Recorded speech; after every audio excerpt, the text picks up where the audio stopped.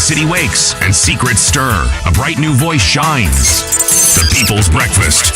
Your morning, your voice, your journey. Good morning. Good morning, my neighbor. Welcome to the home of hard truths and bold insights, Radio Generation. A very good morning to you and welcome to Radio Generation. The time right now is exactly 6 o'clock, a few seconds to the top, 6:01 rather.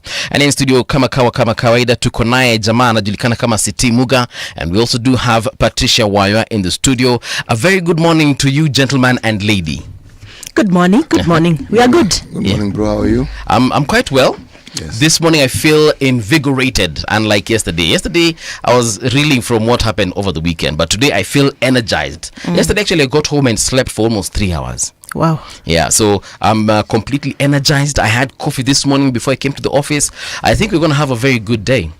Yeah, and I'm excited about our lineup. We do have the CS for public service, who I hope is already on his way, because at exactly 7 in the a.m. there's a very critical conversation that is going to be taking place. We also have Kasmuel Makoure. He's in the country. Is it Makoure by the way or Makure? How do we say that name? How does it roll well on your tongue? Makoure. Then ika hivyo. Yeah.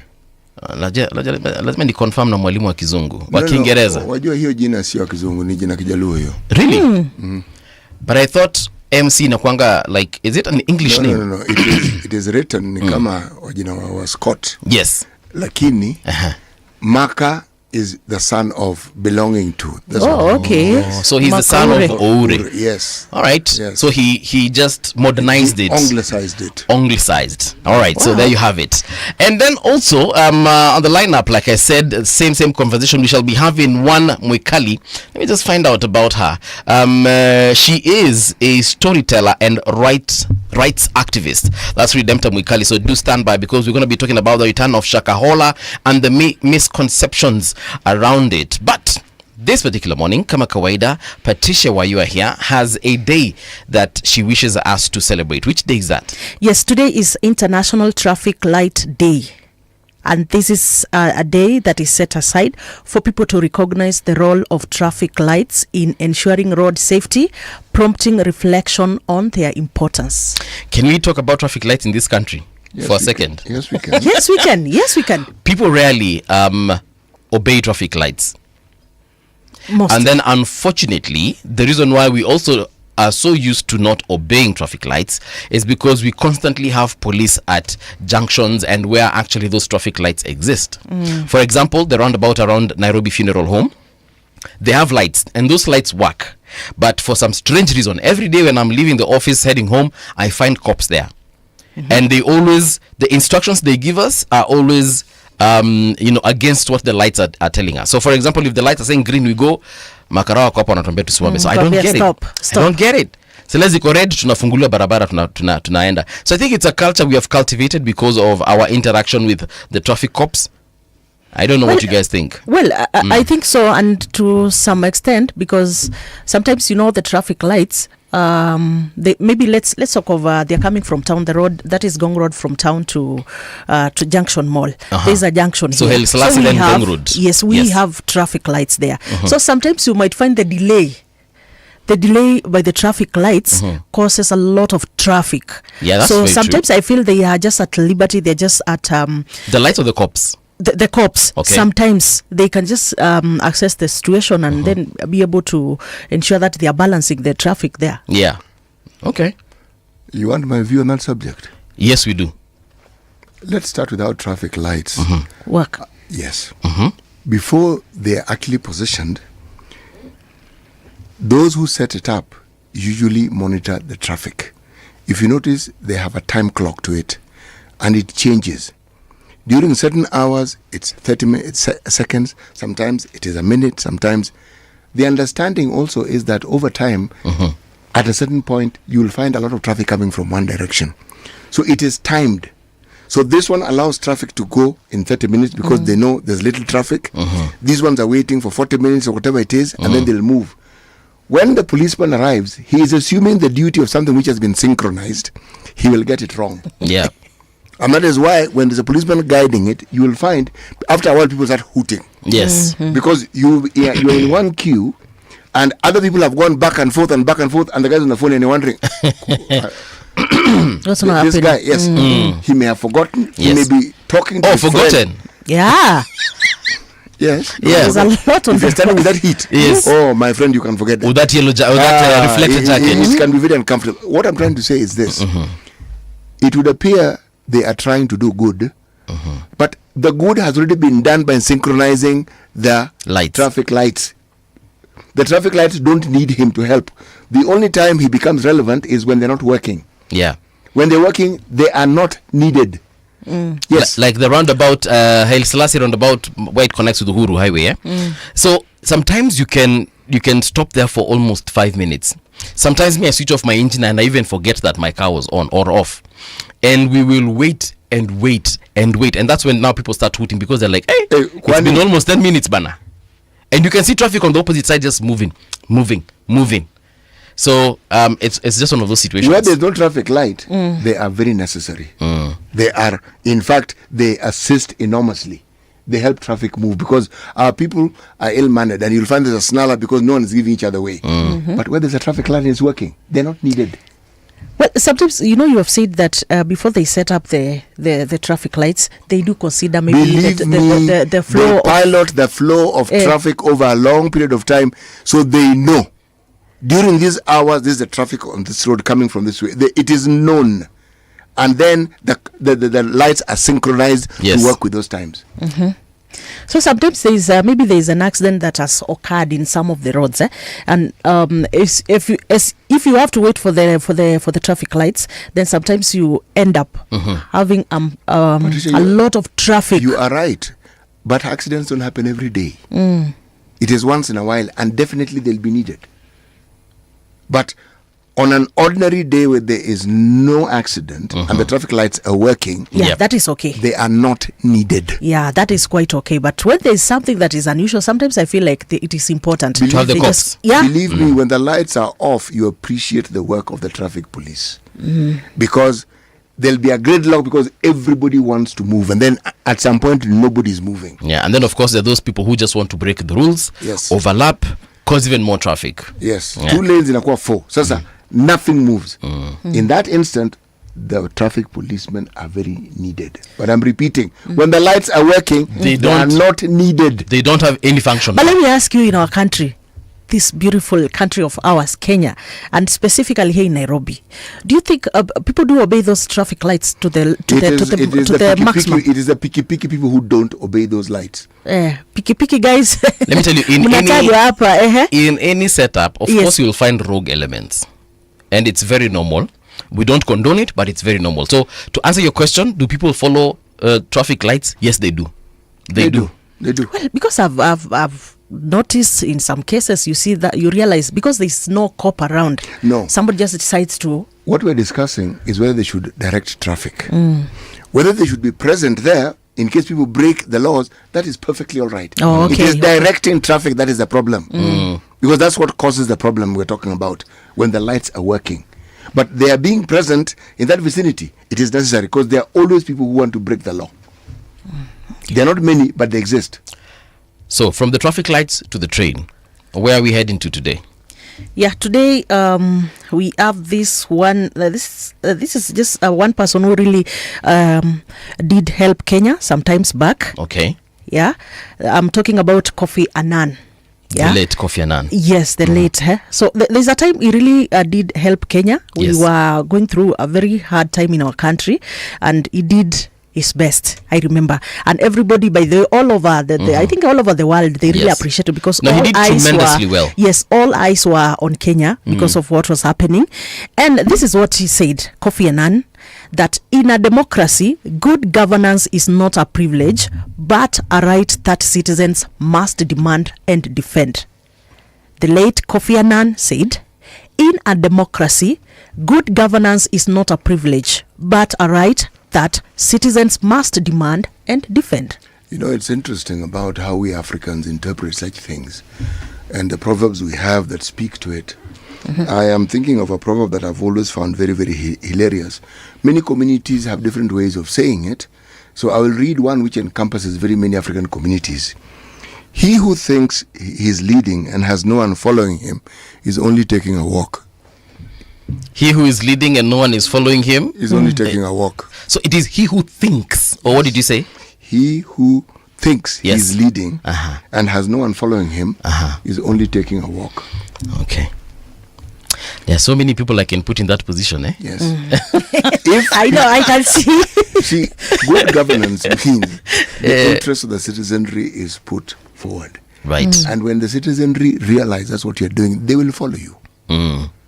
But when you speak good governance and they do not see it being put into practice, Right. you're taking a walk. And So you're people- not leading anyone. You are taking a walk. Yeah, and people have that right to defend and fight for that democracy. Actually, democracy has to be fought for. Because democracy goes against basic human nature. Okay. Human beings don't really like the idea of sharing. It's something we are socialized into. You grow up and you see it being done, that's how you adopt it. But left on our own devices, we tend to be fairly self-centered as human beings. We tend to think of ourselves. And if you look at communities where some of the things we keep fighting for can be taken for granted, you will find that those societies, individualism is upheld. So which means self-centeredness is also upheld. The me. We here don't have the me. As we start with we. Yes. And that's the fundamental difference. Because we long understood that when we are a group, we are able to achieve a lot more than when you are alone. Alone, You're single. yeah. And you know, you just said that, perhaps you can repeat it for me. You said that our nature is to be what? Selfish, Oh, yes, self-centered yes, and all yes, that, yeah? Yes. It's how we are naturally inclined. It is the socialization that removes those rough edges from us and we are compliant. That's the word I was actually looking for in my mind. That socialization, because even as an adult, there are some things I just realized while I was growing up. I realized that, but after interacting with people, I realized some of the things I thought were okay were actually me being selfish or being self-centered. And I had, because of now that socialization and, you know, just hanging around people, and you see what Patricia is doing and you see what Siti Muga is doing, and you also see how a society or the community is appreciating it, and you're like, I don't do that. I think I need to start doing that so that like I can you know, just gel and be with everyone else. You know, when you think people are different, it is always good to pause and ask, what sort of ecosystem did this person grow up in? Right. Because it will explain how they go about their business, how they relate to individuals. We Africans are usually not nuclear family. Okay. Me, wife, child. They're there, but we immediately go to the broader community. Wow. Your brother, your sisters, your aunties, your uncles, and somehow they're all important. Yes. Now, in places like the West that I mentioned, they don't think like that. You think nuclear, full stop. Father, mother, yes. Beyond that, brother, you know, it's secondary. Yeah. For us, they're central to our being. Yes. And that's why you could tell us you went home and your nieces were saying, so Christmas is on the way. Not later, Nini. Exactly. Yeah. That is how we are. And that's the ecosystem. Now, for us, Especially the African family. yes.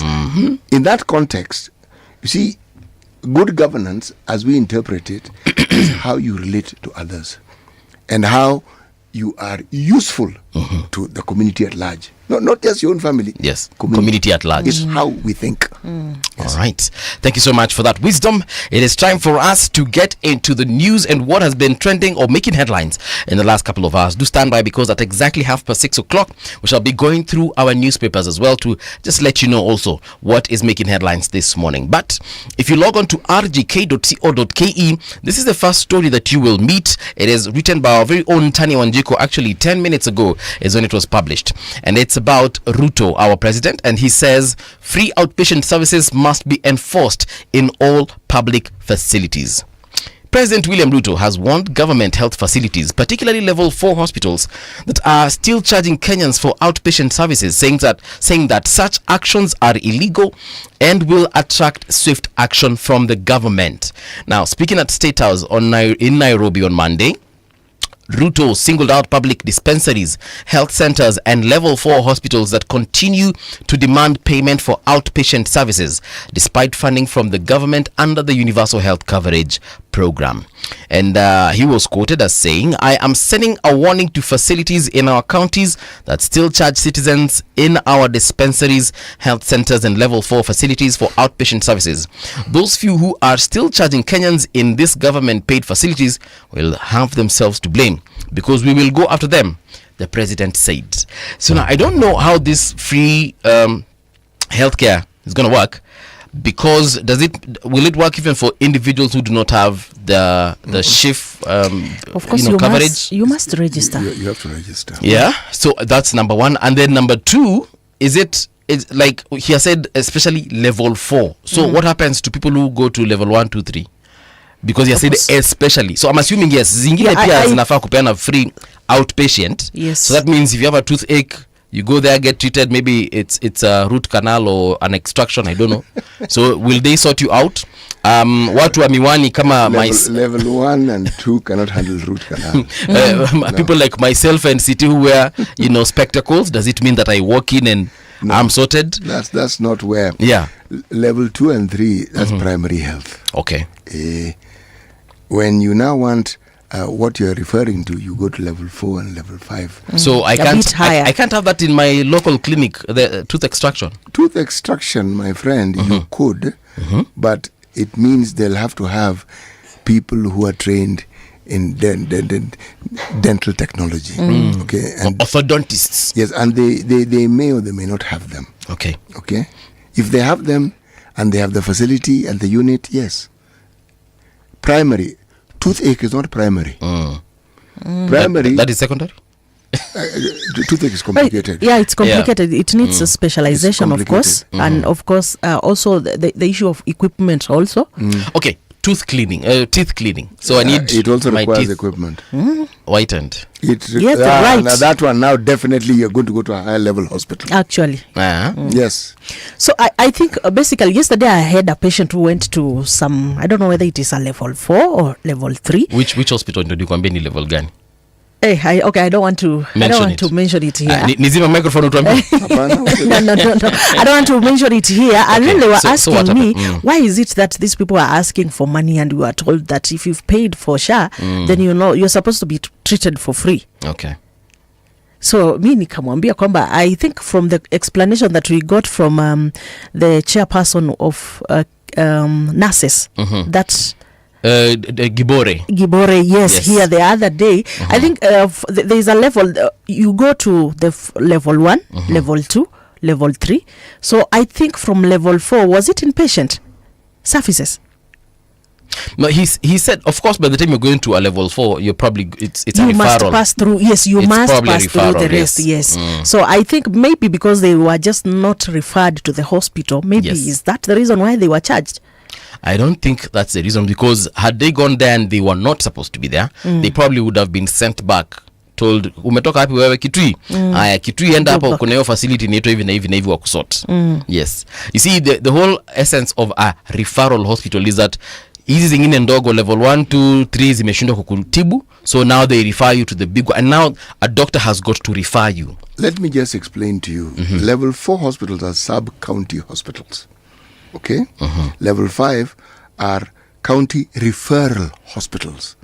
Okay? Then level 6 are national, okay, referral hospitals like Kenyatta. Kisumu has one. Wait, now that's what level what? 6. Level 6, okay. 6. Meaning, what can't be handled at 3 is taken to 4. Sure. All right? It's a sub-county hospital. All right? What can't be handled there is taken, like, for instance, a sub-county hospital would be Mbagathi. If it can't be handled there, that's when you go, No, Mbagathi is level 5, okay? If there's a smaller hospital, maybe, I'm trying to think of which one I could actually refer to here. Yes, around State House, there's a lady, I'm trying to remember what the name of that thing, hospital. Okay. That could be a level 3. Level 6 now is Kenyatta. It's a national referral hospital. Mama Lucy is 5. See? Okay. Kenyatta University is level 4. No. I mean Kenyatta 6. University is 6. 6, yeah? Yes. Okay. Given what they Moi offer. teaching Cost- also level 6. Yes. Mombasa Coast General 6. is level 6, yes. That's why all the counties around Mombasa send patients there. Okay? The understanding is this. Those are not hospitals you walk into. You go to the other hospitals, the lower levels of hospitals, to get treated. If you are unable to get the service you want, then they move you. They actually refer you to the next level and so forth. But most cases, people just walk into the hospital because they know it's a hospital. Now, that is probably where the education and the understanding of how you can access healthcare, that is probably where the lapse was, because people, as I said, simply walk. Just walk into yes, hospitals, exactly. yes. Yeah. Like you'll find Kenyatta is clogged because people have walked to Kenyatta because there was an accident, and yet Kenyatta is not supposed to do that. If it's an emergency and accident, then only you have to go. An emergency and accident is a completely different matter. Now remember, we're talking about government hospitals. There are private and faith-based hospitals that also fall into those categories of levels because they have similar facilities. Nairobi Hospital would be a level 6. Aga Khan would be a level 6. MP Shah. Would be a level 6. Okay? Avenue. Avenue would be a level 6. Same with some hospitals in Nairobi West. You categorize them by what they can do, the services which are available. And usually, at 5 and 6, you have ICUs. At the other levels, you don't. The quality of personnel that you have and the training they have also determines those levels. Yes. So according to the government estimates, again, I'm still on this story, as of August 2025, more than 25 million Kenyans have been enrolled in the SHA program, with over 10,000 public, private and faith-based facilities already contracted to provide services under the scheme. So we've just mentioned here the likes of Aga Khan and MP Shah. So that means I can walk into MP Shah, get treated under the SHA scheme, Yes. and not pay a single coin. Yes. Yes. Just like, I think it operates just like the NHIF, because That NHIF also is you what could it's go to supposed private. do. I feel what like has been the problem? Uh-huh. That's what's supposed to. What has been the problem? right, The government is supposed to then reimburse these hospitals for the services they have provided. right. Now, among the complaints that the private hospital has had for some time is that they are owed a lot of money. Yes. So when they refuse to provide the service, it is not that they're not contracted. It is because they have not been reimbursed All right. in the millions for services they have previously provided. That has been the discussion. Okay. All right. But your card is supposed to get you treated in those places.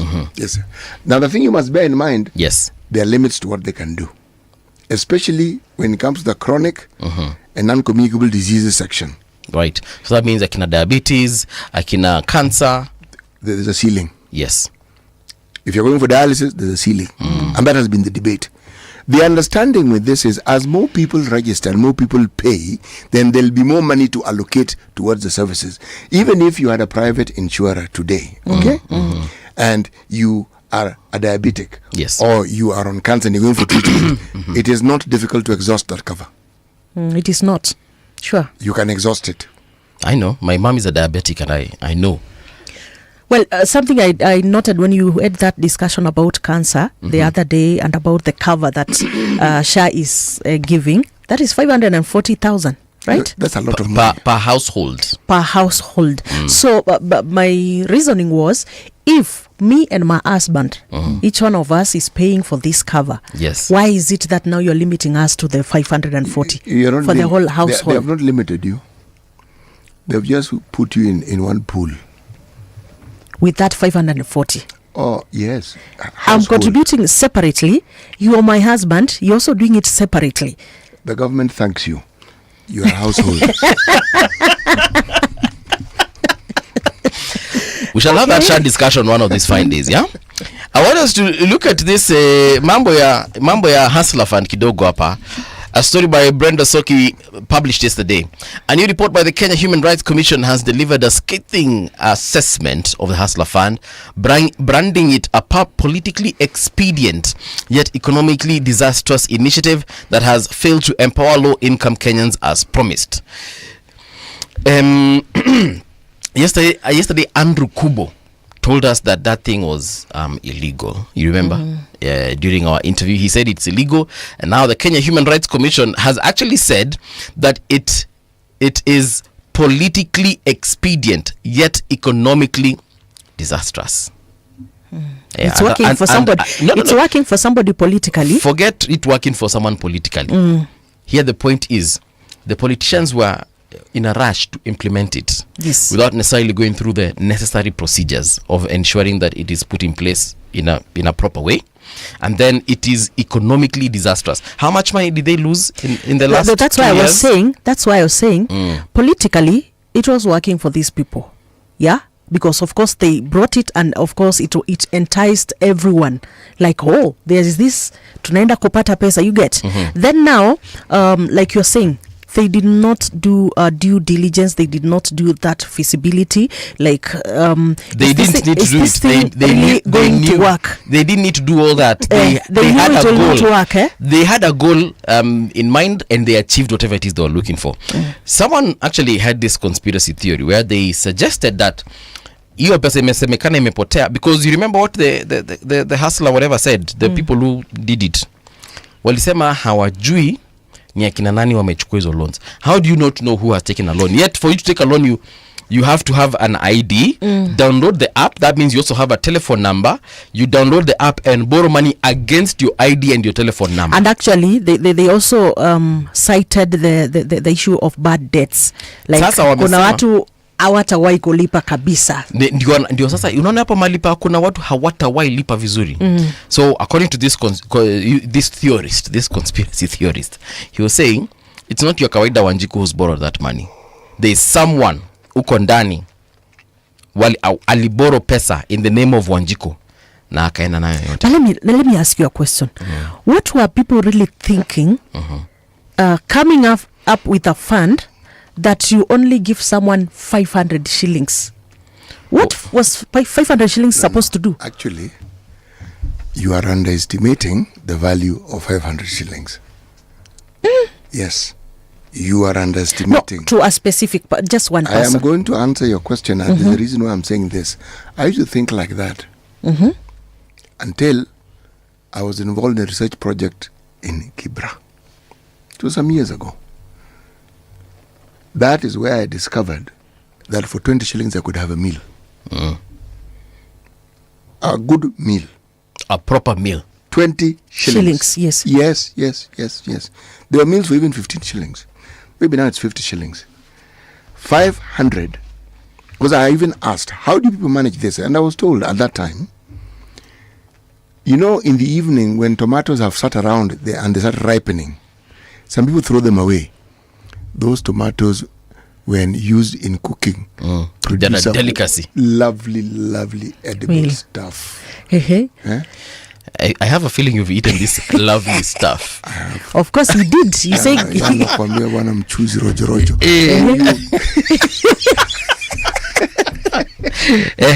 So I'm simply saying, yes, when they explain to you the vegetables that are beginning to turn yellow and nobody wants it. It's not about just beginning to turn yellow.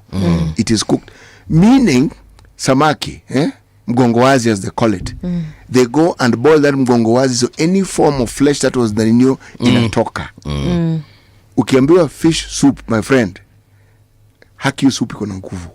Weke pilipili kidogo juu yake. Hivyo. Ugali unapewa size. The point I'm trying to make is this. 500 is a lot of money. It's a lot of money. Believe me.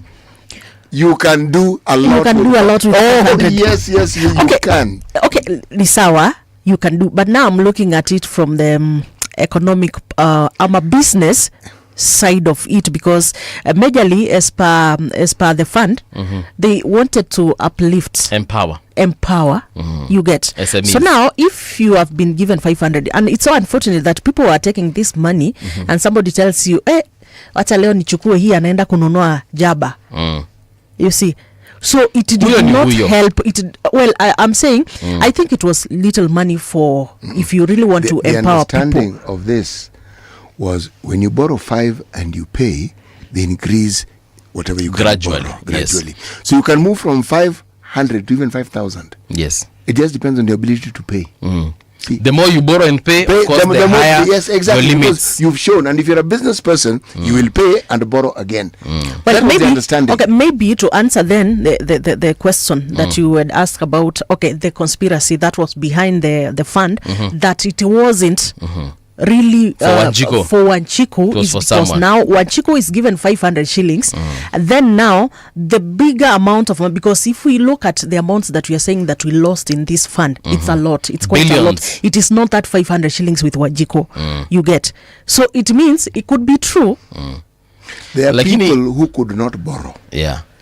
Depending on the CRB have listed you or whatever. There are people who are given more than 500. How do you think this was estimated? When you use technology, it is very easy for someone to determine what it is you can actually borrow and pay. But can I tell you the funny thing? Yes. When it was being launched, Rigiji was the deputy president then, right? I recall? Yeah. So when he checked his limit, ilikuja to 1300. Yes. Let's do the traffic. Traffic. Mnanimaliza wa Kenya. So here's your traffic situation in Nairobi.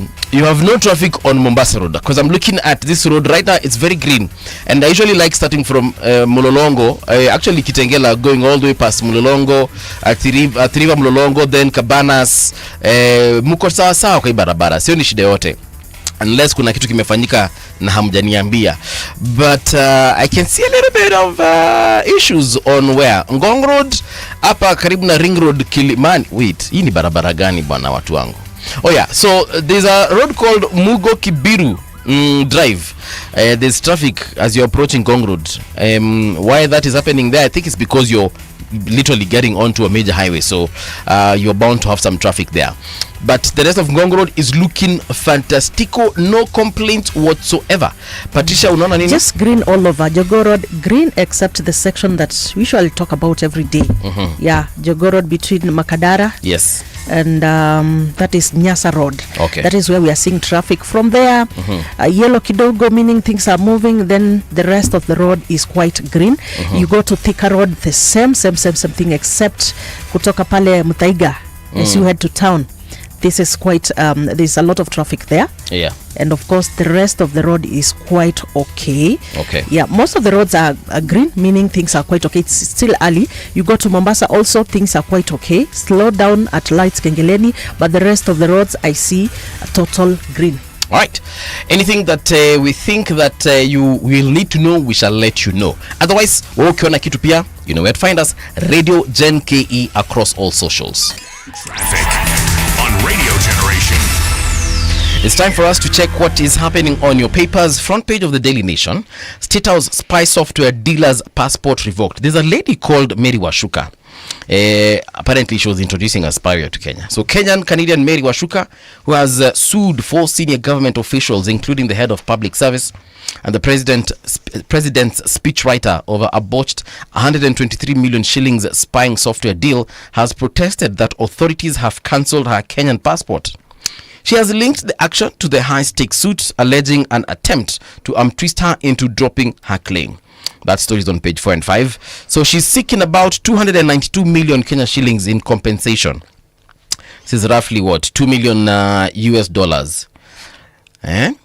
Unaona akipata hii pesa? Lini? Okay. It's a good question. So ni kama hata ipata. But yeah, she was introducing a spyware. So I'm wondering why she is suing. I get the fact that she's suing the head of public service. Breach of contract. That one I get it, right? And then the president's speechwriter. There are people she clearly spoke to and agreed with, if we were to go with the story. Yes. As it is being written, as it's presented. Right. My suspicion is that these are the individuals with whom she had arrived at an understanding. So if indeed there was a breach, yes, the people with whom she had an understanding are the people she would mention in her suit. But City, help me understand. You spoke to the president's speechwriter. He was not alone. There was a group of people she spoke to. These are the people who she is now suing. Yes. And it is fine. She's suing them and she will sue them and they will go to court. They'll do whatever they need to do. But speechwriter in this country of ours called Kenya, isipokuwa kuandikia rais speeches. Huyu jamaa atatusaidiaje kwa acquire software ya spying? That's my problem. Had I seen a CS here, I'd be like, okay, makes sense. You know, CS is also involved in government business. Had I seen maybe an MP, I'd be like, okay, because, you know, MPs legislate, so maybe they were looking at, but a speechwriter. Why not? I think it can still be, because Speechwriter? People have different professions. You don't seem to hold these people in very high regard. No. I'm just trying to understand a speechwriter's role. Instead of looking at the speechwriter, ask who the person is. Yeah. Because it is the person, You see, of not course, his speechwriting abilities. you see, of course, I understand. He's, high-ranking official. He has access to the president. I know you understand. Why do you think I'm taking you along this path? Because you're asking a question whose response you know. You know, because yourself. Yeah. I know you have different professions that you've done. I hope you are here. I hope so. This. Right now, if today I hear a movie is in a cartel. Ya maswala na health. No. I wouldn't doubt, for example. Movie will not be in a cartel. Okay, it will not be. I'm just saying. Movie will be a consultant. Okay, yeah. Okay, if today I'm for the cartel. For the cartel, you are consulting for a cartel dealing with health matters. You get. It will be a business entity dealing with health equipment. Okay, it's okay. Wacha nimregesha. Amesafisha hiyo rada. So basically, no, I wanted to use that angle because of whatever we are seeing here. Because whatever we are seeing here is heading to an issue of cartels and so forth. You know, my friend, start with why somebody got the job and who they are. Mary Washuka, Kenyan Canadian. Precisely. Right. Okay, who did she know? We don't know. Me, I don't even want to get into this. Yeah. I'm simply saying, yes, this story just unearths a pattern we've seen over. There are always people whose positions you know because they're either this in government, and then there are others who you see but you don't understand, but they're there. Okay. And they are also very powerful. Yes. Okay. All right. So perhaps just to give them a position of standing, you are called a speechwriter. And by the way, it is not one person. Right. Speechwriters are many. Yeah. Siku wanatumianga chat GPT anyway. And every other ministry are having them. Yes. Chat GPT, you can tell when somebody has used chat GPT. Yes. Actually, anyway, long story, but yeah, you can tell for sure. You can tell, especially if you've been, if you come from our age. If you've used it yourself, you will know over time. This is chat GTP. And again, what I keep on telling people, the chat GPT and those other AI tools are here to stay. So, and actually, there's also a report the other day, was it yesterday, that was showing that so many people are using these AI tools for confirmation, like of news and so forth. Nowadays, people do not want just to get to your maybe website. They don't want to read the whole story. Actually, they want a summary. That's where you make a mistake, because remember, artificial intelligence gathers information that is already available and it collates it. Now, I said information, not facts, not truths. Yeah, yes, information. So it can get something absolutely wrong. It is up to you now to confirm. That's where the reading and confirming yourself becomes important. Yes. All right. Yeah. So one more story before I hand over this conversation to you guys. So now there's this situation at Shif. We've just spoken about this a few minutes ago. Shif abandons failed system after April. So the Social Health Insurance Fund will reintroduce biometric identification of patients to replace the troubled one-time password system blamed for delays. So utaenda hospitali, watatumia biometric yako. Sasa sijui kama wanachukua fingerprint, ni macho, ni uso. Actually, yes, many health institutions had invested heavily in biometrics. So when this particular new scheme of identification came in, they were left in a bit of a quandary. So this move is welcomed by many others. In fact, the papers report it. It means it's actually an even better way of identification, because your fingerprint and mine will never be the same. Even for twins can never be the same. It does not matter. Yes, exactly. So it is a very safe way of identification. It is. True. It is. Yeah. So going back there, it is, in my opinion, a good step, and it also means they are listening to the complaints that people have. Yeah. And they've understood The problem we're having with people saying this thing is not working is this. Yeah. Because that one-time password fails, Haki, it's not going to work. But biometric, it is you are there. You're present. You're present, it will work. Yes. Besides, there's no way I can go to the whatever hospital with Siti Muga's name, and because all I need is an OTP. That's it. Yeah, but now if you're there physically or I'm there physically, there's no faking it. It is a good thing Yeah. that change has come about. All right, Siti Muga, over to you. Right. The Standard headline, Jogo House Wars. If this story is to be believed, the infighting within government is immense. If we're to use the Ministry of Education as an example. Right. Bang in the middle of this paper, there's a picture of Julius Ogamba, who is Education CS, Julius Bitok, a Basic Education PS, and Beatrice Inyangala, University Education PS. And this story alleges that they do not seem to be, there is no peace in this ministry. And actually saying that Julius Ogamba, the cabinet secretary, is openly being contradicted by his two principal secretaries who seem too powerful. This is according to this story. Right. From fee guidance to ghost schools and curriculum policy, the confusion is deepening, leaving parents, students and MPs questioning who really controls the education agenda. I like the fact that you said, who seem to be more powerful than him. It's like you're not buying that story, or you've bought it completely. I was reading what they've written, but I agree. They seem. You see, you can't really tell what is actually happening. But from my observation over time, whenever such problems arise in any ministry, right, it tends to be an issue about the division of money.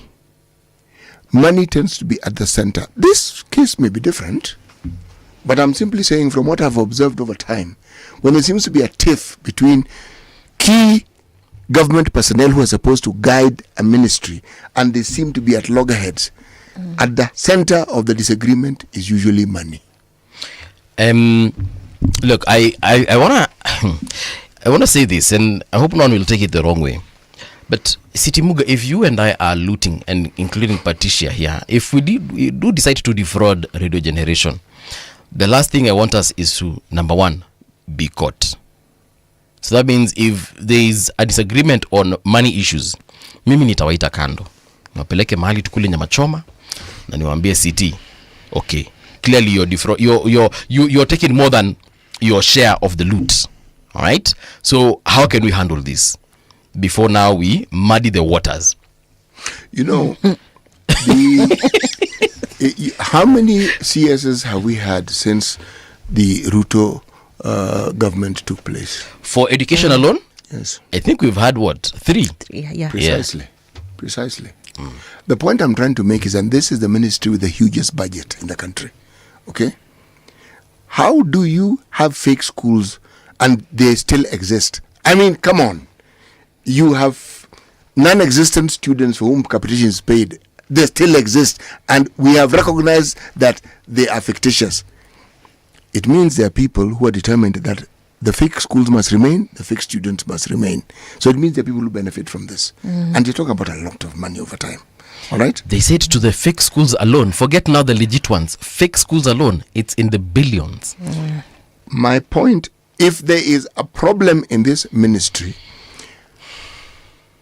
what I have seen in the past, I'm not referring to the story here. The problem is usually money. If I may look further down, 65 billion debt cripples health fund. And there we go. It's money. There we go. Hospitals are owed 65 billion, staff salaries delayed, and millions in patient denied care as SHA's shaky finances threaten to derail the universal healthcare dream before it can fully take off. It is money. And if you think that that is the end of the story, Hustler Fund, an economic sinkhole. The civil society wants Hustler Fund scrapped, citing massive losses, high defaults, and claims of political misuse in a scathing new report. It is money, money, money, money. That is the standard. Okay, yeah. And there's a time, Mungala, I have been telling you here. Today, if today now you are made the CS for education. Yes. Umepata kuna wengine wamekuwa, wametoka, wewe umefika pale. So I want you to, maybe City, you can tell us like how are you going to address this corruption issue in that? Because I tend to feel that this corruption issue is in the systems in that ministry. Let me tell you what I think. I'm not talking about corruption. I'm talking about the systems that have been adopted over time and which allows for this corruption.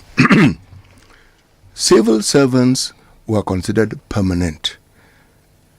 PSs were permanent. And people who were PSs were people who had been in the system. When one left, the continuity was there.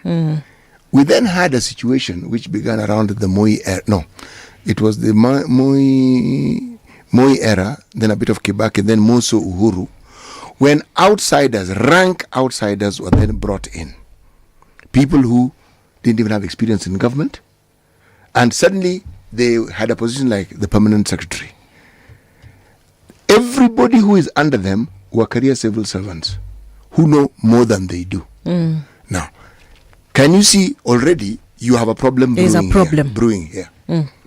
Because you will give instructions. These people know more than you do. Okay, is the problem bigger than if you're getting somebody who was still there and he knows how they have been maybe looting funds? People who understand how government work are far better placed to get things done. You see, and you see that's the conjecture here. Because what we assume is that because there are laws, there are laws, let's be honest about it. There are laws on how to deal with this particular situation. So if you were to ask me the same question, what would I do differently as a CS? Of course, I would ensure that all the people under me, all the officers in the Ministry of Education are audited. Na wale wanapatikana, they have not followed procedure or the law, they're arrested and taken to court. It's as simple as that. And that is what people keep on telling the president, and even the people who went to the streets in the previous months, all the way from last year. That's what they were saying. Stop police brutality, because the law is there to deal with that situation. Stop corruption. The law is there to deal with that situation. They're not asking for something that is impossible to achieve. But we do not know the workings, the fluid dynamics, like I keep on referring to, the fluid dynamics of governance. Because is it as easy as just waking up and saying, Patricia, today you're under arrest? It's not. And the assumption that government is one solid happy family where people get along is a misnomer. The intrigues and the infighting within government is profound. Like, you'll hear there's a problem and someone is being targeted. I'll give an example. Say, for instance, my thinking.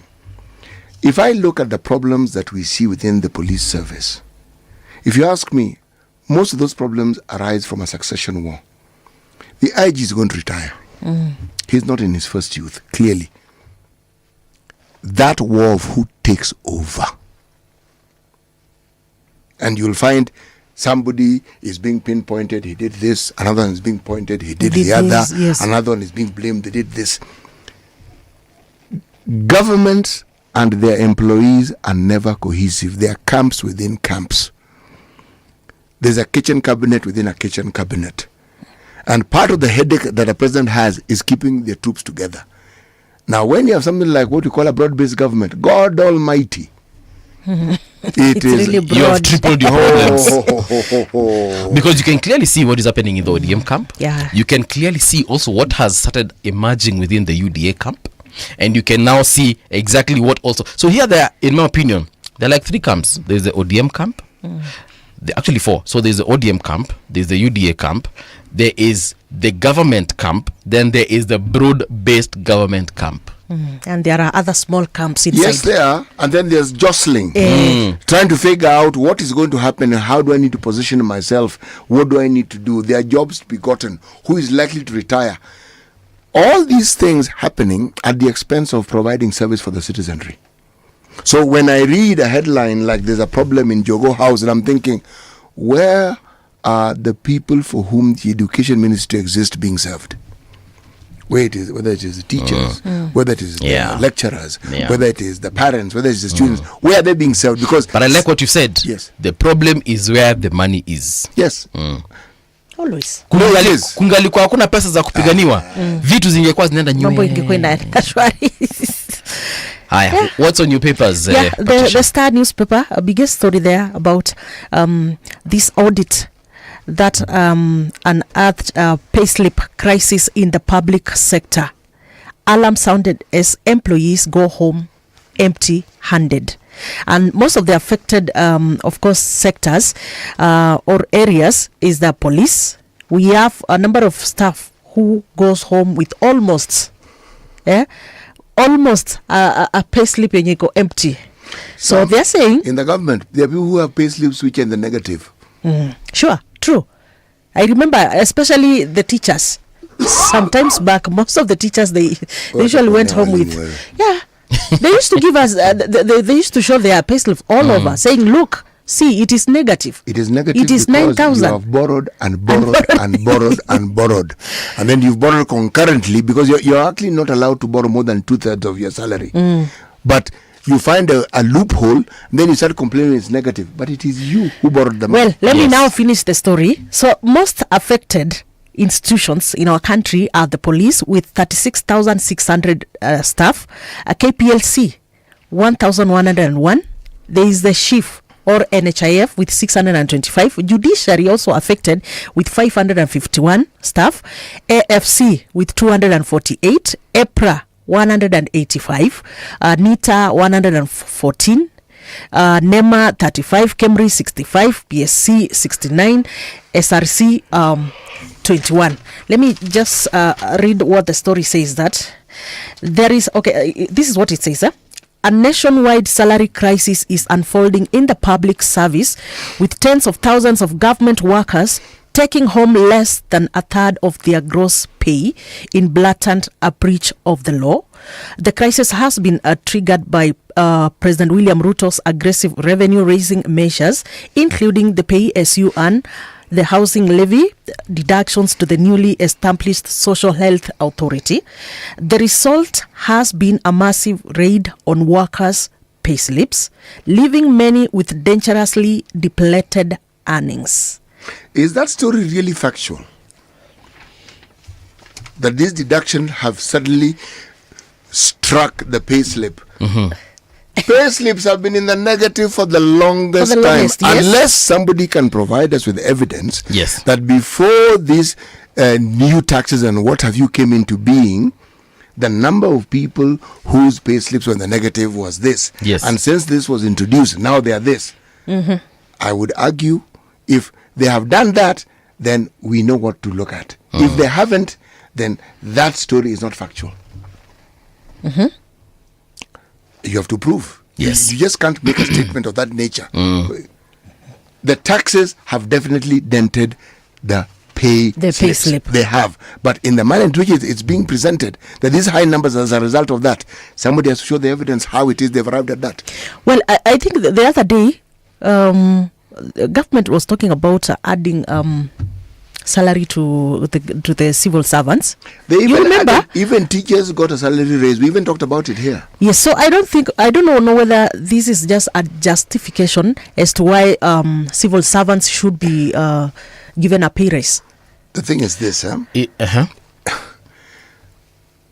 if you want to prove or you want to document that these new taxes have brought about this problem, very simply, you have to give us the numbers before the taxes, or people whose pay slips were in the negative and after.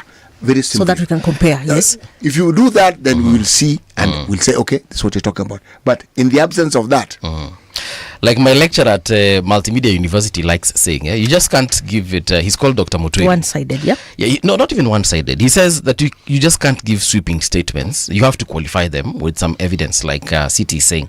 So you and how do you qualify? So you give us and you tell us, like he said, the numbers before, numbers after. And if you can also get us a witness, even better, so that it can give gravity to that statement. Because like not that we don't trust it. It's just that like qualified saying this has always been there. Yes. And depends with also your lifestyle. Yes. All those things have been there for the longest time. Yeah. Yes. It didn't start yesterday. Well, I think there's something that I was seeing. He was talking about these deductions for the government taking like, is it 2/3? A third of the staff salaries. Which The deduction? payslip, yeah, your payslip. Okay, but which deduction specifically? It's talking about the pay as you earn, the housing levy, deductions to the newly established Social Health Authority. Okay, what percentage of the salary does each of those take? Yeah, this is quite. They really need to. You see my point. Further, yes. Those deductions have hit the pay slips. There's no question about it. But what is being stated is what I am questioning. Yes. Okay. All right. Any other story of interest? Yes, there's a story here about parental consent policies fueling teenage pregnancies. This is what the writer has said. That the overbearing need for parental consent by adolescent girls before accessing contraceptives is to blame for the increasing rate of teen pregnancies and sexually related infections amid raising ngoja nimalize. Raising early sexual exposure among the young demographics, a new report says. The report by Kellin, a health rights lobby based in Nairobi, cites the example of a 17-year-old who walked into a local health center in Kisii County asking for contraceptives. Okay. She was turned away. The nurse, though kind, insisted she needed parental consent to access the reproductive health services. Yeah, so the girl never returned. She became a young mother months down the road. So the health facility is being blamed. Well, I think they are blaming this policy whereby a teen, for you to be given contraceptives, you have to bring that, you have to have that parental consent. Let's take this discussion to the very basics. Yes. Who takes children to school? Is the parent? Or the guardian? Yes. And where do their rights begin and where do they end as parents or guardians? Well, they don't really end, but at 18, the child has got more Is able to liberty.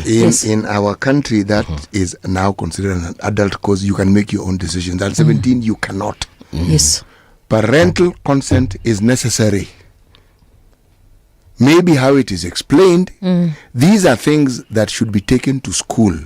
Matters of family planning should be taught in school, and parents should also be educated in these things so they understand. A hiccup like that can be avoided completely. True. If the parents understand why their consent is needed, they will give it. If you ask for the consent and they don't understand what it is that you're saying, and remember, family planning for most people equals promiscuity. So when you talk family planning, say, ili? Unameza hii sababu gani? Unafanya nini? Ama unataka hii condom sababu gani? But you know, there are some people, and perhaps you're aware, there are some ladies who actually take contraceptives for hormonal balance purposes, right? Yeah. So even young girls who have got, I can't remember the condition, but it's a period with their menses where they either are too painful or they are very inconsistent, irregular, whatever name they use there. So they actually given this. Or they bleed But you know, excessively. Exactly. Yes, but you know, with that case, of course, with that case, of course, your parent or your guardian will has be to involved, consent, yes, because you're of course taken to, it's a medical issue, yeah. You're taken to a gyna who actually makes that diagnosis and says this 13-year-old or 14-year-old girl needs that medication to assist in the balancing of these hormones. So perhaps there are those who have that situation, but of course we know there are what we like calling rogue elements who obviously engage in sexual behavior, sexual intercourse rather, at a very young age, and hence they need this particular. And it's a subject that needs to be discussed. Well, this is debatable. In that, would you just let your daughter just go out, get pregnant because you cannot give them that consent to use contraceptive? Parents don't function that way. Parents feel there's a manner in which they are supposed to exercise their responsibility. They feel. They know that is part of what being a parent is about. And there are certain things parents need to be informed about judiciously over time. Schools can take this precedent. They can go forward and ensure you have parents meetings, you have all these things. Do these things so that people know and they understand. So that when a child goes to a health facility, you probably have already procured the consent. So it doesn't have to be the child is going to procure it on their own. They will not get it. Yeah. That is an African parrot. All right, so we are taking a news break. When we return, of course, we shall be hosting the Cabinet Secretary in the Ministry of Public Service. So do stand by for that. Meanwhile, you can send your questions to our WhatsApp line, and you can also send them to Radio Gen KE across all socials. But don't go too far. We definitely will be right back. Radio generation, the sound is fine. Pump it up, turn it high all the time. Let the music move you, let's sway. Radio G's got your jam all day. Radio Generation, the home of urban soul.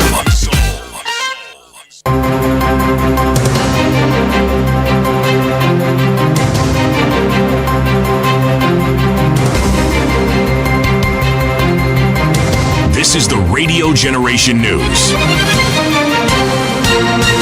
Good morning, I'm Winnie Maganga. A Kisumu court has sentenced a man to life imprisonment for defiling a 4-year-old child. The court heard that the crime occurred on January 6, 2025 at Sega area in Kisumu Central within Kisumu County. The accused was also charged with an alternative charge of committing an indecent act with a child under Section 11(1) of the Sexual Offences Act. The evidence revealed that on the day of January 6, 2025, the complainant was asked by the accused to follow him into his house. Upon her arrival, he forced her to remove her undergarments and went on to sexually assault her.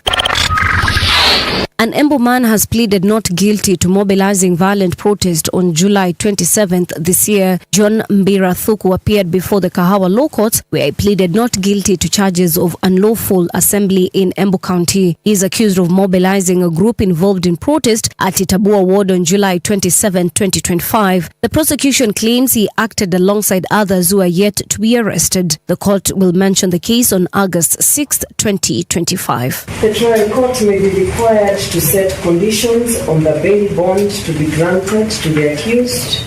I will therefore let the court set those terms, if need be. Mentioned on 6th of August for the trial court to handle the 3 applications arising, then set bail bond or even set the accused person at liberty. The government is accelerating the construction of modern markets in a bid to boost businesses and raise income for small-scale traders. Deputy President Kithure Kindiki said 400 modern markets are under construction across the country, is in line with the realization of the administration's bottom-up economy transformation agenda. Speaking on Monday when he hosted over 5,000 women from Meru County at Irunduni, Tharaka Nithi County, the DP said the nation's economy is vibrant because of tireless effort by those at the bottom. Katika taifa letu la Kenya tunajenga masoko zaidi ya 400. Meru County peke yake tunajenga masoko mazuri ya kisasa, masoko 21. Hayo masoko 21 hatujajengea wanabiashara wakubwa, wale wako na pesa mingi, na biashara kubwa ni mama mboga na wachuuzi, wale hawkers wanauza huko, wale watu wanahangaika wakitafuta riziki, wapate soko ya kisasa mahali kuna heshima, wasiende kuuza kule nje wakipiwa na jua na mvua.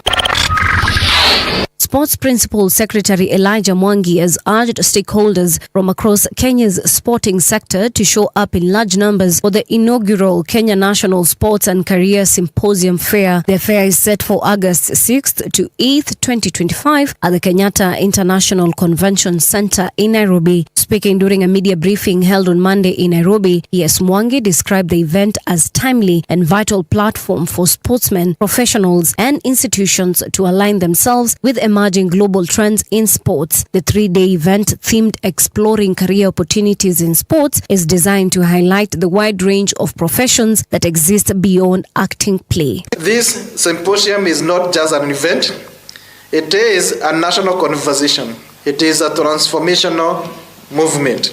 It is the sum of our aspirations as a country to re-engineer the entirety of the sporting sector. It is a timely wake-up call to reimagine sports as a career, a business, a science, a craft, and most importantly, above it, this is guaranteed pathway to empowerment of our communities. A white South African farm worker accused of killing 2 black women says it was forced to feed their bodies to pigs, according to lawyers. Adrian DeWitt is one of 3 men facing murder charges after Maria Makgato and Lucia Ndolvo were killed while allegedly looking for food on a farm near Polokwane in South Africa's northern Limpopo province last year. Their bodies were then alleged to have been given to pigs in an apparent attempt to dispose of the evidence. DeWitt turned state witness when the trial started on Monday and says farm owner Zachariah Johannes Olivier shot and killed the 2 women. And that's the truth on Radio Generation. Good morning, I'm Winnie Maganga. The views and opinions expressed on this program are those of the guests and do not necessarily reflect the views of Radio Generation. Radio Generation assumes no responsibility or liability for the interviewee's views. This is Radio Generation. In the beginning, there was morning radio. But now there is Radio Generation's The People's Breakfast, curious and bold, getting facts from the shadows. That's what it is. Now, as the city wakes and secrets stir, a bright new voice shines. The People's Breakfast, your morning, your voice, your journey. Good morning. Good morning, my neighbor. Welcome to the home of hard truths and bold insights, Radio Generation. 6 minutes past 7 o'clock. This is Radio Generation. My name is Mungal Mbuvi. We are with CT Muga in studio and Patricia Wayoa as well. We are currently waiting for our guest, that is the Honorable CS for Public Service, Ruku. Hopefully he gets here before we are done with this hour. But as we do that, as we wait for Mheshimiwa, the conversation still continues right here on Radio Generation. In Nairobi, it's 88.8. Mombasa, it's 90.7. Lamu, 92.6. Malindi, 92.1. And of course, Garissa, 89.5. And as usual, we tell you, we are internationally recognized on rgk.co.ke. In the previous hour, we were just talking about an issue that inaleta utatanishi katika maisha ya wanafunzi na watoto wetu ama watoto wenu. Yeah, and it's about contraception, and we've been saying that the responsibility at the end of the day lies with the parents. So you as a parent, before we start blaming health facilities, before we start blaming health practitioners, you need to start taking care of your children. However, also a matter that needs tackling is this whole issue of hustler fund. Where exactly are we as far as that is concerned? And I'll probably start by asking you as my listener, if you've ever interacted with that hustler fund. Have you borrowed that money? How much have you borrowed? Did you pay it back? What were the how difficult or hard, how simple was it to access that particular fund? What is your limit? Kuna watu walisema wamechukua 500 na hawatawahi lipa. Kuna wengine walipatiwa limits za 1500 na wakasema hawatawahi lipa. Kuna mtu alipatiwa 500 na amekuwa kilipa generously na hiyo limit yake imepandisha imefika probably even 2000. So I'd like to hear those success stories. Find us at Radio Gen KE and let's get this conversation going. And I'll start by asking Patricia Wayoa. Patricia, have you borrowed the hustler fund? Yes, I did.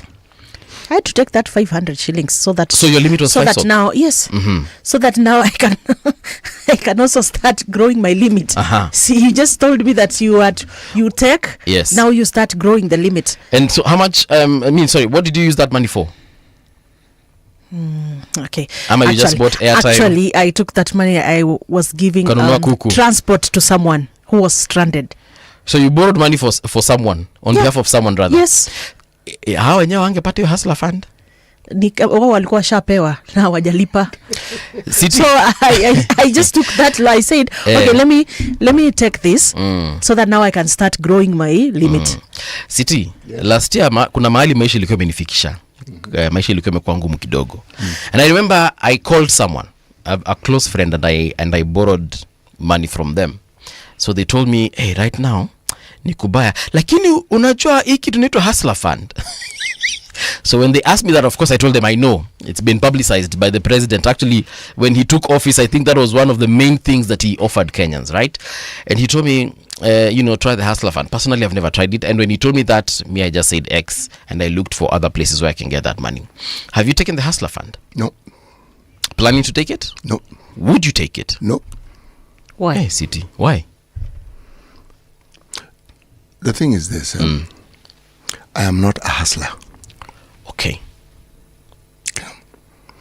The people for whom the fund was intended are not people like me. Okay.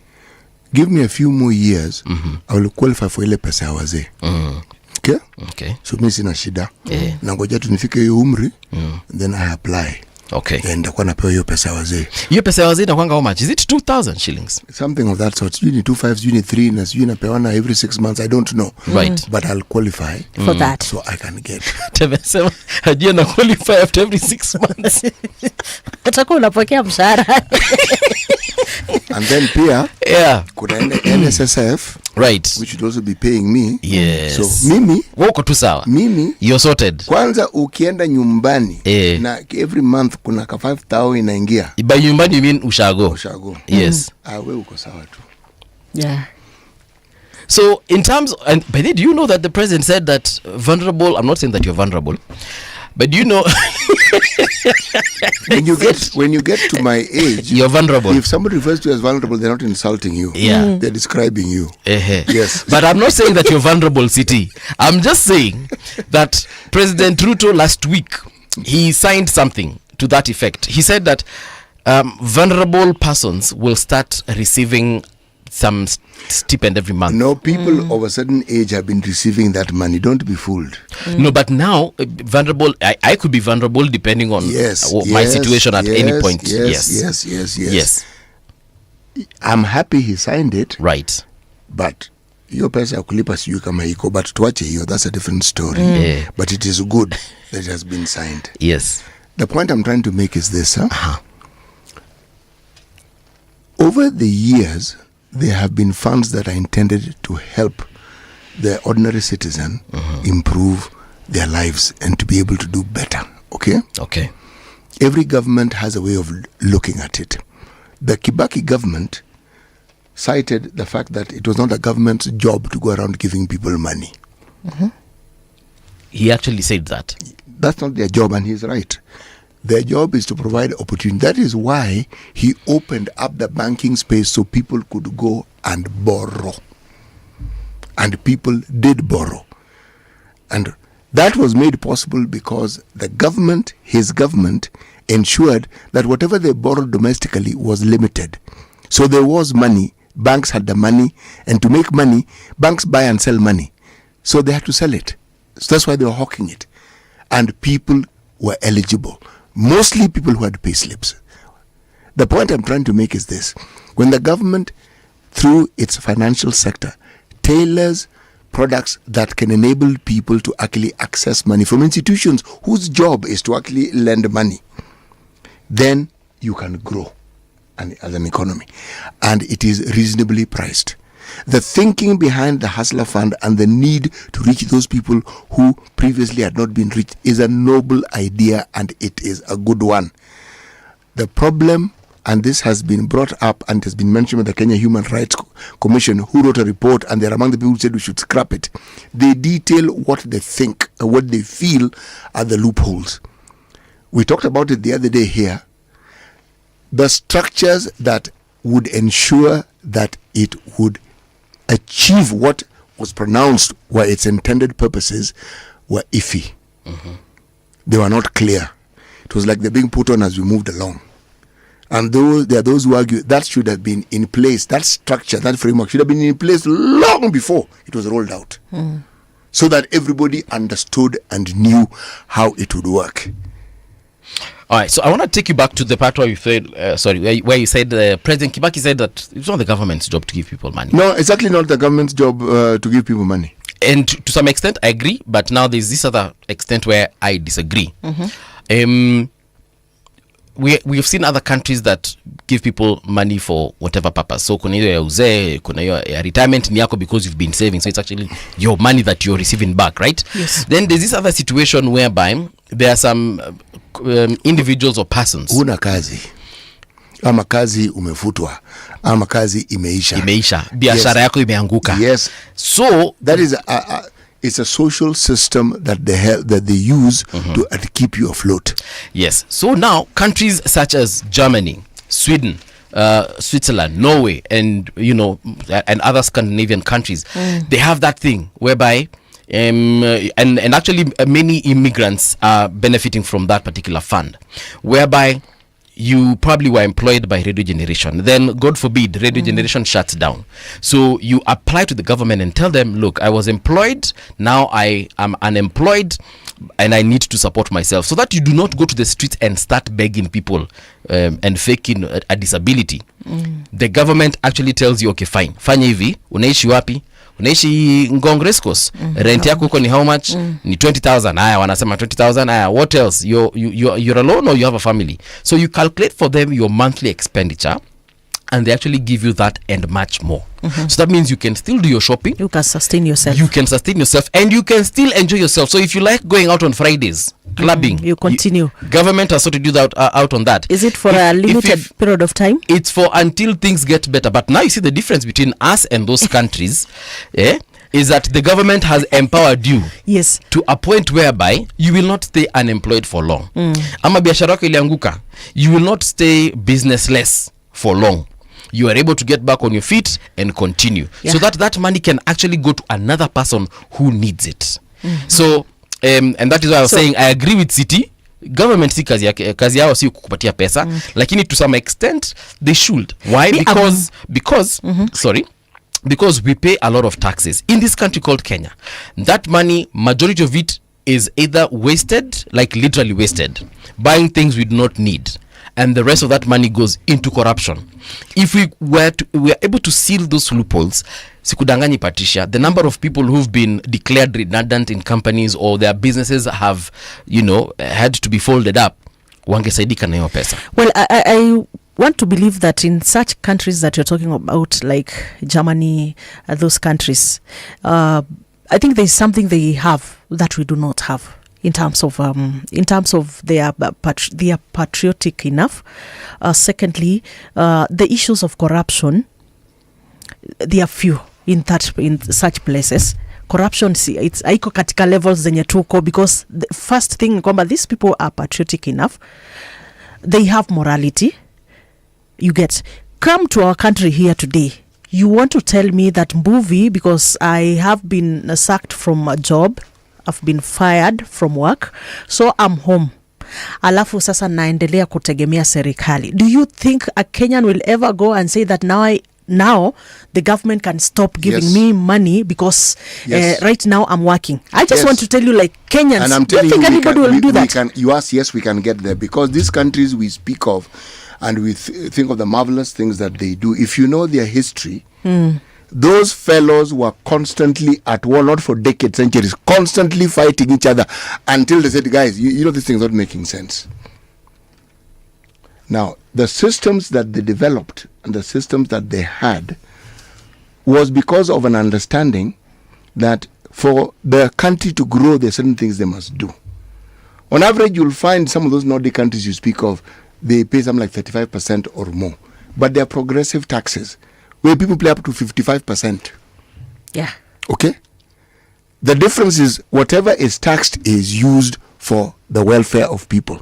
Then they have sovereign funds, meaning they actually save money for that rainy day. If they have a natural resource like oil, the money that is garnered from that oil is used for the public, but it is also kept aside for that rainy day. Meaning they are public-minded and they understand the need to be civic-minded as well. There, hatujafika, we haven't gotten there yet. We are still at the plundering stage where we want to plunder as much as we possibly can in the shortest time possible. That's where we're still at. But I haven't given up. What? We are evolving. We are at the plundering stage. Yeah, we are evolving. That means we are going to get through. We are evolving. Believe me, we are evolving. That we have this constitution is a clear sign that we are evolving. That we are fighting about these things and talking and writing about it tells you we are evolving. We are going the National Human Rights Commission is a government agency. It's not private. Okay? Yeah. It's one of those independent commissions that Yes, we're talking but about. it is taking Serikali Kuu head on these matters. That is serious evolution. Because in many African countries, any government institution funded by government, taking government head to head. You can get jailed. How dare you? The point is this: we are not there, but we will get there, and we are getting there. When you hear these high octane debates where people are getting upset and people are, as the Gen Z like saying, they're getting angry, and all these things, all these emotions are flying all the place, that's progress. It means we are not taking things lying down, we are questioning them, and we are saying, no, we need accountability. That is progress. We are really doing well. You may not think so, but we are. Yeah. Mungala, let me just believe in whatever he's saying. I still feel that as a country, okay, ni sawa, we are heading somewhere, but bado tuko mbali sana, because first of all, right now, you remember yesterday in your discussion here, you were talking about the issue of why are we living a lie? Why do we want to spend what we do not have? And that is the reason why we end up with a lot of debts all over. We are appropriating for something that we are not even sure where we are going to get this money from. We are budgeting for, we are creating budgets that are beyond what we can raise in terms of taxes, what we can raise in terms of borrowing. Unapata tu kuna tu deficit imebaki imehang. We are not sure where we are going to get this money from. So first of all, and again in our country, even such funds that we are setting aside, we start with the little that we started with the Hustler Fund. Right. And you see the mismanagement there. You see people coming out and telling you that we don't know, like you are the one who was responsible, and they are the ones who were responsible for this fund. So they are the people who are supposed to bring that accountability in that fund, in that scheme. But when they come out and start telling you, we even ourselves, we don't know what went wrong. We don't know what to do. So I'm just telling you, like, if this simple one like this, tunapata that kind of headache. Yes. Now we are talking about a point in time when we are having funds set aside that are meant to help people who are maybe vulnerable. Yes. Yeah. And then these people see ati kwamba it is a list yenye mumeanza nayo. Ni ile like kuna mtu amefutwa kazi, nimefutwa leo, mwingine atafutwa siku nyingine hivyo hivyo. We want to depend on this fund. That is where first of all, if we are not going to tame this appetite for corruption, if we are not going to tame that, we cannot achieve this. I doubt. Bear in mind, this fund came with this government. So essentially it's a new fund. It must have teething problems. Must. The way it was conceptualized was good. The way they've implemented it was going to have serious headwinds running against it. Right. And that's what we are seeing. That was guaranteed. These countries you speak of, if you look at their taxes, people pay national taxes. They pay municipality taxes. Then there are social service taxes, which they pay. These monies are paid and everybody pays them. And the reason why they pay them happily, the services which are provided from these taxes, they can see. That's why they have free education, they have free this, they have this, because that money is utilized. Okay? Now, the point I'm trying to make is the evolutionary process that people go through to get to that stage. These institutions we have may seem to be moribund. You may think, what do they serve? Yes, they may be created, as some people argue, to please World Bank, IMF, blah, blah, blah. But they exist. That they exist is the best thing that could happen. Meaning, if they're operationalized, the changes you'll see will be profound. So our discussion would have been terrible if they didn't exist. Because then how do you curb this thing? But we have institutions that are supposed to act as watchdogs. We allow NGOs to function. They call them public benefit organizations, PBOs. All these things tell you that we actually have a very robust country. We have a very robust system where there are always questions, there are always debates. People are always being asked for accountability. Those are positive things. That it's a journey, it is a long journey. But remember what we've achieved from the time of independence up to now. That journey. Okay. It's just continuing. to meet the needs that we have now, which were not there even when the other ones are not met. With every epoch, with every period of time, new needs come up. Now, there's something I want to bring up, and you said that we have these teething problems at the Hustler Fund, and that's a very legit argument. However, I'm also for the idea of, because we have 3 similar funds to the Hustler Fund, that we could have probably incorporated this Hustler Fund thingy within this particular fund. Which ones? Yeah, so we have the Youth Enterprise Development Fund, we have the Women Enterprise Fund, and we have the Uwezo Fund. And on top of Uwezo Fund and the 3 that I've mentioned, apart now we have Hustler Fund, making them 4. We also have another one, Nyota Fund, and they are all doing something similar.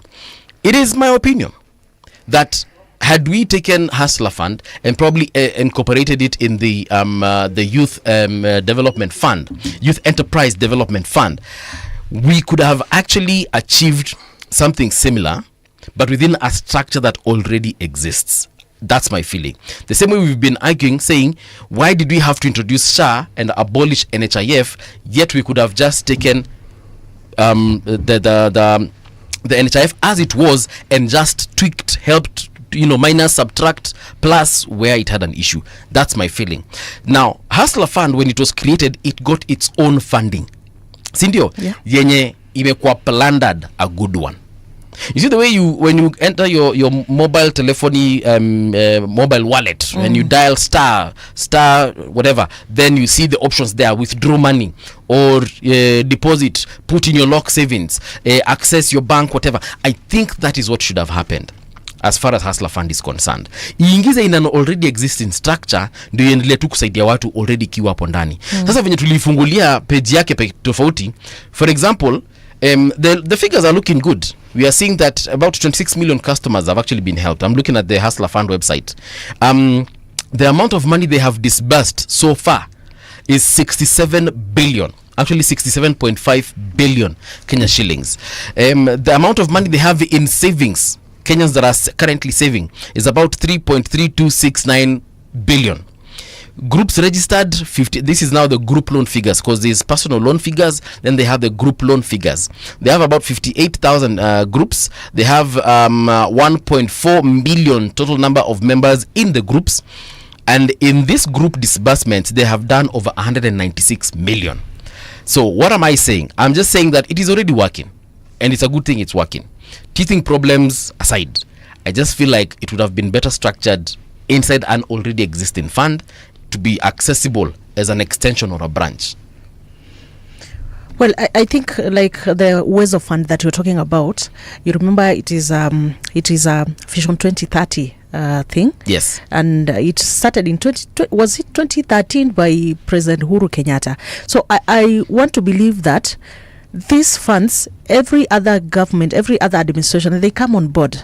They also want to be recognized for something. I think that could be the reason why. Do you remember the Youth Fund? Yes. Youth Fund pia ilikuwa. Do you remember what happened to it? Remember the scandals around it? Yes. People who were said to have been taking money out of banks in sacks. Yeah? Yeah. Yes. The Youth Fund had the same sacks we're discussing here with Andrew. Same sacks we're discussing.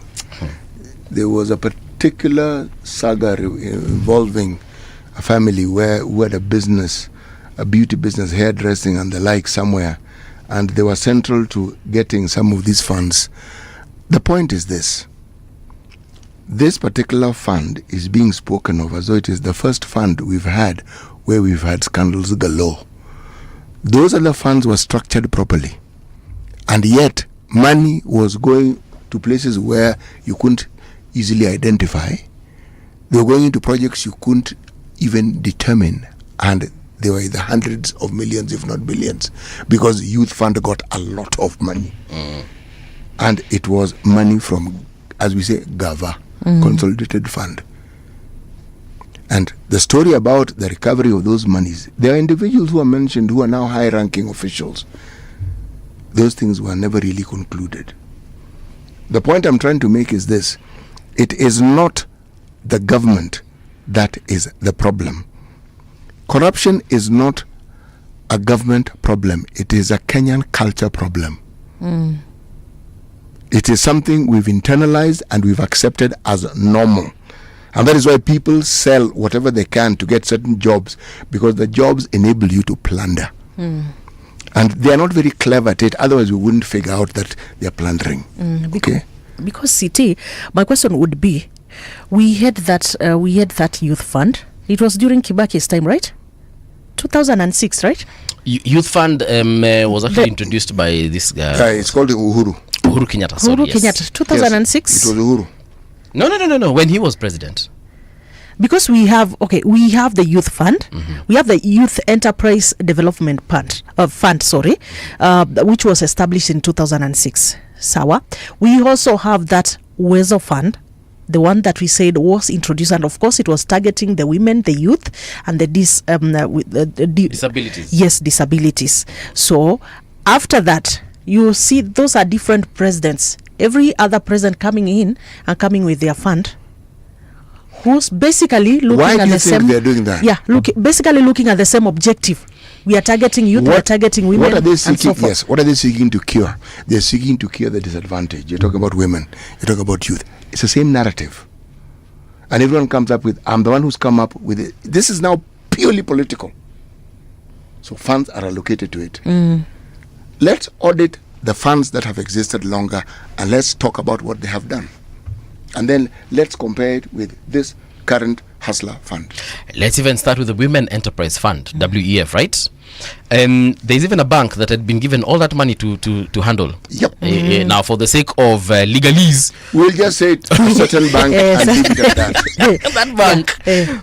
that bank was rocked also with the scandals similar to what City here was mentioning. Yes. And the women in that particular bank plundered that money properly. That bank nowadays, I think, has got like 2 branches all over Kenya. But besides the point. The question you've asked is tuangalie ni nini hiyo pesa imefanya, si ndio? Again, for instance, you as a woman, have you been able to access a special fund for women?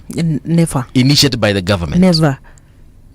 The question I would ask is why? Yet I know you are an entrepreneur. I know you've needed money somewhere, capital somewhere to either start or continue your business. Why are you unable to apply for these funds and get them? Because number one, the process of getting that money is quite tedious. Yeah, you have got to register a group. Yes. Then now once you've registered, applying. Once you apply, you have to give a plan of the business you want to do. Once you give that business plan, you have got to show how you'll pay that money back. And then you have to be assigned someone who's going to come and monitor whatever you people are doing. Monitor what you guys are doing. Yes. If someone from your group happens to die, God forbid, what happens? If someone decides to pull out, what happens? There are so many things in the process of getting these monies, and we're talking about the old ones. See, hustler una download kwa simu yako na unapata. Yes. I think for me that is the only difference Hustler Fund came to cure. Yes. And that is the reason why I was saying, instead of these people always coming up with different funds, they know. They have seen the problems that have been affecting these funds from the previous ones. Right. That's why I asked the question of feasibility. Like when they were coming up with this, what do you call it, the e-hustler fund? Yes. Of course, they had seen, they could just have benchmarked with whatever has happened. Believe me, they did. Yeah, they did, yeah? They did. There are people in this country who can write papers that will make you weep with joy just reading. Because you're anticipating some wonderful outcomes. New Kweli? On paper. Yes. Beautiful stuff. I swear, just open a government website, any ministry, and just see the proposals written there. Wonderful, wonderful, wonderful stuff. You see, when a political decision is made, it must be understood it is a political decision that has been made. The intentions are also political. Why did the previous government and this one focus so much on wanting to show that they're looking after the interests of women and the youth? Women are known to be stable voters. When they support, they don't divide their votes the way men do. They vote. And in many instances, they say the women's vote to take people in. Youth, the numbers and the bulging and ever-growing numbers were known. So anyone who wanted to be a politician of note needed to demonstrate that they were looking after the interest of the youth. These interests and the purposes are usually hijacked, because the intentions may be good and it is purposed. There are youth groups which existed on paper and yet got money. They didn't have any business they were doing. It was just mentioned. And they had no youth in them. What youth? The only youth was the name. Which is even the women groups. Yeah. Yeah, even the women groups. CTC amesema watu walikuwa wanatoka kwa bank na sacks. The other day we had these women who are complaining, saying that okay, yes, we are a group of women. Wewe umeenda umepewa pesa. You are many. Mkikuja kugawana ile pesa, you are only getting 500 shillings. Then people are asking themselves, okay, what are we supposed to do with this? They missed the point. The money was not for them to divide among themselves. They're supposed to use that money in a project that benefits all of them. All of them That's the together, understanding. yes. So if it's buying a matatu, you Yes. buy. If it's You buy if together. it's building Yes. rather buying a shamba, mupande nyanya, that was the idea. That's the thinking. It's like when, for instance, we borrow $2 billion US. There's a Kenyan who made me extremely happy when she said, the borrowing she has no problem with. She has done the arithmetic. Let her be given her share, because she knows there are X million, 50 something million Kenyans. Yes. Divide by that 200 billion, she'll get this amount. She knows what to do with hers. Just give her hers, so that when she's paying, she understands she what she's knows, paying. yeah. Yes. And it's a legit argument, but we know that will never happen. No, it won't happen. Yeah. But does it not point to how we think? Because you're borrowing on my behalf. Yeah. Give me mine. Yeah. For me, that is sound logic. In fact, I always wanted to join and say, even me, I want mine. Yeah. Because I know what I'm going to do with it. The point being, when people say that, they do not trust that those who are borrowing the money will do what they say they're going to do. Yeah. That is what they're actually saying. That, okay, that's what you're going to do. You go ahead and do it for other people.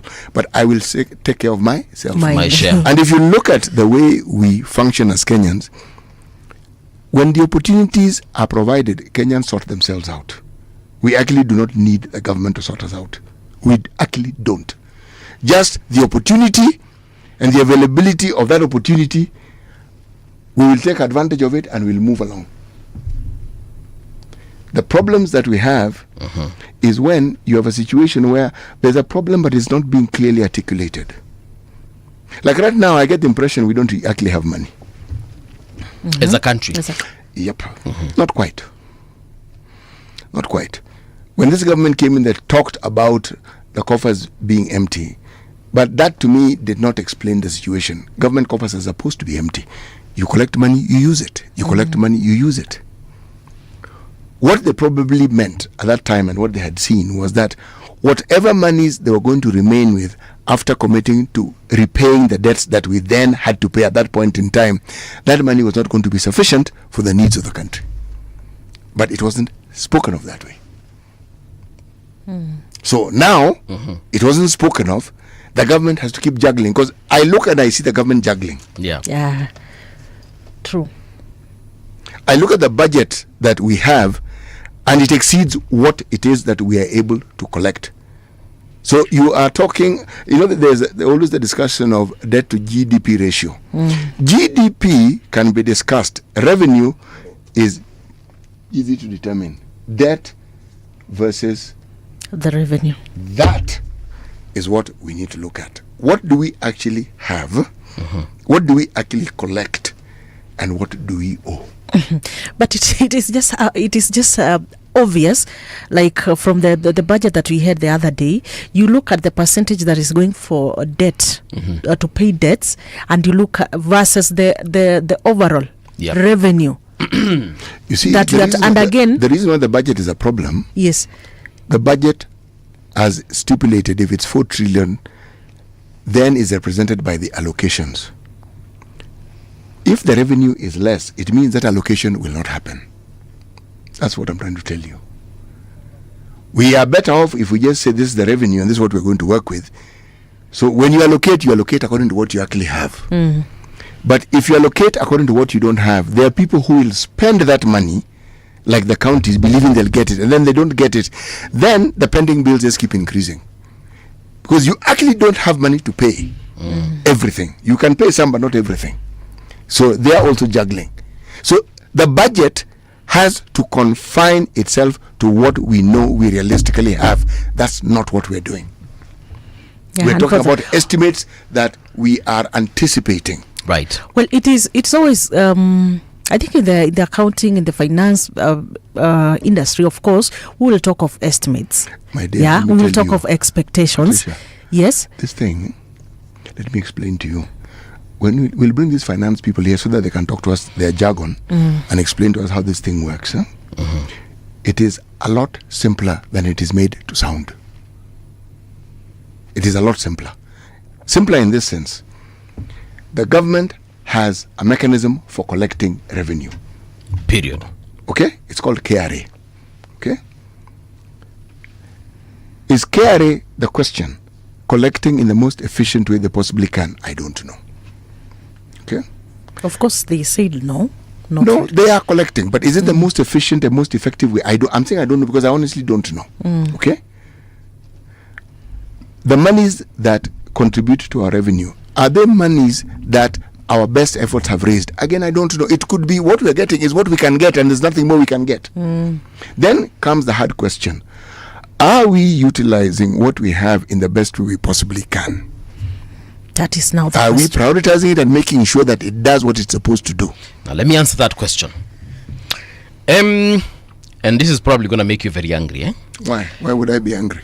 Ngoja kidogo.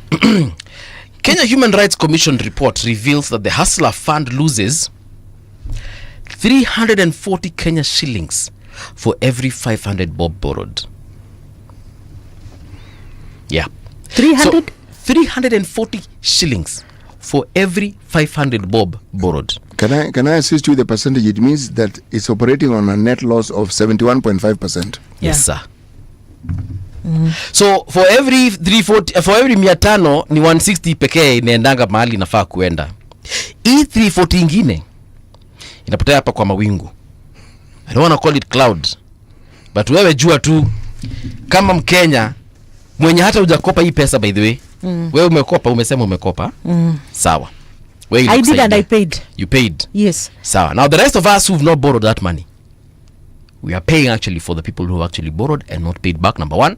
Then we are paying for also the people who borrowed with the intention to steal, whether it's Wanjiko, the common mwananchi, or whether it is someone in the back end, uko kwa gava, uko kwa server, mwenye anapotea nayo pesa.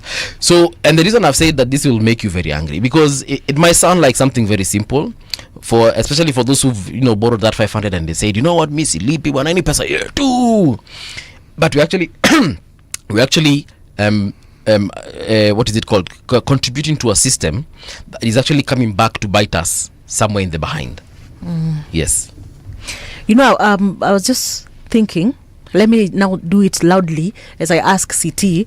Maybe, do you know of any country whereby the government has been loaning its citizens, not with a good procedure, with a laid down good procedure? Loaning the... Like whatever we Like did a with hustler our fund peace or fund. women fund or youth fund of sorts. Government? Yes. No. Government doesn't lend you. Government gives you. We're talking about a foreign government. Yes, I'm thinking about those yes, foreign yes. governments as I'm talking to you. They give you. They give you. And they give you because of the special circumstances that you're in. It's supposed to alleviate whatever problem you have until that is sorted out. And that is how they explain the high taxes. You've been paying taxes because you're working. Now that you're not working and you can't pay tax, your tax is now coming back to help you. To help you, yeah? Yes. And it's not a loan. So when you No, get it's not a loan. Yeah, when you get the job, they won't tell you, okay, so for the last 2 years we've been supporting you. No. We've given you 1 million, pay us back. No, they don't do that. They don't. Kupatia, jipange, get on your feet. And you see, the citizenry in those particular countries, they are very honest. Yani, they are even uncomfortable just receiving that money. Yes, So they are constantly looking for ways Yes, to they are get back on their feet. No, they're extremely uncomfortable. Yeah. And they don't even want people to know that, They are receiving that aid. No, it's a shame. Yeah. So Here, it is not. they actually working hard to get back on their feet, reestablish their business or get new employment, so that they can stop receiving that money. Because your neighbor who's been heavily taxed is going to look at you as, yani sasa mimi ninafanya kazi huku na mkanga 6 am kwenda kazini na mimi ndio nakulipa wewe. So it's and you were asking if we will ever get there as Kenyans. Do you know we are probably about 20 years away We are probably about 20 years away from that kind of lifestyle. Because the reason why I asked that is because, like, even you see some of the manifestos that, remember, was it Raila Amolo had about the 6,000? Bwana, hii ilikuanga kutuenjoy. No. Actually, no. 6,000 per. No, the Kenya Bureau of Statistics. Yes. Are the ones who came up with a figure of 5,900, 800 something. Yes. As what is an amount that somebody can live on. And they were looking at it within a city like Nairobi, not the rural areas. Yeah. Meaning, just hand to mouth. No, but just... Hakuna story mingi. Basic. It's a universal consideration that many countries have. The idea is you utilize it to uplift people from what you call dire poverty. Yani, this person is so poor, they don't even know what to do, where to turn. That is the understanding of that. 6,000 they can survive. 6,000 when you get it, you can at least think of what you're going to do. And next month you can think. You may mess it up the first few months, but by the fourth month, you've sorted yourself out and you figured out what to do with it. With the 6K. Yes. Now, it may seem like a little amount of money, but you'd be amazed at how many people survive on just that same amount. Well, yeah, it's in this city of Nairobi. It's a lot. Yes. It's a lot. It is not something that is a pie in the sky. It's something that has worked in other places. All right. The question again was, it was spoken of politically. How are they going to implement it? That's now where the challenge is. Like, do we, like, those people now already in the government, those who are working for the government, like, how are we able to differentiate political statements and promises such that in our planning, whatever thing we are doing, we try to avoid those political statements? You can't. The political statement is what given time gives way to policy. And if you let it mature over time, it can actually morph and get into parliament and become a law, and it suddenly becomes a living statute that actually helps people. See? So, but remember, how do we go beyond that excitement? That's where accountability comes in. A promise is aspirational. I plan to do this. I'd like to see this happening. Now, the implementation may even take place, but the nuts and bolts that gets the wheels greased so that continuously you're moving towards what you're saying, you don't achieve it on the day you launch it. No. You've begun the journey of implementing it and realizing it. And remember, like things like the Youth Development Fund. Once you're over 35, you don't qualify.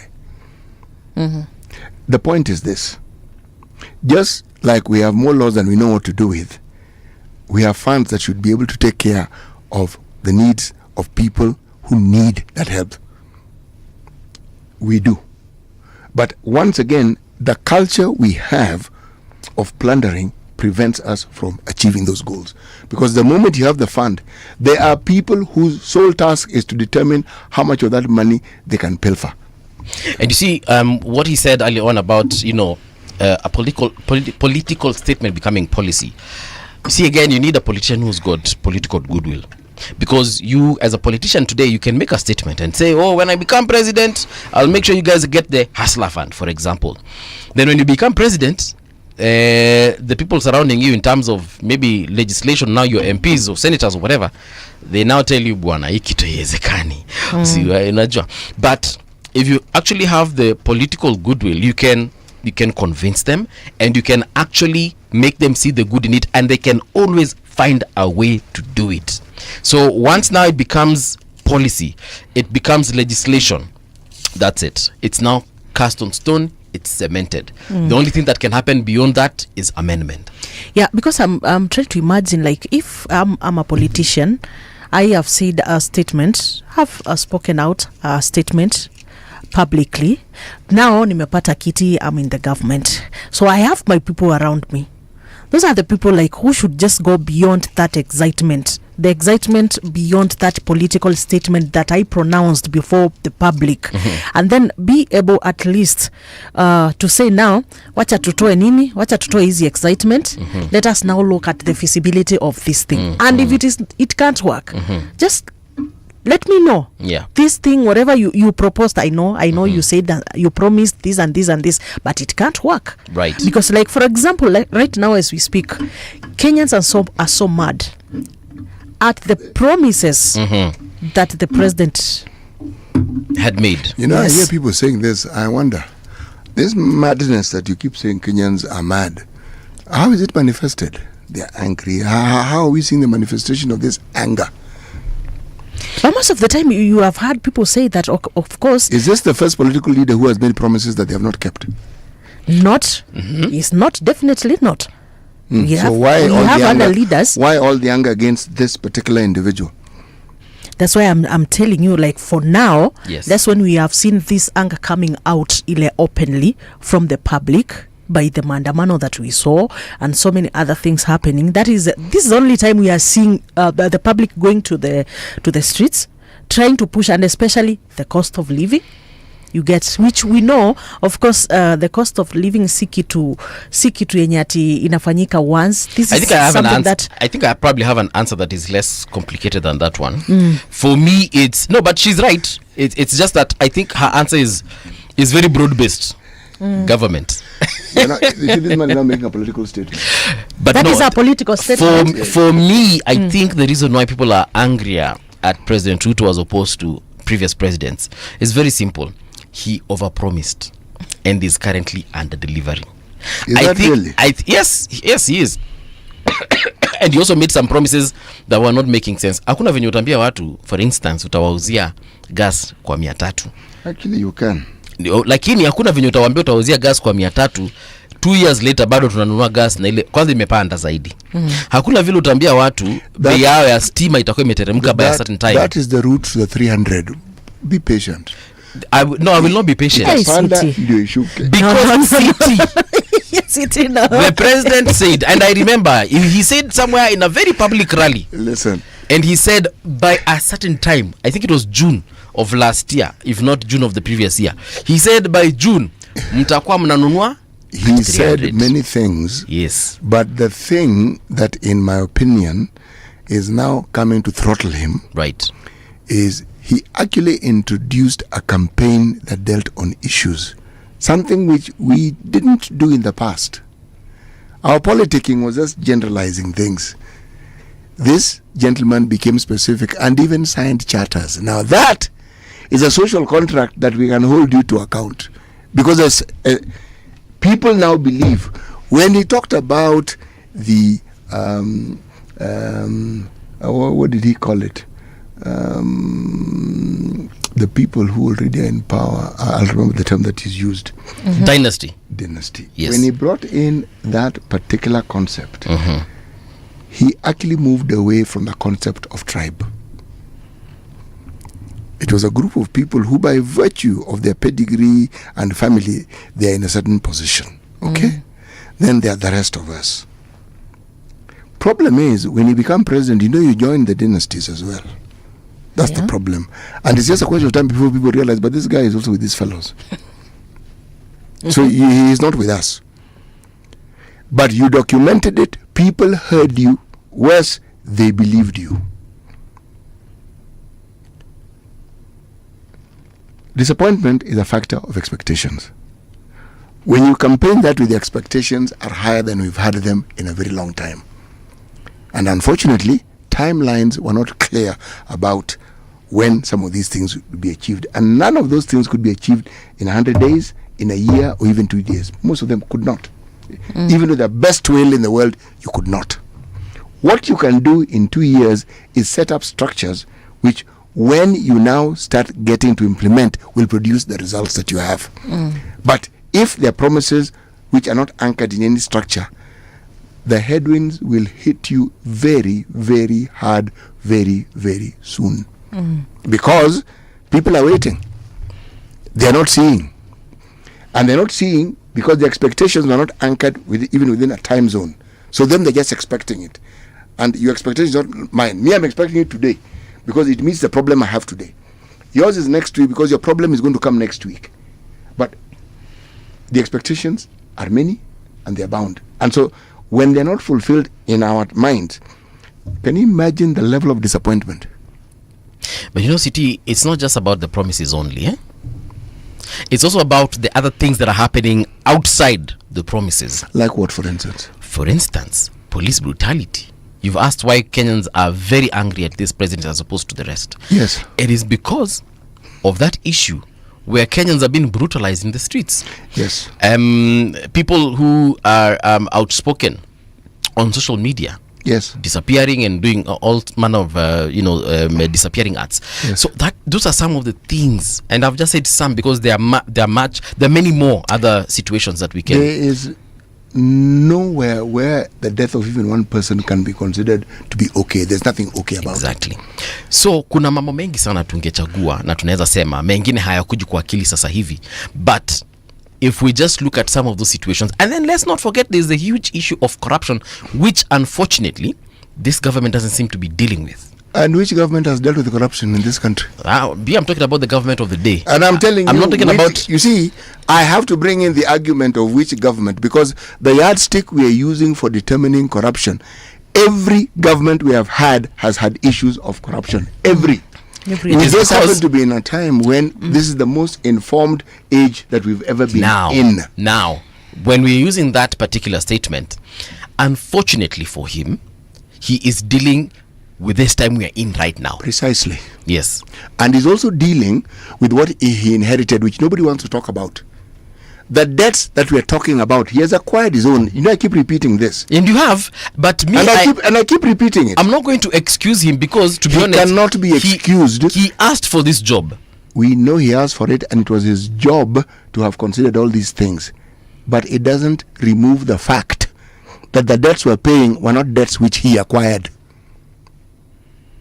Simple fact. It is a simple fact. However, and yesterday I think I used analogy ya lori me break down. If you're a mechanic, na umekuja umepata lori yangu imeharibika zaidi, na uniambie mbuvi hii lori ndakutengeneza na itaanza kutembea in about 1 hour, this lorry will be on the road. Well, and the lorry is yours. Yes, it's mine. And do you understand how lorries are supposed to be repaired? But the mechanic has inherited a problem from a previous mechanic. So, but he has come and he has promised me it will work. It will so work. Angekuja angalia aseme I don't have the expertise to make. Na aende zake. Ningoje mwenye anajua kutengeneza. But when he promises me in 1 hour, because that is what we got with this KK government. It said in X amount of time, this and this and this and this will happen.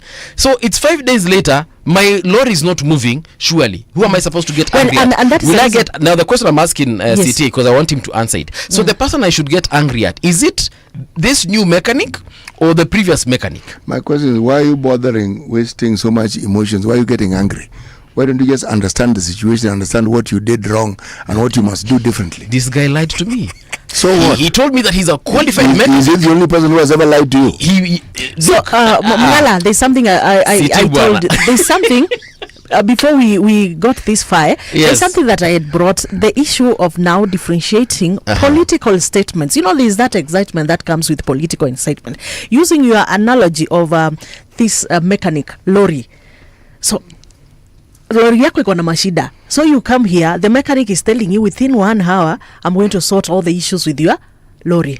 Mark you, mashida ni mingi. Mashida zimetokea not greasing your lorry, you get not doing repairs when they were needed. You've not been maintaining your lorry as it was. This lorry?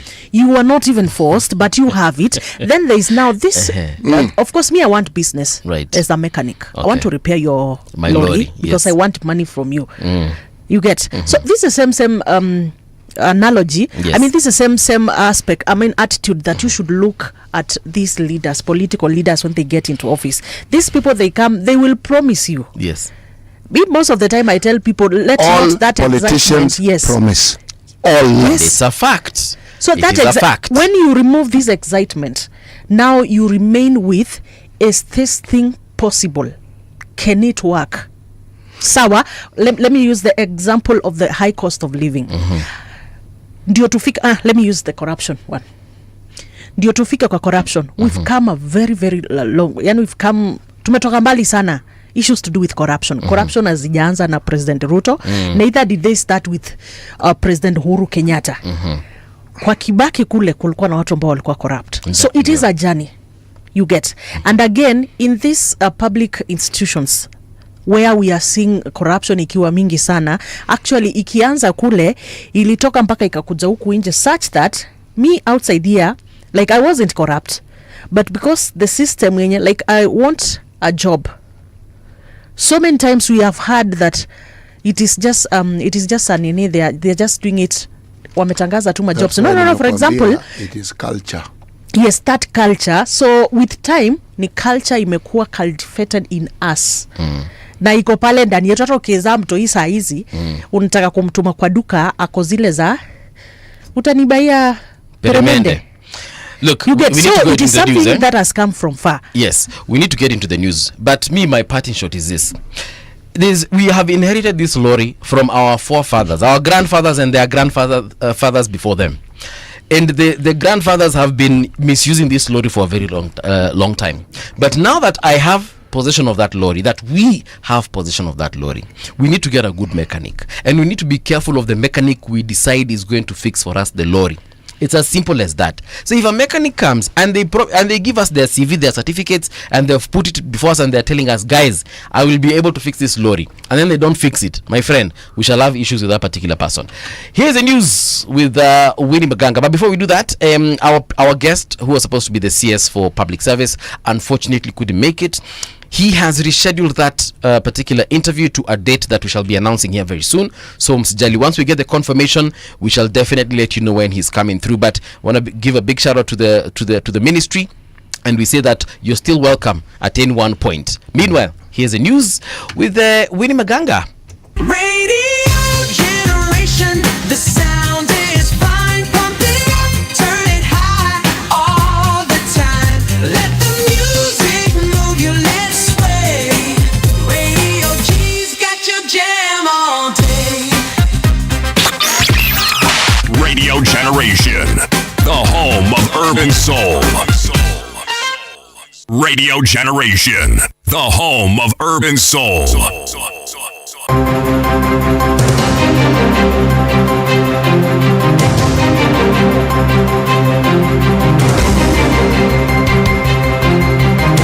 This is the Radio Generation News. Good morning, I'm Winnie Maganga. Emotions reign high in Kibubungi village, Matanya, Laikipia East, as mourners gathered to lay Julia Wangoi Karaoke to rest. The body of 31-year-old Julia Wangoi was laid to rest at Tigithi Farm in Laikipia County following her death under controversial circumstances. Julia was arrested during the Sabasaba protest while heading home in Nanyuki. Days later, she was wheeled unconscious from Nanyuki GK prison to Nanyuki Cottage Hospital, where she died. A post-mortem attributed her death to a burst blood vessel in the brain, classified as a natural cause. However, her family disputed the findings. Your grandpa was the first assistant in in 1989, and now your dad is a shiver, and the same government is killing you. They rot with their children for you. Hata kama walisema Julie, hawezi confirm alikufa aje. Julie amepigwa on what side of the face? On the left side. Oti alimpiga kofi side gani?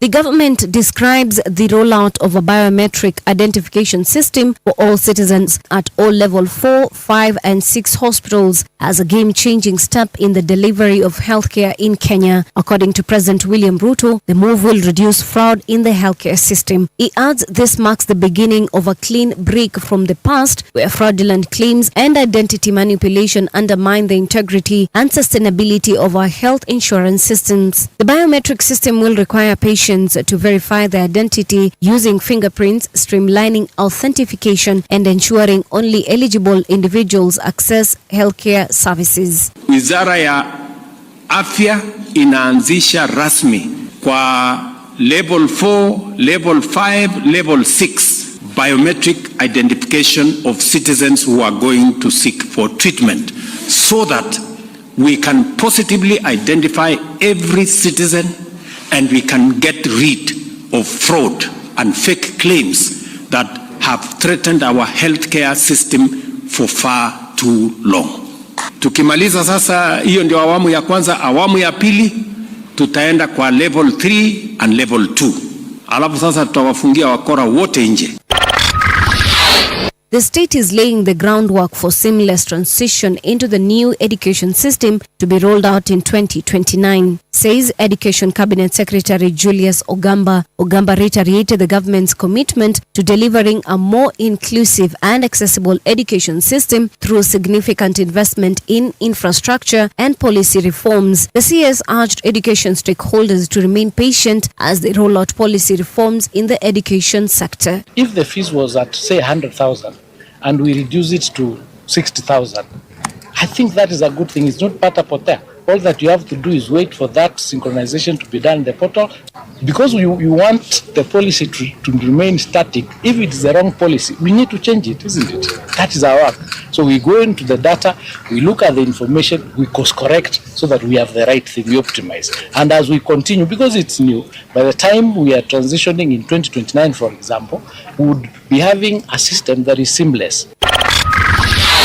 Two Burundian nationals have been charged in Mombasa court with illegal possession and trade in wildlife trophies. The two were arraigned before senior resident magistrate David Odhiambo and charged with dealing in 27 pieces of elephant tusks without the required permit. The tusks weighed approximately 62.85 kilograms and were valued at 12.5 million Kenya shillings. The court heard that the accused were apprehended on August 3rd, 2025 at around 3 p.m. in the Miritini area of Mombasa County. Both suspects pleaded not guilty to the charges and were granted a bond of 4 million with one surety and directed them to surrender their passports. The case will be mentioned on August 20th, 2025. Tesla has granted its chief executive Elon Musk $29 billion worth of its shares in an attempt to keep the billionaire at the firm. The move comes after U.S. court struck down his 2018 pay package worth more than $50 billion, ruling that it was unfair to shareholders. Musk has been appealing against the decision made by the Delaware court in 2024. On Monday, Tesla told stakeholders it was confident that the $29 billion of shares will incentivize Elon to remain at Tesla.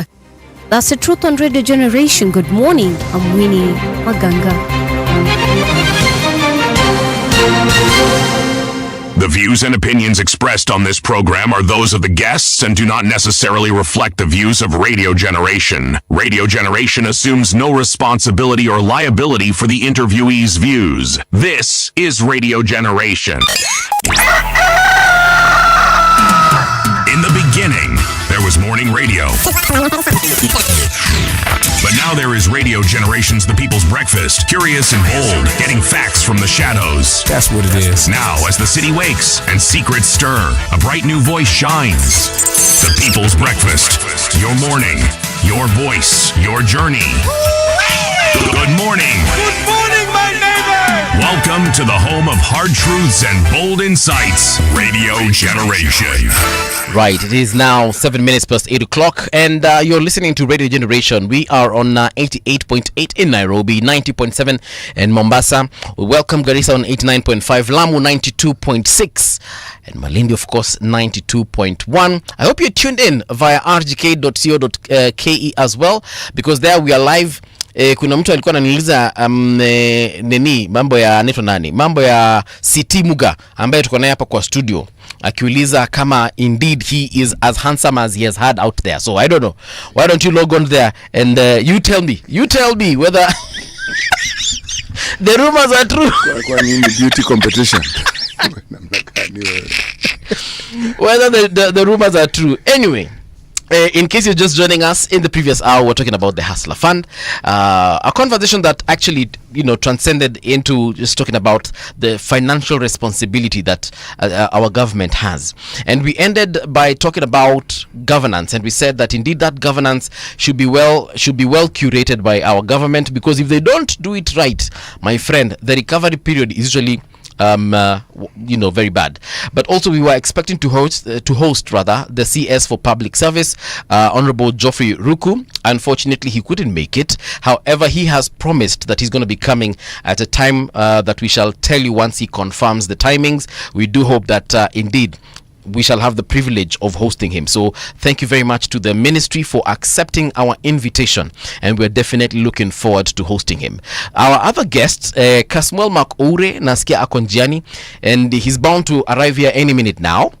And the conversation that we're wishing to have with him rather is on youth leadership. Kasmuel Makore, currently a youth leader within the ODM party, is going to be talking about whether the youth are doing enough and whether they are indeed ready to take over the reins of power in this country. And I'll ask Siti Muga because obviously amekuwa hapa for a very long time, yani on earth, and I'd like to ask him whether he has faith in the young population. I do. Yeah, I do. I actually have enormous faith. You see, it is put very simply. The future belongs to the youth. The reason is because they're going to live longer than those who are older than them. And the decisions that are being made, if it doesn't include their welfare and doesn't take into account what their lives will be and how that needs to be catered for, then indeed the generation that is then in power has already failed the future. Not just the youth, they have failed the future. Do I have faith? Oh yes, I do. Yeah, I certainly do. Because when you have a youth like the one we have, who are socially conscious, right, they understand and they are clear about governance, they are clear about right and wrong. Right. I was talking to one such person yesterday, and he said the misunderstanding that the Gen Z want to get rid of the president in an unconstitutional manner is far-fetched. They are going to use constitutional ways. They want to abide by the law. Everything that they are doing is by the law. Now, when you have a generation that speaks and thinks that way, then our future is secure. Because they are not seeking to run around the law. They are not seeking to abrogate the law. They are not seeking to sidestep the law. They are seeking to abide by it. It makes a very big difference. Right. Yes. And I think it was in the previous hour, I did say that in another perhaps 20 years, we shall get to the levels, the Scandinavian and Nordic countries have reached in terms of integrity, in terms of governance even. And we are hoping we will get there. And the reason I chose 20 years, or the reason I say 20 years, is because we now have a youth that are, the millennials, the Gen Zs, and of course beneath them we have the Gen Alphas.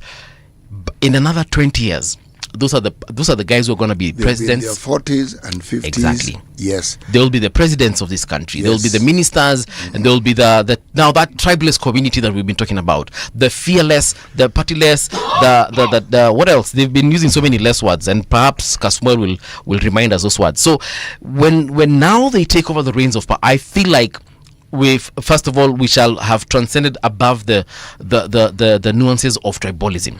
Hizo zitakuwa zimepotea kabisa. I don't know, what are your thoughts? The thinking about these matters are anchored in the understanding or the thought process that is a journey that has not been undertaken successfully. Actually, it has. Our tribalism, as we see it, rears its head when we have an election, and a presidential one at that. In the absence of an election period, we don't even remember our tribes. Those things aren't really an issue at all. At all. We remember them when we're making fun of each other in our workplaces. They are not a thorny issue. And in the absence of an election, people travel around the country very freely. Countries where there's real tribalism, you don't dare. There are places you will not go simply because you belong to a certain ethnic group, and you will know, I may have a problem. We genuinely do not have a tribal problem in this country. What we have is an inability to shun the mantra and the shouting of political leaders who'd make us the tribal followers. That software we haven't ingested yet. And it is something that, again, comes to the fore every time we have an election. Why the election? Because the election is where very many Kenyans believe that the social injustices that certain communities have faced over time, that's when they were curated. And that's where they came into being. Right. That is where the problem arises. Okay. So the election spurs the thinking and the memory of things that went wrong. And again, it was with who was in power, who was elected, and the decisions that they made, and some of which decisions favored others and disadvantaged others enormously. Right. Yes. And you see, that's the thing. I'm hoping, again, in those 20 years that I mentioned, that we shall be able to cut through that nonsense, and perhaps we shall have a better a better leadership procedure, or better transcript, whatever you want to call it, blueprint. We shall have that. Anyway, it is now 13 minutes past 8 o'clock, and our guest has arrived in studio. He is none other than Kasmuel Makore. He's a youth leader within ODM, and I'll just start by asking you, how is your morning? It's all right. How are you guys? We're well. We're very, good. Very lovely show. Yeah. Been listening. And that is a lovely suit, my Thank man. you, sir. Thank you very much. Hey, good yeah, spiffing. Asante. I have a question though. Yes. I like your hairstyle. Asante. Do you go to the barber, man? This is just, you do it in the house? I go to the barber. Yeah. Okay. And this is a man who has a respect for professionals. Yes. Yes, you go to the person whose expertise in this particular field is known. Is why I have to spend the morning with you guys. I would have tweeted. You know, I once allowed my girlfriend to do my hair. Right. Yeah. I had to do all of it now. You can know I don't because things became thick after You that. don't like the style. Careful with City's question. Be careful. You know, City has lived. It's not like I didn't like the style. I just preferred a different one. Kasmuel, karibu sana. So, ODM, are you still with ODM? I hope we got that right, by the way. You did, yes. Yeah. Yes, you did. How is it been there? It's okay. I think it's just the normal rigors of a party. Right. I enjoy it because it allows you to build a robust thing whose direction I can see. Right. Comes with its own challenges, but as does all of life. Why did you choose ODM? You could have done a myriad of, I think, how many parties are there? About 30 or something? There's quite a couple. Yeah. Why did you choose ODM? Specifically at the time when I was joining, it was the party that was most aligned towards the direction that I was looking for.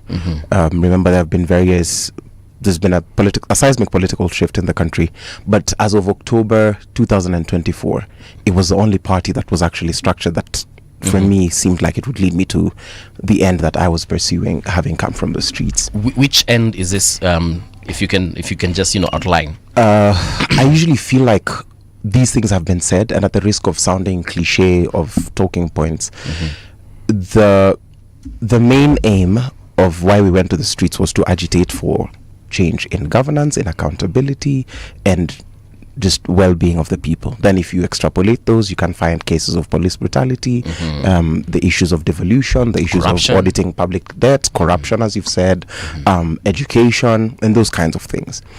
And these things are seldom achieved outside the administration of state. Right. So the people who are in the best position to bring about these changes are the people who are currently administering state. And so ODM still seems to me like the vehicle that would lead me to an end that would allow me to impactfully contribute to these things that I'm speaking about. And it might lead to parliament. Right.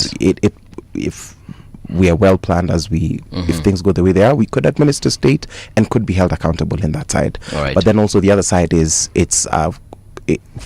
thinking just ideologically, which a lot of people might argue that there's not much. There are far right parties, but then this one is very well in the center of like smack in the middle. Yes, social democracy. It's left. It's center left, but towards the left.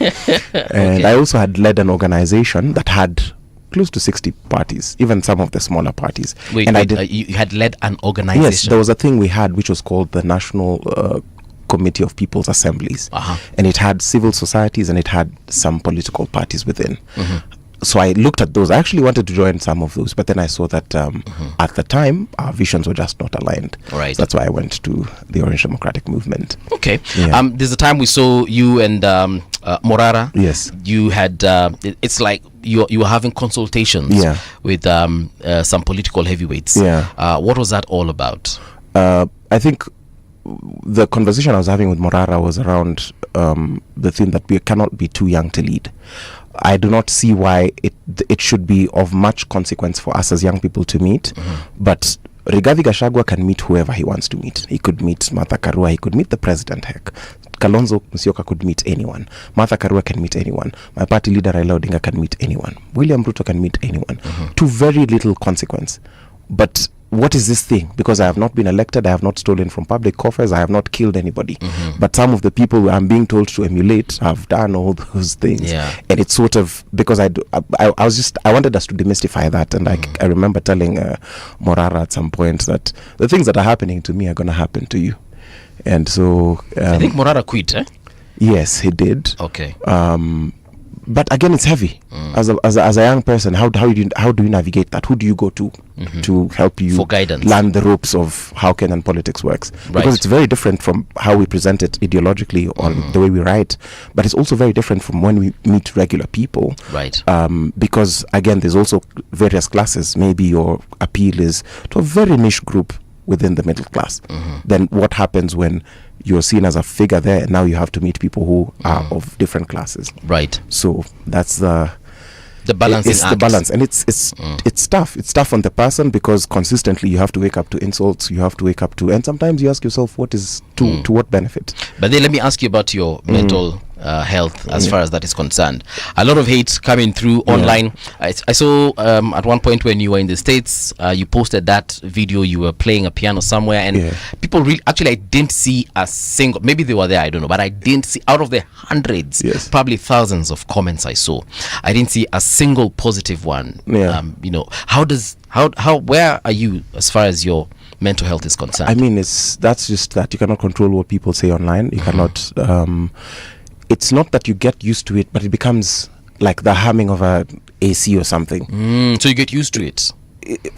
It's not particularly getting used to it. You learn to tolerate it. Yes, you tolerate it. It somehow becomes part of the furniture. Yeah. But then again, it's a lot of the.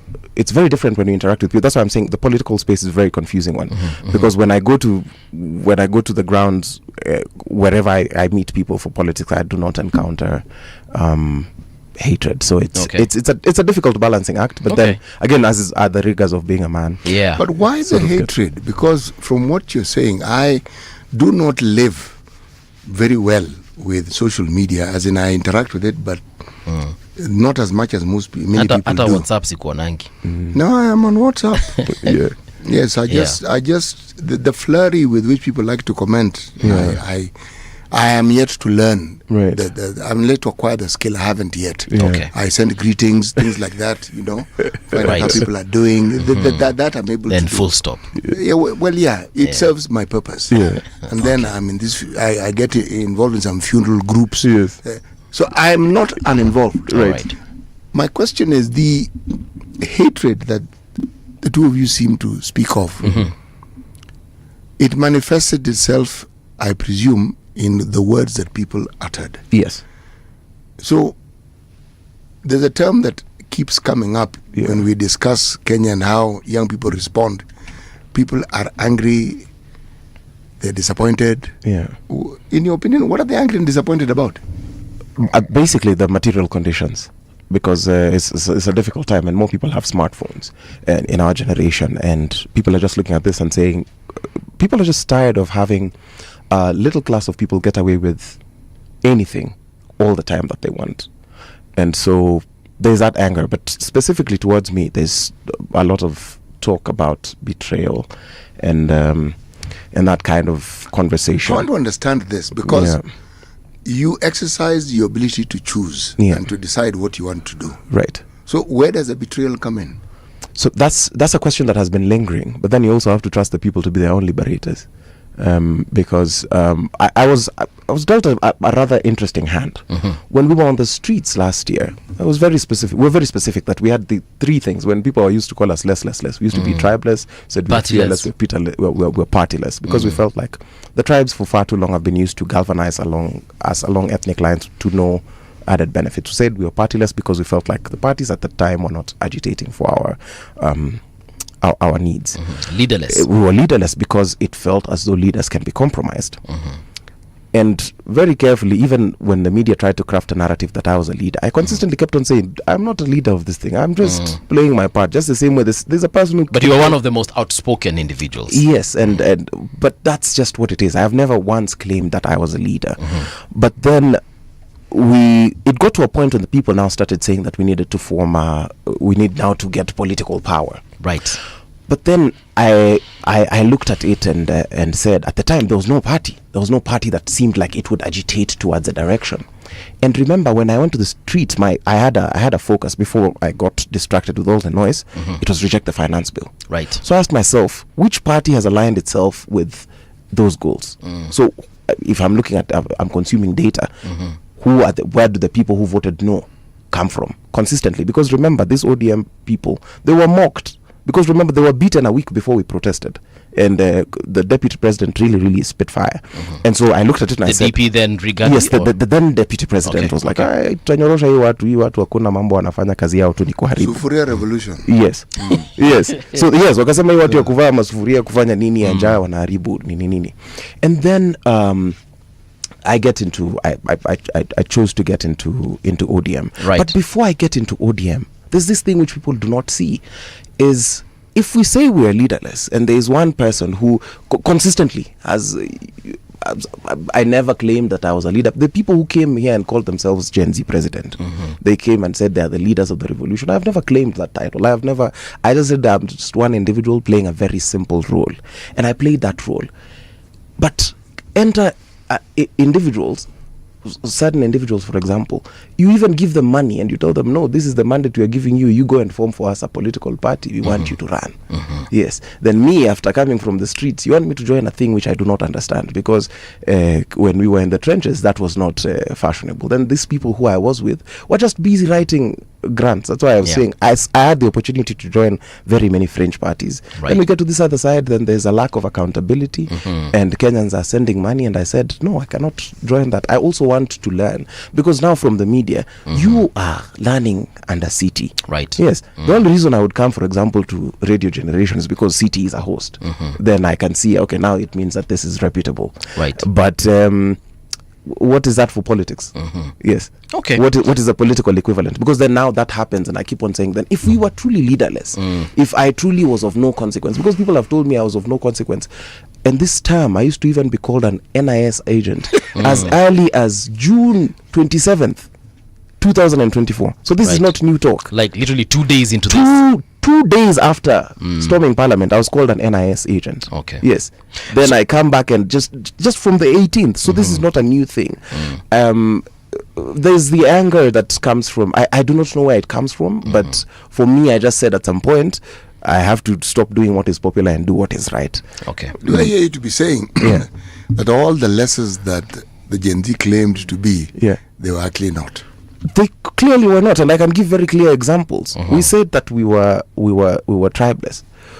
Do you know there's no other person whose tribe was as contested as mine in that revolution? People said I'm a Maasai, I'm a Kisii, and I didn't care. Actually, part of what I did was feed into that, because I never wanted people to know what tribe I came from. I refused to take interviews from my vernacular radio station. Yeah. And I went to the polar opposite. Yes. Can you speak vernacular though? Yes, I can. Quite well. And I said all these things, so we were tribeless. Then the moment, I don't know how that came out. I think someone asked me a question somewhere and I slipped and I answered, and they figured out this Jama is a Jang. And I was like, but I didn't think much into it. Yeah. When we said when we said we were partyless, I kept on wondering that it was okay. We were saying, down the political class, But now let us analyze the recent going on. Let me paint that really neat picture. Sure. I join Orange Democratic Movement, whose party leader is Raila Amolo Odinga. There's furor. I never rest for it. But when other people join Rigathi Gachagua, they are hailed as revolutionaries. Yeah. To date, some of the people who are criticizing, they have people who are the biggest influencers who said down with this political class, they came and said, us now, you know what, we're joining Rigathi so that we can vie for senatorial positions in some way. We can vie for these things. Right. They are hailed. When somebody else, so I was wondering, why is it that in a democratic country, in a democratic space, in a leaderless space, because if it were leaderless, I should be of no consequence. How many people do you know who are eloquent? It's very many. You could have an eloquent person every hour on the hour. How many people do you know who wear suits? Very many. Yes. So why is it that I am of such? Perhaps do you think if you had joined, say, DCP, or Wiper, for that matter, or Martha Karua's party, I'm forgetting the name. Yes, PLP. PLP. Do you think perhaps you'd still be getting this kind of backlash? Because perhaps the reason why people are attacking Kasmuel and hating on him is not necessarily they hate Kasmuel, but they hate the fact that you've joined this outfit that is ODM after they had told Raila Amolo Odinga, wewe kaa kando, unajua kaa kando, we'll do this, right? And to make matters worse, not only did he not kaa kando, but he went ahead to form a broad-based government with President Ruto. So do you think that perhaps that is the reason? Because they took this thing and they wakaanza kumuita msaliti, amesaliti Gen Z, alafu yule Gen Z walikuwa wanaangalia maybe atawasaidia, that Gen Z went and joined and joined Raila. So by extension, you are in the broad-based government that these young people are hating on and trying to distance themselves from. The Swahili say mgala muwe na haki yake umpe. I think we're being very unfair to Mzee in this regard, because when you told him to stay home, he actually did stay home. He has never tried to, if you just think about the political class, he has never tried to co-opt this Gen Z movement. He has never tried to say, oh, now Gen Z, I urge you to cool down. Like some people who are saying, now Gen Zs, you've been listened to, please cool down.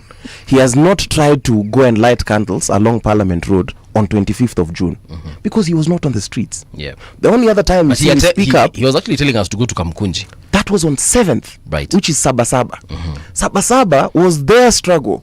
So he has every right to speak about Sabasaba. Right. You didn't see him speak about 25th. You have not seen him do anything around.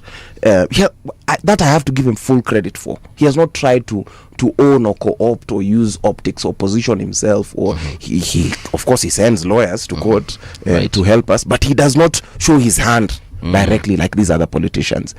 When to your question, if I had joined these other parties, if I would still be getting the same hate. But why would I join parties which I know are going nowhere? No, but I'm just saying, let's forget the whole... Because people joined. I think the answer is rather straightforward. I was getting this hate, but not to the degree that I am getting it now. Because it still was there. Like I told you, I started getting these problems on 27th of June 2024. But there's a dishonesty to this whole exercise, because I keep asking that if we're saying that we are draining the swamp and Raila Odinga, let us say, is this a really bad person, then we must look at who are his peers, who are his political peers. They must be very bad people, because then I have to pull out a record and ask, I need to see your corruption cases. I need to see the role that you played in the conflict that we had in 2007, 2008. I need to see what you did, what you've done consistently through history. You cannot tell me that now I'll demonize one. I looked at the thing and said that, in all honesty, even if I were to just be very simple about it, for me it's a pursuit of excellence. I'm not in this thing for a joke. Because I mobilized in a popular senator's office, and I saw how things were being done there, and I said, if this is political organization, we will find ourselves in a worse situation. So for me, it's jumping the gun and saying, I have this rare advantage of learning. This is a political science course. Right. No one who's studying political science right now has the lessons and insights that I have on politics and how it works. This man is a master of grassroots mobilization. Right. That's the thing which I want to learn, because it's the one weakness I had. I know how to speak in interviews. I can speak very well, but you're given a microphone in front of 10,000 people. That's a different ballgame. There's one time I was given a microphone like this, and I couldn't even face the people. I kept on talking like this and saying, vijana wanataka hivi, wanataka hivi, na vijana wako mbele yangu. Where else do you get that opportunity? Okay. Yes. So also there were rumors, nuances that kuna kitu lipokea. Right. In terms of money, someone paid you to either join ODM so that they can buy you into government. Now broad-based government. Is that true? But then why has ODM stopped paying people then? Come again? If that is their strategy, why have they stopped paying people? Because they should be buying more. But right now, we don't have as outspoken people in the Gen Z movement as we had yourself, Morara. I'm actually forgetting the rest, because you two are the most prominent. Right. Yeah. So, that the voice that you would have given to this partyless, leaderless movement is no longer there, because now you have a party leader and you have a tribe that you associate with, and you have what was the other one? You have a party leader. You get what I mean? Yes. So now what they were agitating for, you've become the direct opposite of it. But now we have to use a razor. It's not particularly Occam's, but we have to use it and ask, have the things I was saying then, have they changed? Yes. That's the one measure, because if it's about the things I was saying, it was never about the things I was doing. It really was about the things I was saying. Has my stance on corruption softened? Has my stance on tribalism softened? Has my stance? No, it hasn't. Yes. So that's why, for me, I don't. That's part of the things that helps me to silence this disillusionment. Is that as long as I am very clear about these things and I'm looking at it, because right now we are talking about this whole dialogue thing, and I'm a firm proponent of it, because coming here is a form of dialogue. This thing is just me. If I want to be popular, I can do it very easily. All I need to do right now is just come to a radio station or wherever I could, go to my social media and start fighting Ruto and start saying one term. That is I'll regain the favor of the people. Right. But quite literally, what is that? It's agitation. It's the same reason I went to the street, because we want to be listened to. And now the thing that a revolution in definition and it's supposed to be a rapid, successful and significant transformation. Let me just read this. A rapid, successful and significant transformation of at least one institutional structure of a society, and an exchange of fundamental beliefs or values of a society as a result of a popular uprising utilizing non-institutionalized means. If it is not successful, it is not a revolution. If we do not have these changes, it is not a revolution. If we are doing this thing that people are trying to call a ballot revolution, that even I called it, it is not a revolution, because a ballot is institutionalized. Right. I'm just trying to think, how do we achieve this change? Because we've seen the non-institutionalized methods are leading only to more deaths. Yeah. I was in the United States and I saw what happened on the 25th of June and my heart broke. One, I just hate the idea that I got onto a space, and the thing that pricked my conscience the most, the same people who we were on that space with, last year. So none of us have died. But the only thing is, now you're calling Kasmuel a traitor because he's in ODM, but you're also alive. And the only significant work you're doing is amplifying. So how long are we going to amplify? Who will account for the lives of the people who died on 25th? Who took them to the streets? And on Sabasaba as well. And on Sabasaba. No, I'll even get to Sabasaba. But let's say on 25th and on Sabasaba, who took people to the streets? We can't. But the thing about the Sufuria revolution, right, we can directly say that this one, it was Raila Odinga. Has he made any strides towards trying to get reparations for those people? Absolutely.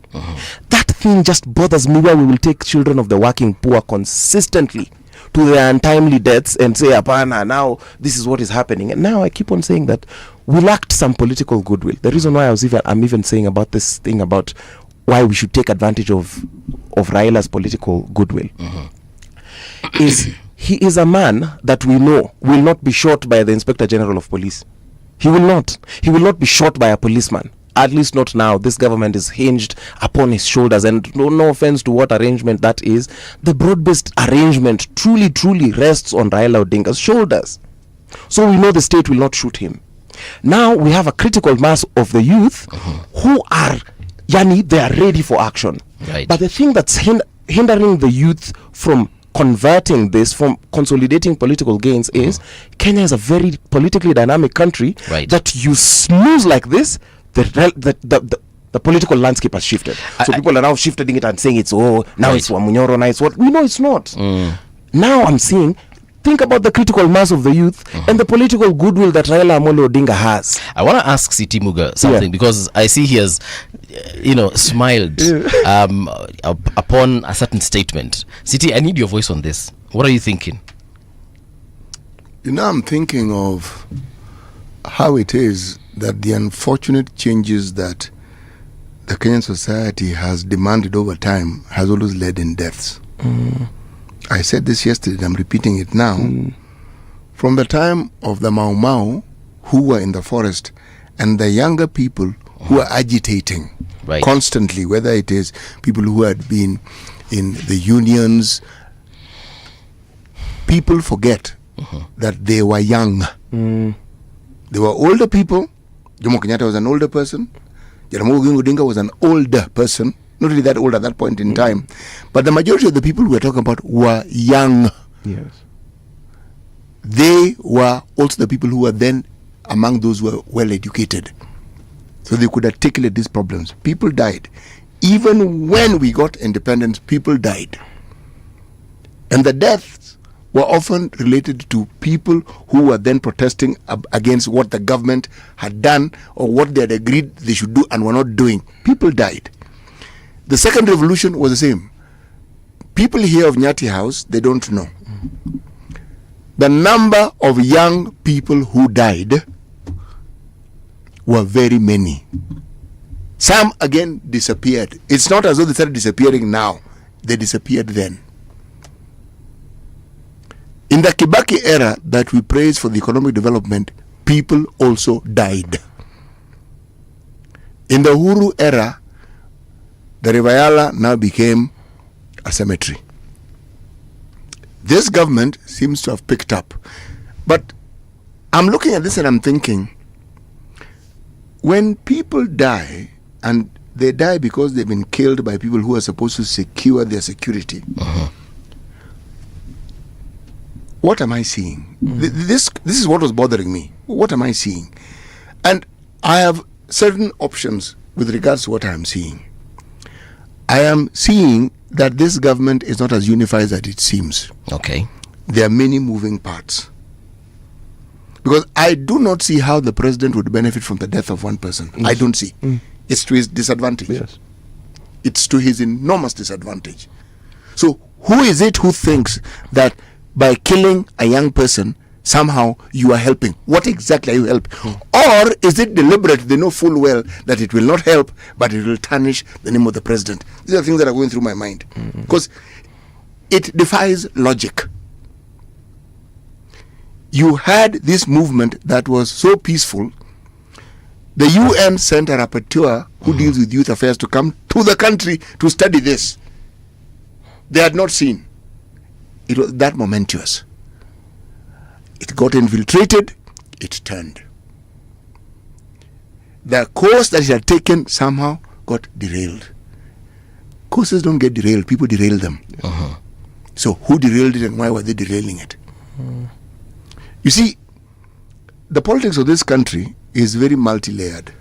Very, very multi-layered. And when you hear something, you must always ask the question, who is actually saying it and why are they saying it? The issue of Raila going home has been spoken of on many occasions. Aende Bondo. Asiongee. Asifanye nini. Because of the freedoms we have, people are allowed to say what they think. But the truth of the matter is this. This gentleman called Raila didn't get to where he is in a day. We also like to put aside history and not look at it with the clarity we should. If you look at the path that very many of these political leaders have followed, you will understand why they are where they are. And I'm saying all. Okay. For instance, Martha Karua represents the idea that the country is not ready for a woman president. And neither are they ready for somebody who is strong on governance. They are not ready. You mean they being Kenyans? Yes, they are not ready. Because Martha Karua represents these things. This is someone who was voted in consistently. If you know the person she defeated, for that in Gishugu, the person had been head of the civil service. That's the person Martha Karua defeated and continued being the MP until she decided to vie for a different seat. Her track record is clear. In 2007, there were issues about the election and people found fault with her participation. But let's be fair. Who wasn't rooting for their side? With vigor and energy. She was rooting for her side. It's what people do. But how many people do you know of who resign from a position of authority on principle? With people they have worked with. I'm simply saying there are things in this country that you must understand with the correct perspective. Okay.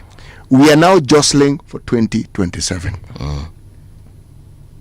And the jostling is what is producing all these things that you hear. I mentioned in an earlier time, there are people who are in positions of authority like the IG who is set to retire. That will bring movement. The succession issue will come into being. There are governments within governments. There are kitchen cabinets within kitchen cabinets. My take, all is not well And the story of the Ministry of Education that we read in the Standard personifies this thing and exemplifies it, that the infighting that is taking place even within this government, right, it is a lot more than we realize. And what that means is this particular president finds himself in the same position that his predecessor was in. You have a government that you actually can't manage as well as you'd like to. Yes, that's why you need help.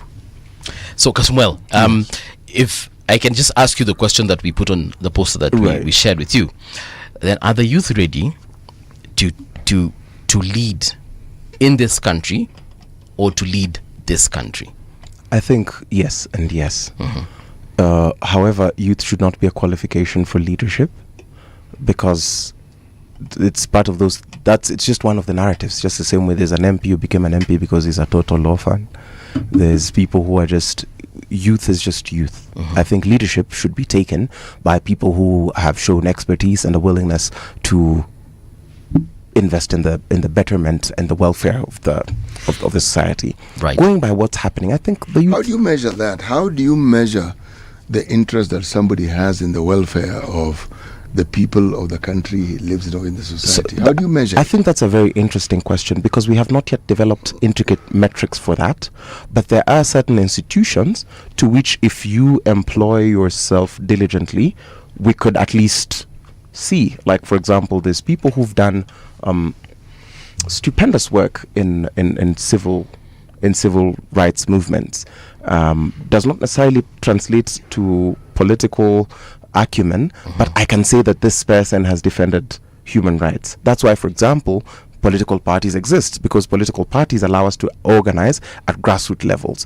If I can interact well with people at the grassroots level, and if we can have their trust, because elections happen in a quinquennium, in like a 5-year cycle, if before the fifth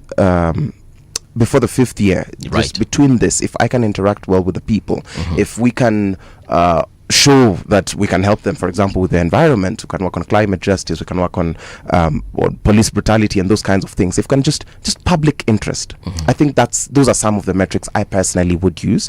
We still haven't gotten to the point where we can say extensively the way you can do KPIs for people. Right. But that quandary, and I think that's something which I would like to ponder on. Because if you look at it's something that we've inherited over time.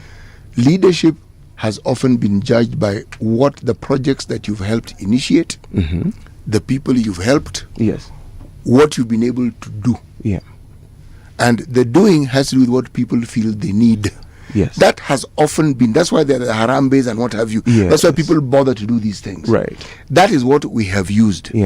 Even now when we measure good leadership, we talk about Kivutha Kibwana. It's what he did. He got this money, healthcare, education, but the thing that stands out, his ability to embrace public participation, literally. That's actually it. Literally. Meaning the man was willing to be accountable to the people who elected him directly. All right. So again, you are in the process of answering that question that I asked earlier on. The youth ready, and how do they do it? Because they're still on that vibe of partyless, leaderless, and the other lesses. I'm forgetting them. But they still are. I think even in that, they still are doing it. I think are they a cohesive group? Because they want a complete, from what I understand. They need they're fighting for a complete overhaul of leadership. So that means all the way from the president down to the probably lowest civil servant. And what will that change? Because that's the other thing. To answer Citi's question, in terms of cohesion, I don't necessarily think the goal is oneness. It's unity. So if there's a unified purpose, because I could be fighting the same. And is the purpose unified? This is really the question. Yes, I think that really is. Right now, there's still no clarity around that, because people have narrowed it down to saying Ruto must go. But let us assume that we have Ondeto. Let's say Christ as president, and he has a weak parliament. What in the democracy, the kind of democracy that we run, what can he do? But the parliament isn't weak. But that's what I'm saying. If he has a parliament that is not as principled, because we want to replace, we are saying the president is a problem, replace the top man. What can the top man do? Replacing the MPs. This parliament does have principles. It does, just maybe the ones we are not in line with. Not only that. there are ones we'd rather they didn't have. Right. Yes, because when your principle is that you're ready to be bought. Yes. Okay, it is a principle. But Clearly the members of parliament. I agree with him. The principles that we're not aligned with those kinds of principles. We would rather they didn't have them. But you know, the if you think about it, even if you get a good president, the members of parliament do not elect themselves. Whatever member of parliament you see in Bunge right now is a clear reflection of who you are. Then someone will tell you, but I did not vote. But that's exactly it. You're even worse than the person who went and voted in a bad person, because you're apathetic. You're one of the people who thinks politics does not affect me.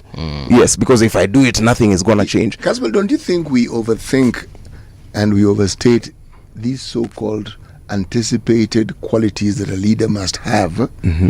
Such as? And yet, no, he must be somebody who has the interest of the people at heart.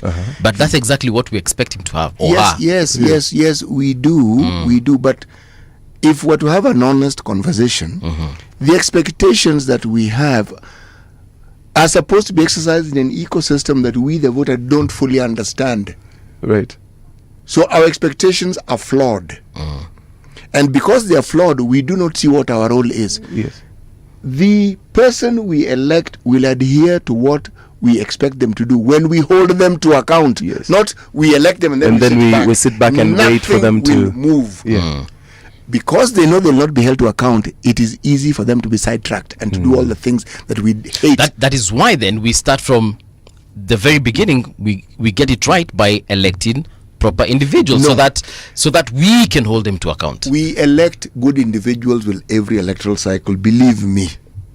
All these, yes, when they're elected, but they are elected because people want them to actually take those jobs. And we, the ones who are told, you clearly saw this person is a thief, you clearly knew this person is a murderer, you clearly the communities who elect thieves know why they elect thieves. Hold on. So you clearly knew your MP is a thug. You clearly knew your MP is you know, whatever. Exactly. Then you still went ahead and voted for him. So whenever you're seeing him on social media, instead of helping legislate, he's always smoking bang. Don't be shocked. But the vast majority of MPs don't fall into that category. Right. But I'm just saying there are some. It's the outspoken few. Yes. Even if you think about it, not all the MPs. I agree, and I tend to agree with CT. But the vast majority of them are people within reason, or elected because they had the unfair advantage of being known over these other people. Not all of them are murderers. Not all of them are thieves. Not all of them are all these things. Some of them are structural, and that's why we're like, institutional strengthening should come before, such that even a bad man would find it so hard to do those things which you think are bad within those systems. But then how then do we ensure that the systems work? Because we've already done the elections, we've done all these kinds of things. The only time we've had any progressive, meaningful change is when the country has spoken to itself. And people might want to make it look like we've had dialogues ad perpetuum. We haven't. We've only had one national dialogue. And it's the dialogue that gave us that came out of not NADCO 10-point agenda. No. That is the constitution. Yes, gave us a 2010 constitution and gave us that grand coalition government. That is the one dialogue. And people usually say we've had the Waki report, we've had the TJRC, we've had all these kinds of reports. The reason why those I think were not implemented and they still continue to gather the dust is they did not have the backing of a political goodwill. I think we're on the precipice where we have this thing where we can have another 2010 moment where we have this very beautiful constitution, but it is not being implemented. It's actually being eroded. Yes. So we're not here, for example, when you say you want to have a dialogue, to look for a position for Raila Odinga. What position does he need now? Yes. We actually don't know. Yes, no, but that's I'm telling you this as a person who spends a lot of time with him, that so you want to make him prime minister in Ruto's regime? To what benefit? He does not need any of that baggage. The reason why, for me, and I'll keep on pushing for this dialogue thing, is it allows us, we have a critical mass and we have political goodwill from the most influential political player. This now allows us to even say, even if you want to invoke Article 1 and say that here, the outcomes of this is we the people have decided that the whole parliament must go home, then we can achieve a revolution. Right. If we say then the president has to go home, we can achieve a revolution. But then, again, for me, that's part of what I'm thinking in the extreme sense. we can find very easy gains. Why are killer cops whose cases have dragged for over a year still walking the streets? So I still want to insult the president, but I could say my irreducible minimums are: I want these police cases expedited in 60 days. I want policemen to have body cams, and they will not be contracted through this particular ministry because there's hemorrhage here. I want just this just the basic upholding of our freedoms, which are things the Constitution already enshrines, but are not being put into action. But two, it allows a chance, especially even if you think about it, the women. I've been seeing the way distinguished members of parliament are being paraded in rallies, being told, our old doctor is being told now, DJ, put some music for her so that she can dance and show her derriere use the to right the word. public. She can twerk. She can twerk. Yes, Right. I wasn't sure I was allowed, but this is ready generation. So that she can Right. she can show her dabs to the public. That's the thing. Coming here allows you to bring your finest minds and say, here, City, I disagree with you. Here, I disagree with you, Casmol, because I think this is what you're doing wrong. What we're having here is a dialogue. Me saying that I do not want to come here will not. City can gain no insights in what it is that I am thinking, because how many things does he have to go through? Now think about it at a presidential level. I'm just thinking that we have to sit down and just put all selfish interests aside. I look at this and say, why then do I need to do all this hard work? To what benefit do I have? Because I have already met the man that is Raila. He's a good man, and he's my friend. I have no doubt. Yes, no, I could go and tell him that now, Baba, you see me, this thing, for me is very difficult. Now what I want to do, I want to go to a different country and do all these kinds of things. He can make that happen. You're the first youth I think we've interviewed in a very long time. There's this situation that not president but Raila said, intergenerational conclave. Yes. I don't know what was he thinking about when he said those things, and how is that conclave going to be held? So he's also specified how he wants that to happen, because that intergenerational conclave is a dialogue process. And personally, I'm all for it, and I'm campaigning for it, part for this reason. Right. So he says that it needs to comprise of representatives from all 47 counties. They organize at grassroots levels, but 50% of the people who are participating must be the youth, and 50% people who are other generations. Yes, going up. And need to sit down, come up with resolutions, and then now we bring it, we make it into a national process. What that does, it allows a person who's in Marsabit, who doesn't have the access to come here, to also have a voice in their country, in their county, because then now we can have all these opinions and bring them into a melting pot. What that also helps us to do is push, because you cannot push the president as an individual. But there are certain forces where the most organized forces can push certain policy areas. That's why you see there's development going towards certain areas in a bid to woo them, in a bid to keep these people at peace. Yes. I think this is a rare opportunity for us to involve the church, to involve the women, to involve the young people, to involve the people who actually create jobs, because the government does not do that. Yeah. It is the private sector and the people who own and leaders of industry. We can sit down with all these, instead of talking at each other, instead of me bashing your company or bashing Safaricom, we can now say, no, this is how we want you to invest in this How thing. will we determine who among these various groups and sectors come for this gathering? But City, how did we determine the people who would go to the streets last year? No, it's not the streets I'm speaking of. Yes. The streets, people willingly go. Yes. There's a reason why they go. They feel right. They want to, the unity you speak of. Yes. They're going to the streets is them identifying with what the issue is. Right. Okay? Yeah. Last year, that's what you people, as in you people Yes. being you, I understand. Gen Z, did. Yes. Because there was that unity. Yes. All that is good. Yes. And we actually saw the president making not just verbal changes, he actually made structural changes which he later went back on. Right. Okay, but they were made. Oh, we saw. Yes. So you see that needle moved and it can't move backward. We've seen it. Yes. Right? President Uhuru introduced something called Maisha number. Yes. People kicked a Huduma. monumental Yes. fast. Yes. That thing. Yes. They went back They on rolled it. back on it. It means that the government and those in the executive do listen. Yes. How then do we ensure that they listen continuously? But this is the thing which it's a very simple answer right now.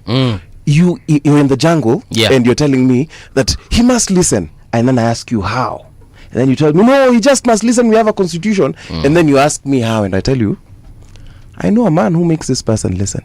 And his name is Raila Odinga. As unpopular as you want to make it look like, any time Raila Odinga has agitated in this country, governments have listened. Okay. Now we have a critical mass and we have his political goodwill. All right. Then we are still asking, how do we make them listen? Even the determination of this thing, he has said that he's not even trying to lead the process. Let us organize ourselves and then we present this. Personally, I'm saying the same way I left that bed sitter of mine.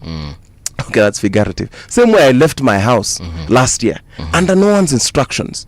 As a young man who was just known as a musician and went to the streets and did all these strides, it's the same way I'll start small and then I'll meet 2 people and then we will galvanize that and then we'll form a critical mass that will lead the national Let's process. just say that when we have a concrete, proper formula for having that conclave, perhaps we shall be told, right? No. We will go forward. It doesn't need a concrete formula. Mimi nimeanza. This conversation that we are doing here, there's someone who will listen and they will say, hey, Kasmuel, what was that thing about? And I'll be like, oh, this is what it's about. So, Kasmuel, 2027, are you vying for anything? I think it's, especially in the position I am right now, it's such a difficult question to answer. What position are you in right now? I'm just in the party. I'm a servant at the party. I'm one of the leaders in the youth league. What exactly are you leading? We're in an election period, so I'm vying for something. Within the party? Yes, within the party. Within the party? Yes. What Because about we have a national dialogue. We have a national delegates convention in October, and ODM is also turning 20. So we're in August, September, and October. So that's in October. Right. Then now I will give you a definite answer. Kama nitakuwa nimeshindwa ama nitakuwa nimeshinda. But that's basically where we are. But unajua say ground ni moto Kwa nani? Say ni moto. Say ni moto. Kwa nani? Ground ni moto. Wewe jua tu ground ni moto. Mimi nimekuwa kwa hiyo ground. Sasa unajua like ukiniambia ground ni I keep on wondering what this ground is because hizo kura kwani nazitafuta wapi? Okay. Niko kwa hiyo ground. Yes, and I'm there na mimi nakuambia hiyo ground moto bado sijapatana nayo. All right, yes. Thank you so much for coming through. Thank you very much. Unfortunately, man, that's the only time we have. But you're welcome again. Asante. Come here. Let's and specifically on this dialogue issue. That one I'm happy to give you. I just could not rush through it, but I have a very elaborate plan. Because I'm also for a way forward. Yes. Dialogue or otherwise. Yes. I'm for a way forward. Right? Because I don't want to see people in the streets every single day dying. Our cars being pelted with stones. I don't think that's the way. But what's the other option? You want to tell me now that we go on with this ethnic jingoism that is going on? Not. That's the other thing I'm asking. That's what I'm saying. Are we supposed to now take the people to to the streets to just keep dying so that we can amplify and I'm called a hero? Yeah. My work is just the revolutionary of this day. Their work is to open a pay bill. Yeah. And send 1 million to a family and drape a coffin and flags and chant down with Ruto and bury dreams of people. While I'm telling you in this dialogue, you will not get shot. Come to this table. If it fails, then we can go back to the streets. Have we not shown that we can go to the streets? All right. Yes. Thank you so much for coming through. This is where we come to a close as far as this conversation is concerned. However, in the next hour, we're going to be having Mwikali, Redemptor Mwikali actually. She's going to be here again to talk about the Shakahola issue. So don't go too far. We'll be right back. Radio generation, the sound is fine. Pump it up, turn it high all the time. Let the music move you, let's sway. Radio G's got your jam all day. Radio Generation, the home of urban soul.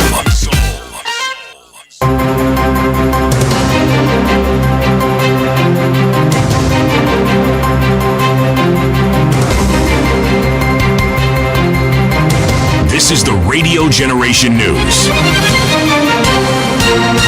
Good morning, I'm Winnie Maganga. Detectives have arrested a Mombasa-based TikToker in connection with what they term as a seditious video that was widely circulated on TikTok on August 1st, 2025. Shadrach Omondi Okindo, alias Honorable Mosquito, was arrested in the Miritini area of Mombasa County following the publication of the video in which he was defending 3 former security agents now under arrest, police said. The clip, which DCI alleges contained threats of violence and incitement against public order, quickly went viral, according to DCI, after a thorough search at his residence. 2 pairs of tactical combat fatigues, a notebook, 3 mobile phones, assorted documents linked to Justice Direction Party, among other items. Okindo is currently in custody, undergoing processing as he awaits his court appearance. President William Ruto has assured that he will repair the Nithi Bridge to prevent further accidents and loss of life to families Ruto said he will ensure the Nithi Bridge is complete before the 2027 general elections, adding that it has caused damage. The president said he had checked the design, stating it is okay and will help avoid accidents at the bridge. He spoke on Monday when he met leaders from Tharaka Nithi County at State House, Nairobi. Muliniambia mahali tutakosania na nyinyi ni hii Nithi Bridge. Si muliniambia hivyo? Muliniambia hii tengeneza hii Nithi Bridge ama tutakosana. Na nilisikia. So hii Nithi Bridge mimi nitatengeneza. Mnanisikia? Hii Nithi Bridge mimi nitatengeneza. Inahitaji shilingi bilioni 7, ni pesa nyingi. Lakini juu chini, kulia na kushoto, mbele na nyuma, lazima nitengeneze hiyo bridge. Na hiyo bridge inatangazwa kesho. Inatangazwa lini? Mkiona mkifuatilia katika vyombo vya habari ama ile procurement, we are starting procurement ya Nithi Bridge tomorrow. An Embu man has pleaded not guilty to mobilizing violent protest on July 27th this year. John Mbira Thuku appeared before the Kahawa Law Courts, where he pleaded not guilty to charges of unlawful assembly in Embu County. He is accused of mobilizing a group involved in protest at Itabua Ward on July 27, 2025. The prosecution claims he acted alongside others who are yet to be arrested. The court will mention the case on August 6, 2025. The trial court may be required to set conditions on the bail bond to be granted to the accused. I will therefore let the court set those terms, if need be. Mentioned on 6th of August for the trial court to handle the 3 applications arising, then set bail bond or even set the accused person at liberty. The government is accelerating the construction of modern markets in a bid to boost businesses and raise income for small-scale traders. Deputy President Kithure Kindiki said 400 modern markets are under construction across the country, is in line with the realization of the administration's bottom-up economy transformation agenda. Speaking on Monday when he hosted over 5,000 women from Meru County at Irunduni, Tharaka Nithi County, the DP said the nation's economy is vibrant because of tireless effort by those at the bottom. Katika taifa letu la Kenya tunajenga masoko zaidi ya 400. Meru County peke yake tunajenga masoko mazuri ya kisasa, masoko 21. Hayo masoko 21 hatujajengea wanabiashara wakubwa, wale wako na pesa mingi, na biashara kubwa ni mama mboga na wachuuzi, wale hawkers wanauza huko, wale watu wanahangaika wakitafuta riziki, wapate soko ya kisasa mahali kuna heshima, wasiende kuuza kule nje wakipiwa na jua na mvua. At least 14 civilians have been killed while attempting to flee El Fasher, a city under siege in Sudan's Darfur region. This comes just days after the paramilitary rapid support forces urged residents to evacuate and promised safe passage, according to a rights group. Emergency Lawyers, a group that has been documenting human rights violations throughout the conflict between the RSF and the Sudanese army, reported that the civilians were killed on Saturday in a village near El Fasher. The group said dozens were injured and a no number of civilians detained during the incident. The attack took place shortly after the RSF's administration wing in Darfur had publicly asked residents to leave the city. And that's the Truth on Radio Generation. Good morning, I'm Winnie Maganga.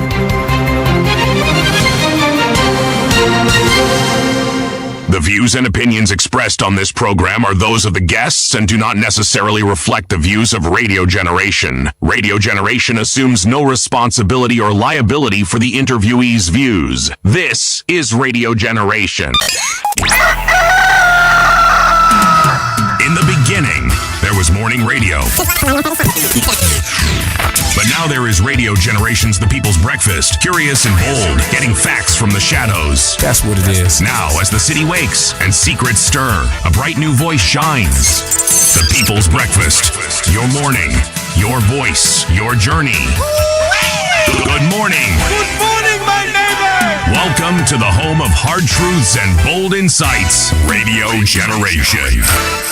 Welcome back. This is Radio Generation. The time right now is 8 minutes past 9 o'clock. My name is Mungala Mbuvi. Siti Muga is in the building, but also someone else is in the building. And if you want to find out who that is, you can also check her out on our YouTube channel. That is Radio Generation Kenya. You can also log in live to rgk.co.ke and get to see Redempta Mwikali.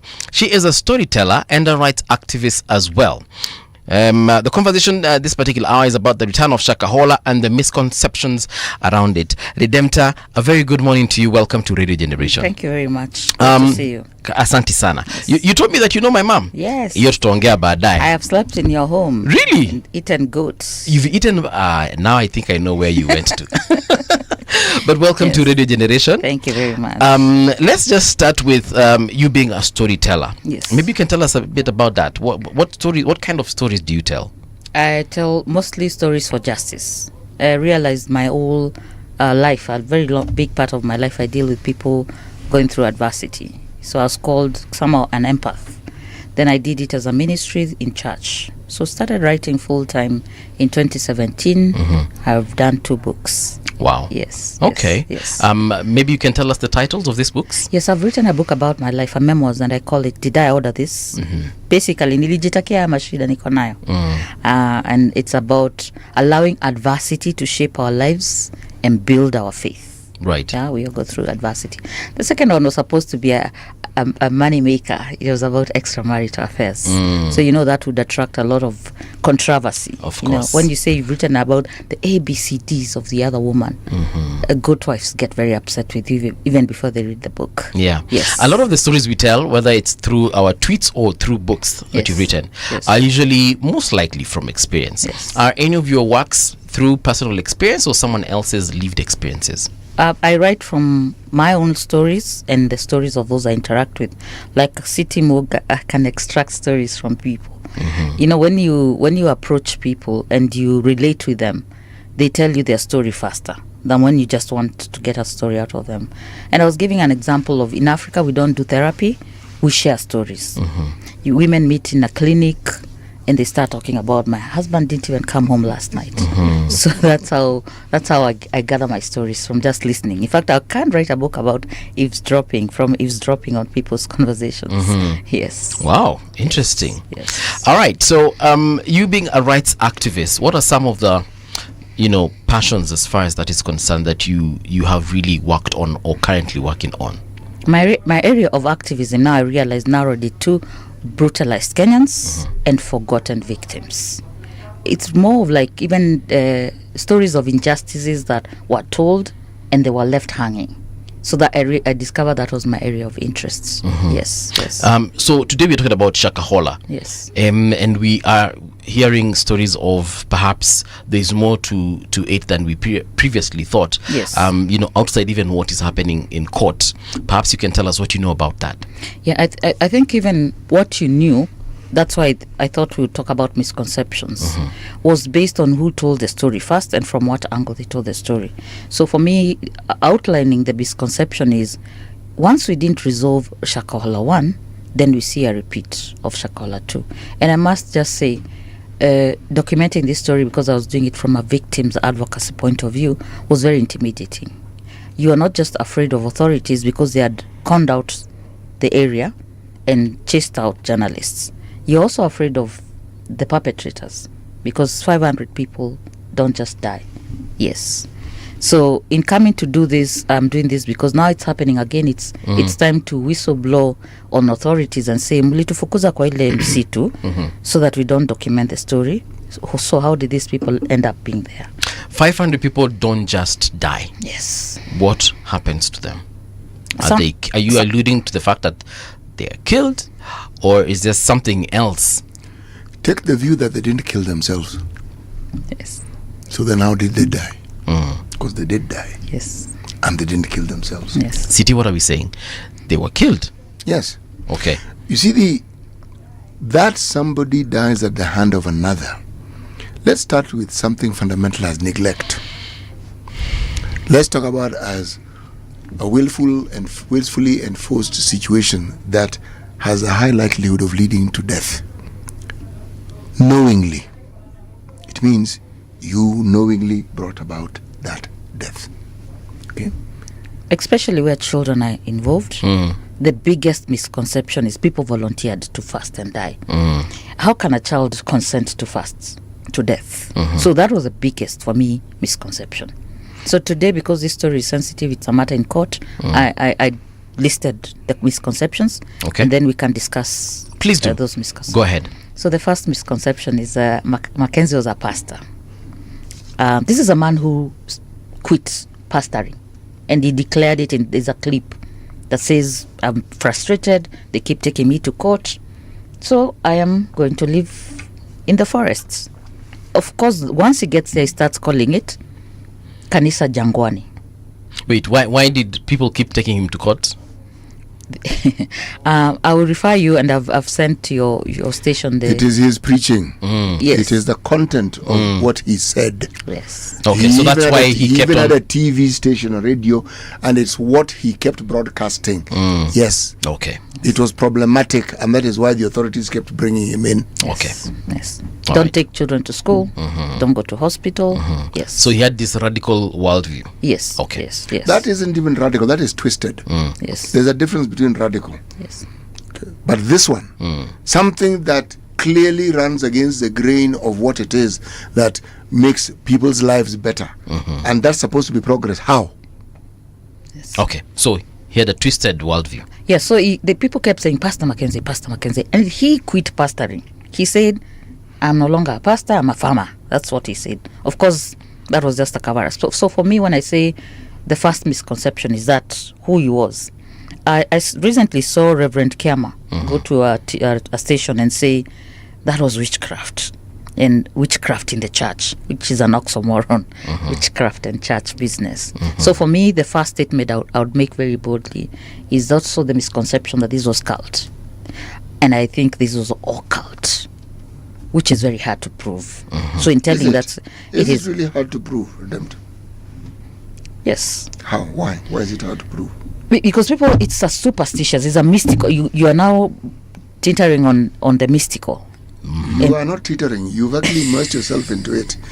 Yes. Teetering is on the brink where it is suggestive. This is not suggestive. Yes. See, when you're practicing it, it's no longer suggestive. Yes. Yeah, so for me, the occult part was now in gathering the story from the survivors, in just seeing the bits and pieces of what journalists were able to make out of a story, because everyone who came to tell the story already had a perspective, had a worldview. And I'll keep saying, Bovi, I'm very disappointed with the authorities, because if you went to Shakahola, and I'll describe for you Shakahola, as you come down to the road that goes to the Savo. Yes. It really is a road to nowhere. A road going to Savo from where? So for when you're in Malindi town, Yes. I don't know my directions, east, west, or west, but so you are not. So you're approaching Savo from Malindi. Yes. Okay. So what are you doing? You're going towards Mariakani. No, you're going to Savo. You're going to Savo. Yes. And when you get to Savo, where do you go to from Savo? I think you connect to Mutito Andei from there. Aha. I've understood. You're in the wild. You are in the wild, and there's a vastness of land there. Yes. Where you see animals and not very many people. Yeah, a lot of elephants. The survivors talked about elephants. I had stories of women who are in distress, who instead of elephants attacking them, seem to comfort them with their trunk. So they were in the wild, and the biggest threat for them was wildlife. Okay. Yeah, in that, yes. Yes. So when you when I'm describing it, the latest stories we are hearing would be now on the road as you go to Savo. You'd pass through Kakuyuni, which is a very leafy, greeny area. Yes. And so Shakahola then would be on the left. Now, when this story broke, they set up a camp, security camp, on the right side. And to go to Shakahola Madukani, which is quite a distance from where these people were living, you then cross the road. Okay. The latest story we are hearing happened just a few kilometers from the main site, but still on the left side. But when you describe a place called Chakama, which the authorities say Chakama, in my understanding, then Chakama would be on the right side of things. And again, like City says, the fastness of that place means even what people kept saying, Nyumba Kumi initiative. Right. Nyumba Kumi initiative would be within the camp where harm is happening, where social harm is happening.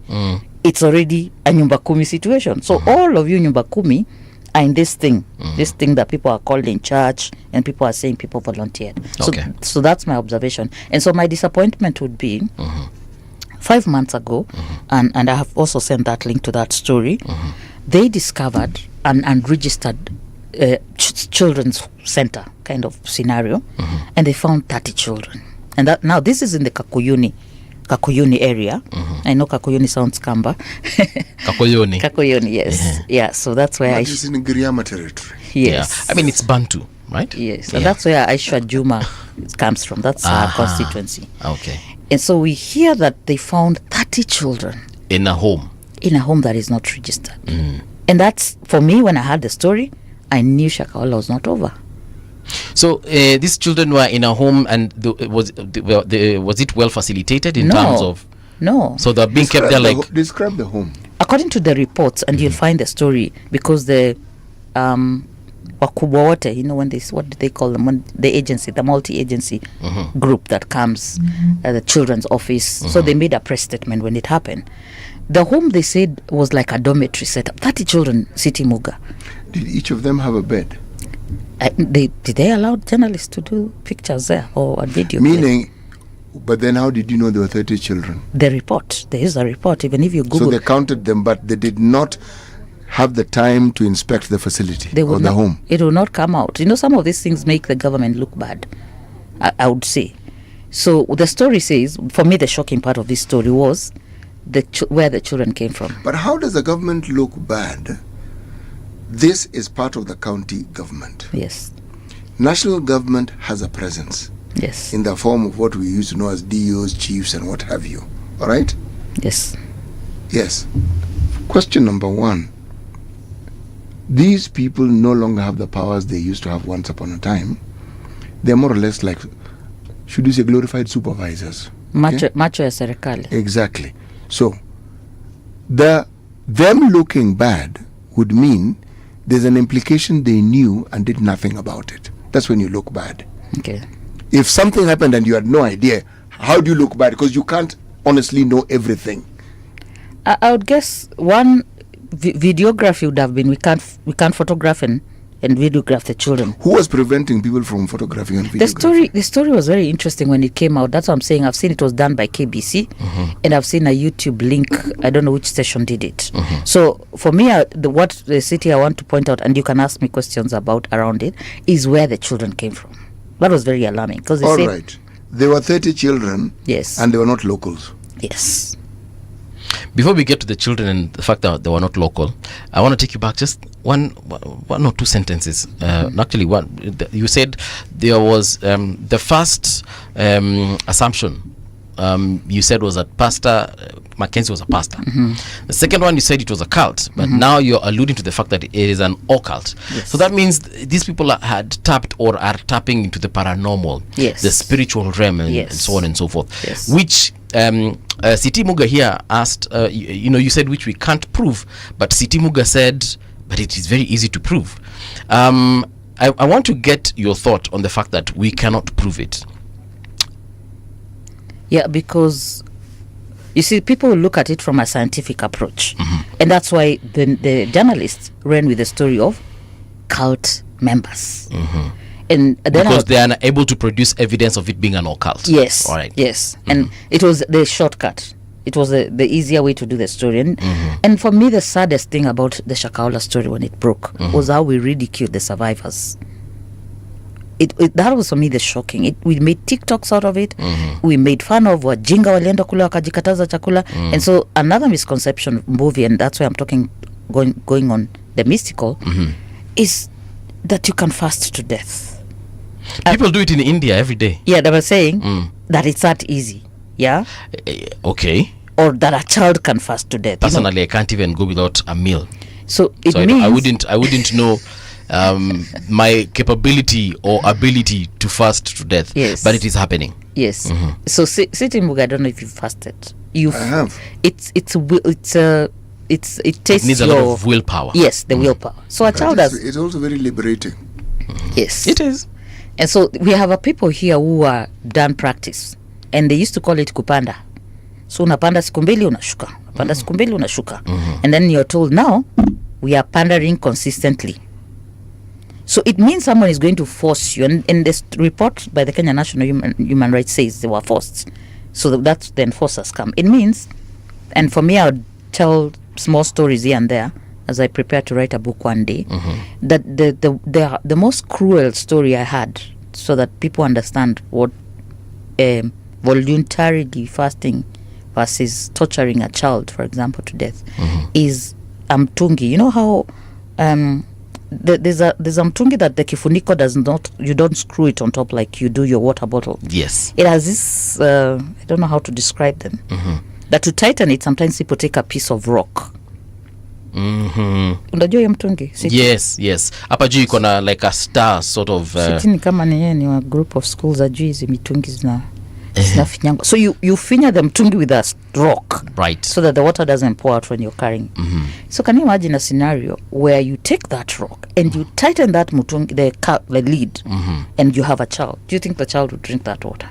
Because it gets to a place, if you're fasting, even a grown-up fasting, says, you know what, let it not be a dry fast. I'm going to drink some water. If you're fasting for religious reasons, you tell God, nisamee bwana, you know you created me. So for me, that's another misconception that you say people do it in India.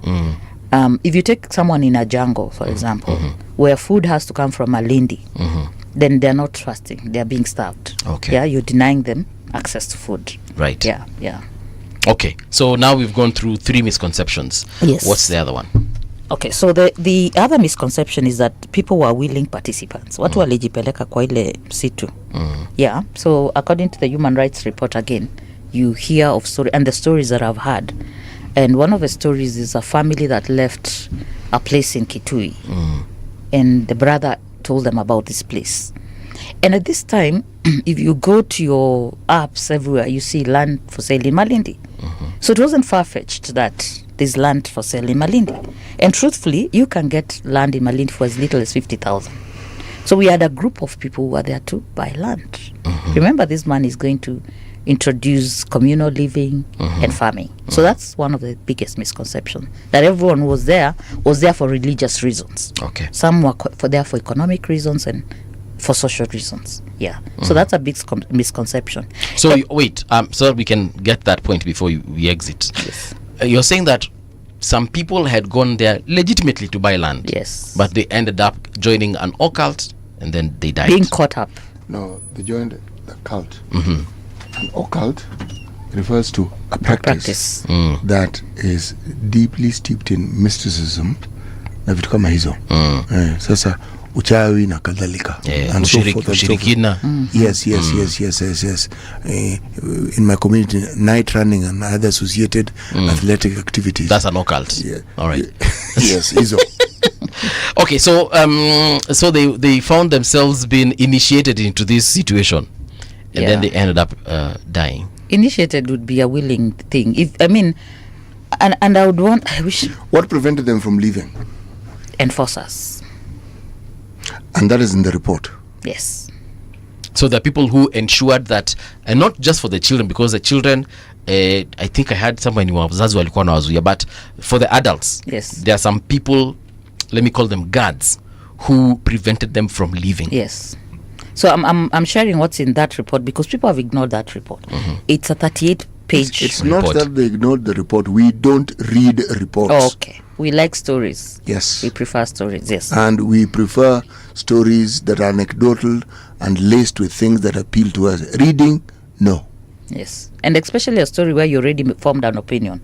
And the mind does something, not just being judgmental.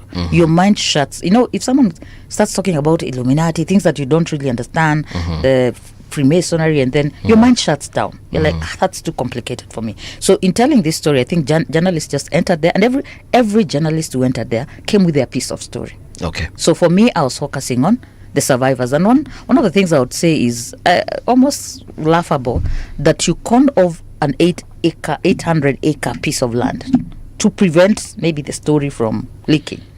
But the story is the people. So there's likelihood that people would tell. Whose land was this? It belongs to a community. Giriama's, I think the tradition, if I'm wrong, someone can comment on your where you post the story. they have communal land. And I think the reason there are a lot of land injustices is because the Giriama's practice was you just hand over the land to the next generation. And that's why people come from up country take them for granted that you don't know you're sitting on and that's why he kukatakata ma plot in is happening. So the land belonged to a community. How much land was it?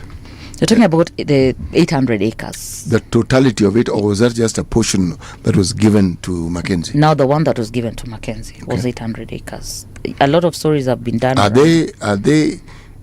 Is there any documentation as to how it was given to him and how he got it and things like that? I've actually met one of them, says, who was involved in that process. They signed certain agreements and so forth, and which means they were paid. It was a lease, yes. Money changed hands. They say it wasn't the full amount.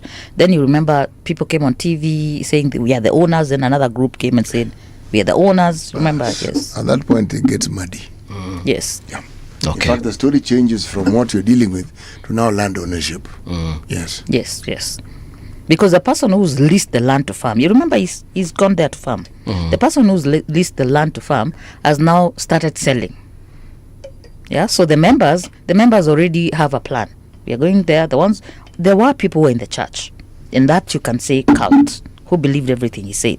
But there are others who are lured there. There are others who are trapped there. There are others who are tricked there.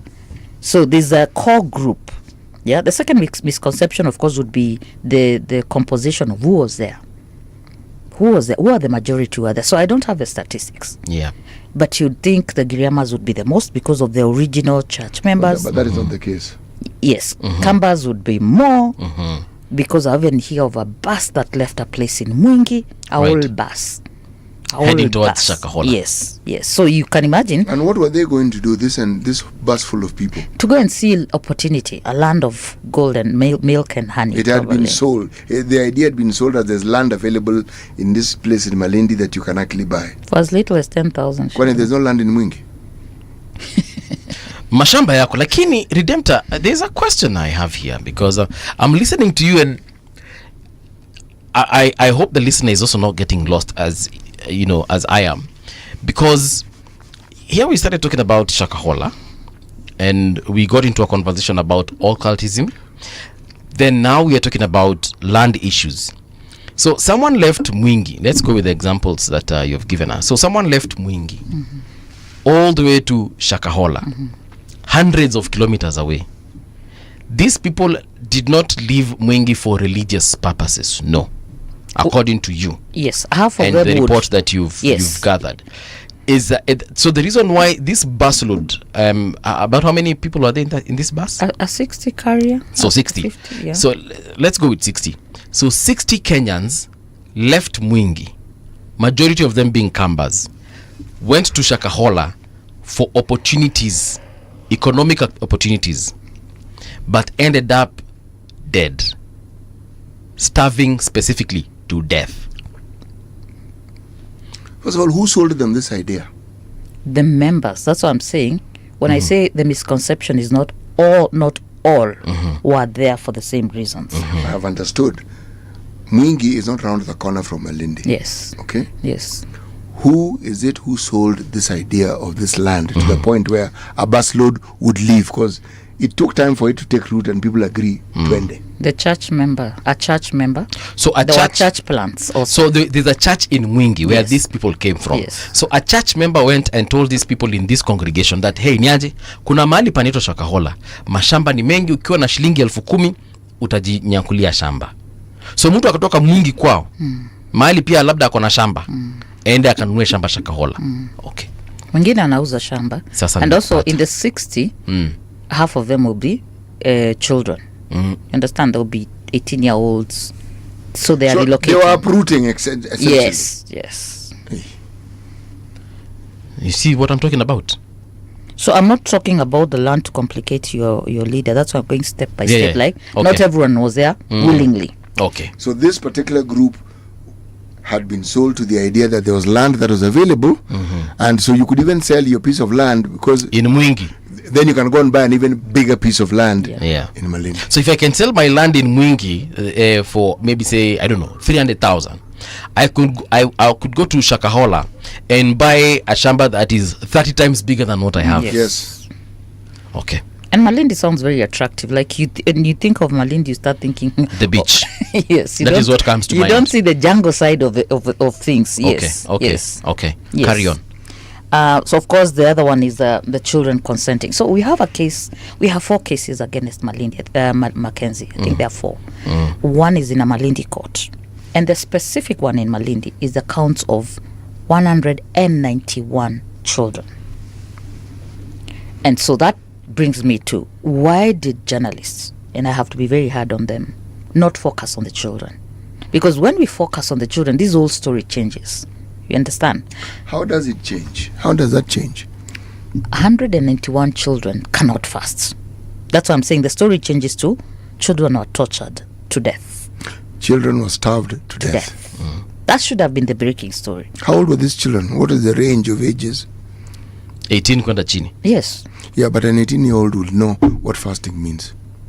A 16-year-old is will also know what fasting means. An adolescent will understand fasting. And but it's about consent. Yes. I understand.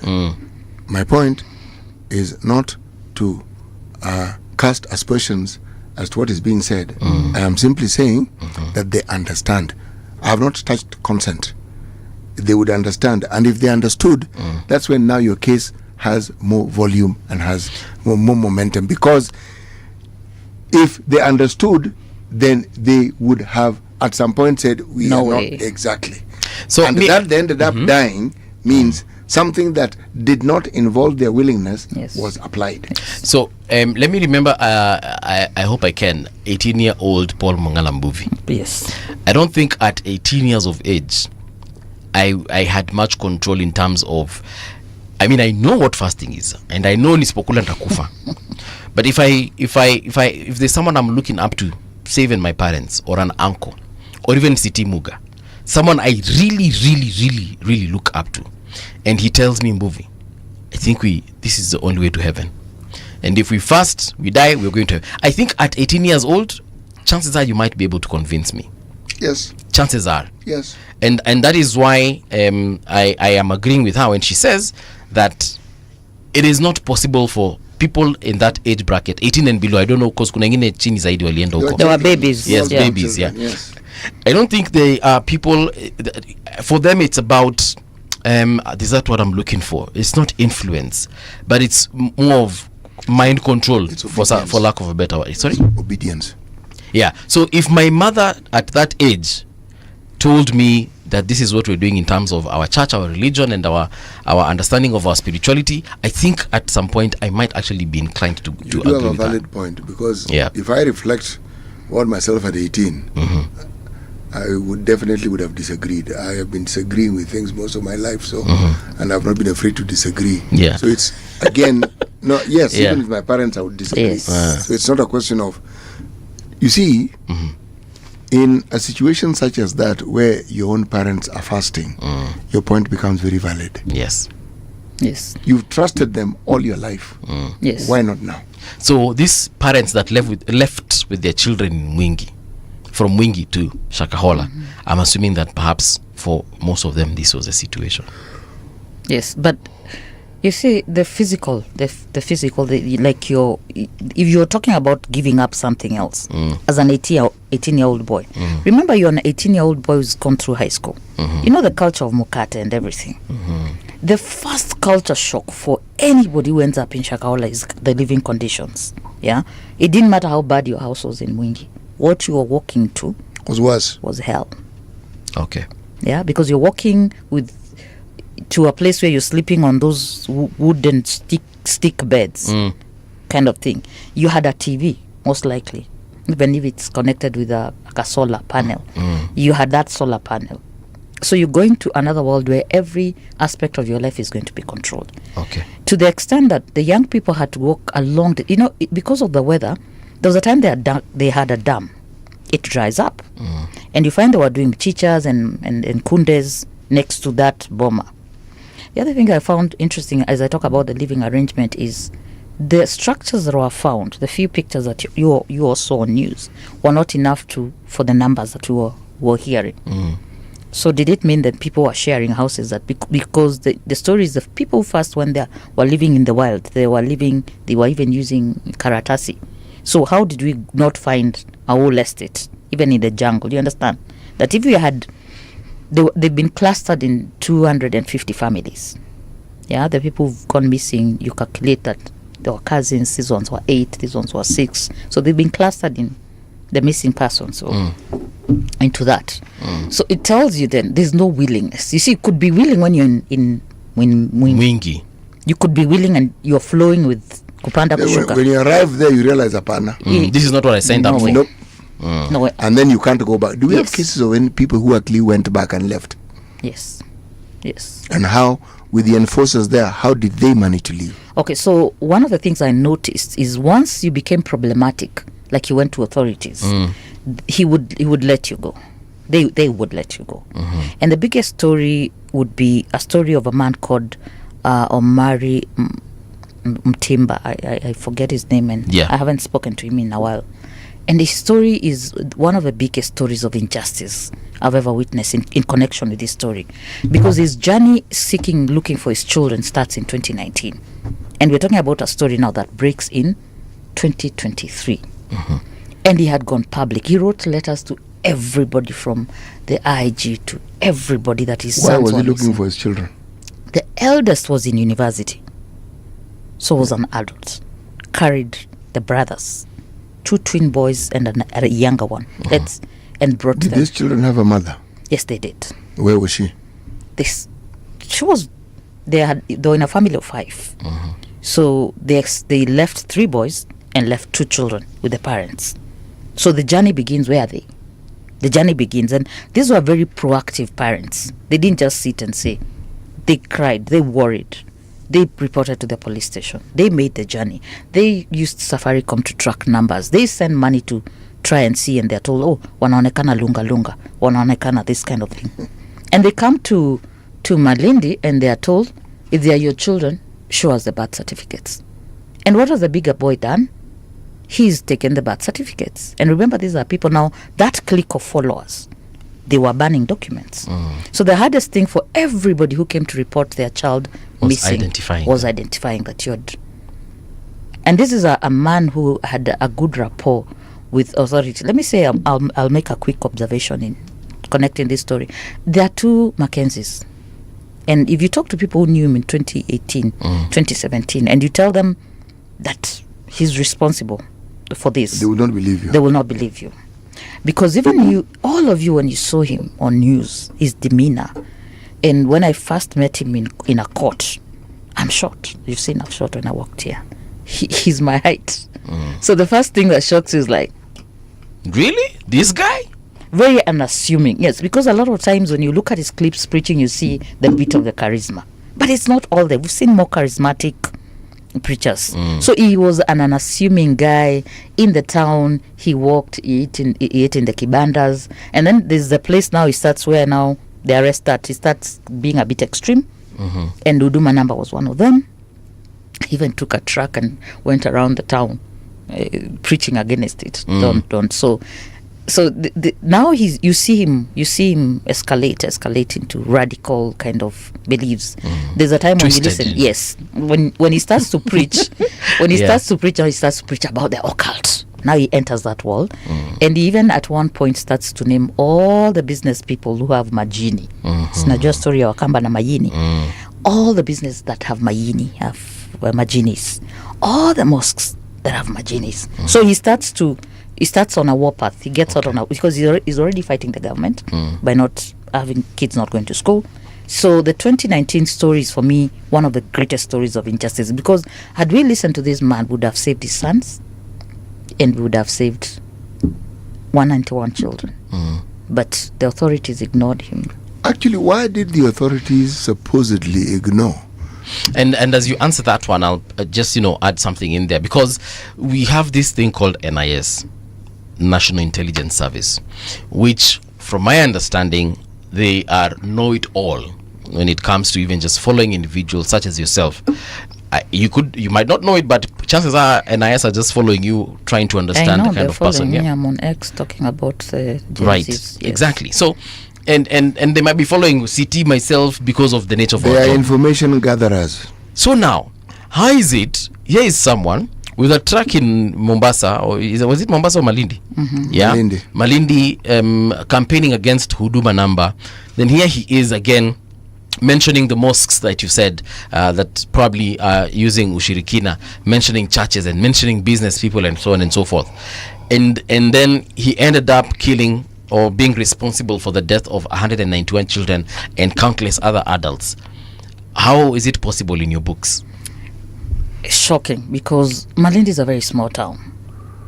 And if you now go there, he had a vehicle, he had the van that is mentioned in the story that breaks that. There's a van that escaped Shakahola with people. That van, in the end, was whitewashed. But it had a message. And the message was, Kisha Nikaona. Eh? Kisha Nikaona. Kisha Nikaona. Yeah. So this is the revelation I have. And that's where the Kanisa Jangwani. And that's what I'm saying the conflict is. A man says, I'm no longer a pastor. I'm a farmer. But you see, you still have Kisha Nikaona. And the church has been closed. You remember the church that later people broke the wall and everything. Yeah, so for me... how did the NIS miss this? Yes, for me... No. What makes you think they missed it? Yeah, good question. By the time you are preaching against Huduma number and you are uttering that sort of vitriol, you are in their radar. And I'll be controversial. So, City, are we sorry, Redemptor, but City, so are we saying that NIS knew this and they just turned a blind eye? No, they did not turn a blind eye. Or they just didn't know. They pass information onwards. They could take the information to DCI. They could take it to the chief. Remember, they gather information. Yes. Okay? The question you need to, I'm asking myself is, what was done with the information they had? Because they had information. Well, of that, I do not doubt. Who was the information given to, and what did they do with that information? Yes. And then it brings you back to, if then you're an occult practitioner, you have customers. Who are your customers? And people who want occult practices on them want power. So they are connected.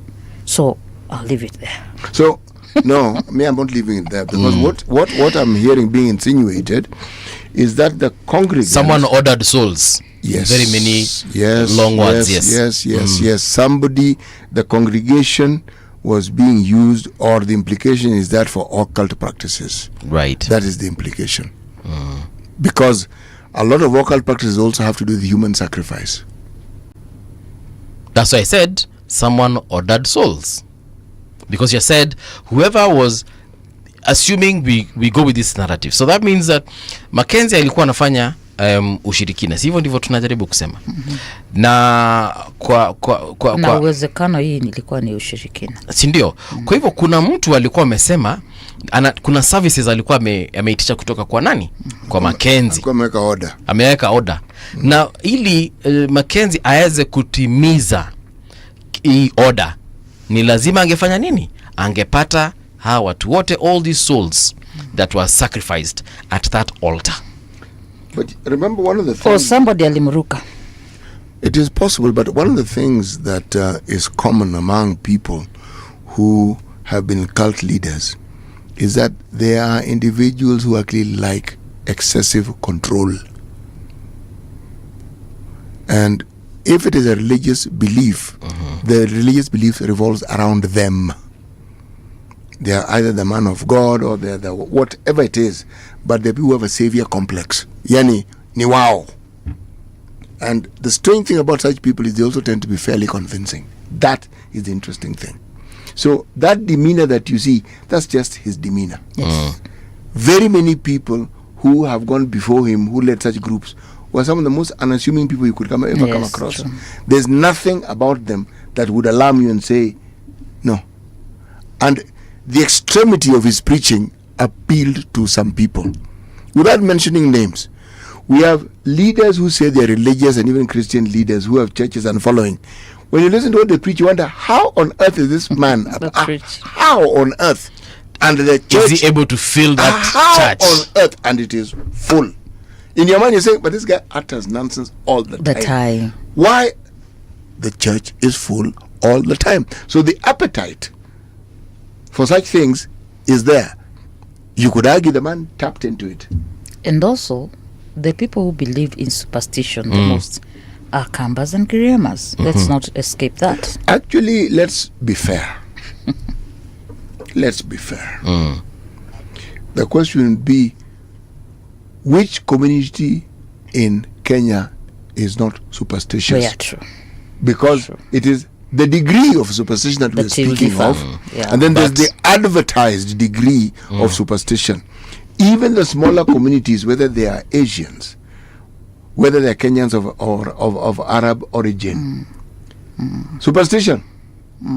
These are, I'm calling them Africans. My friend, even Kenyans of English, British, Western origin, even they have their superstitions. Yeah. Nobody is left out of that Yes, equation. true. The mystical. Nobody.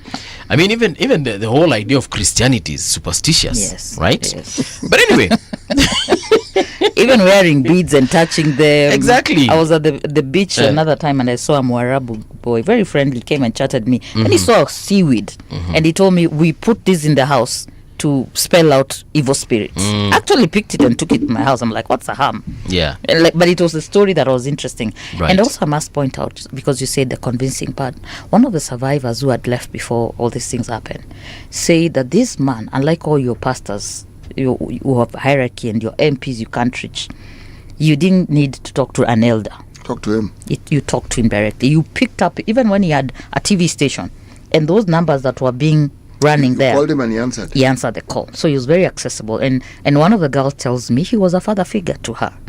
Yeah. And because I know our time will be very soon over, I want to go to one of the misconceptions that is very dear to me, that families did not submit DNAs. That one annoys me because it's misinformation from the highest office. And in Kenya National Human Rights in talking said authorities said there was no funding to do the tests. We're talking about 400 and the numbers changed here and there. I'd lost interest in this case until it reoccurred. And having been there and met families that came to submit DNA tests, the oldest being a 70-year-old woman who was looking for 8 family members. When they called me and asked me, how far now? And you look at the opulence of this government in terms of this budget for everything. There's even budget to buy tickets for football matches and the rest. But this government, for 3 years now, has failed to match these bodies. And so I see the senior most come and say, our biggest limitation has been families did not submit DNAs. Why would you misinform people to that extent? Because maybe what they meant when they said that statement is the fact that out of, say, 200 families that they expected DNA from, perhaps 20 have submitted and not the other 170. The Kenya National Human Rights Commission report says 16 people reported their people missing. Those are people coming from all over Kenya. In fact, one case, somebody had lost their family member a long time ago, but they came all the way from Taveta. Ukisikia kuna mahali bodies that have been found, you'll come to look for. So I consider that deliberate misinformation so that you don't ask why are the bodies not identified yet. So 600 people are reported missing. And so everyone who is trooping down the coast to look for their family member, city like Africans, nobody's going there alone, right? So you're having a mother who wants to look for her daughter is escorted. They'll be accompanied. Yes. So you see, when you talk about 250 something families, those are communities. It is true, but the point that Mbuvi is making is valid. That there is a likelihood that the threshold, the number of people who actually provided the DNA. Remember, a situation like this, can you imagine the level of suspicion that exists within even the people who've gone to look when they hear whatever is happening or they have an idea of what is happening? When you ask someone for DNA, they first ask you, why do you want my DNA? What do you want to do with it? The people were so desperate to find their loved ones, mothers, especially mothers. Are you suggesting that all the people who are looking for loved ones gave DNA? It was one of the requirements. Once the camp that had been set up, the office, you didn't just fill forms, you gave information. It was a very well organized, in fact, it was a very well organized system where you first registered and you said who was missing. Then you went to like a counseling situation, because you see, we are dealing with bodies also. And in the first instance, the city, people actually saw those bodies. There's one young man who told me, there's no mortuary that I didn't go when I heard bodies were being rushed. And it was such a scenario when people who live Malindi describe it to you, when they had the ambulance, the siren, during the exhumation season.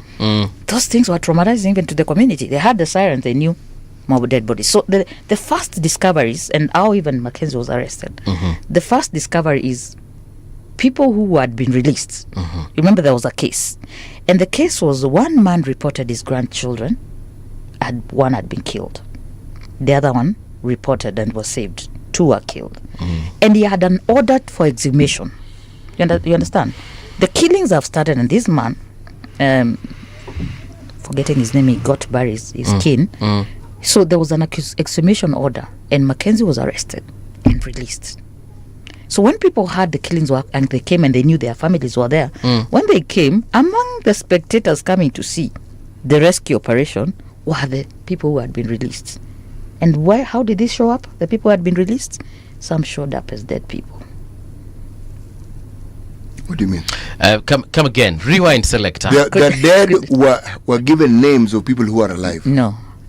You've been arrested, right? Yes. Who's been arrested here? Mackenzie. And some of his enforcers. Okay, some of his enforcers has been arrested. All right. Now, this case breaks, and everyone is running helter-skelter down the forest before it was closed. And people are taking pikis and going to their homes and looking for the clothes, traces of their family. It was chaotic. It was actually family members who cleared the path for vehicles or even pikis to go. So during this mayhem, people had already been released, and more harm would appear, more harm was done. Okay. When we come back now to look for our bodies, now we are looking for bodies of family members. The people who were released 2 weeks ago are among the dead ones. The suspects. Some of them. Where were they released to, and how did they end up dead again? They went back. So some of the enforcers or some of the cult members? The enforcers. So the enforcers ended up dead? Some. Okay. So you are implying cover-up? Of course. In fact, one man who... And the dead, were they also starved to death, or were they killed? And there was evidence that there was foul play. The time period, there was no... the people who are found even bodies that are identified. If you're starved, it showed. Yeah, in the yes, you're emaciated and what have you. Yes, but these ones were identifiable. You see, once people got very wasted... Wait. They were not identifiable. They were, because they were still in their form. Yeah, I'm just saying they were not... They had not decomposed. Why I'm asking this question is, what is it then that gave the implication that they had been killed? What is it? Was there signs that the bodies had been harmed? The first reports, you remember the first reports from the government pathologists? We like to run away from this story, and there were bodies that were bound from the bar.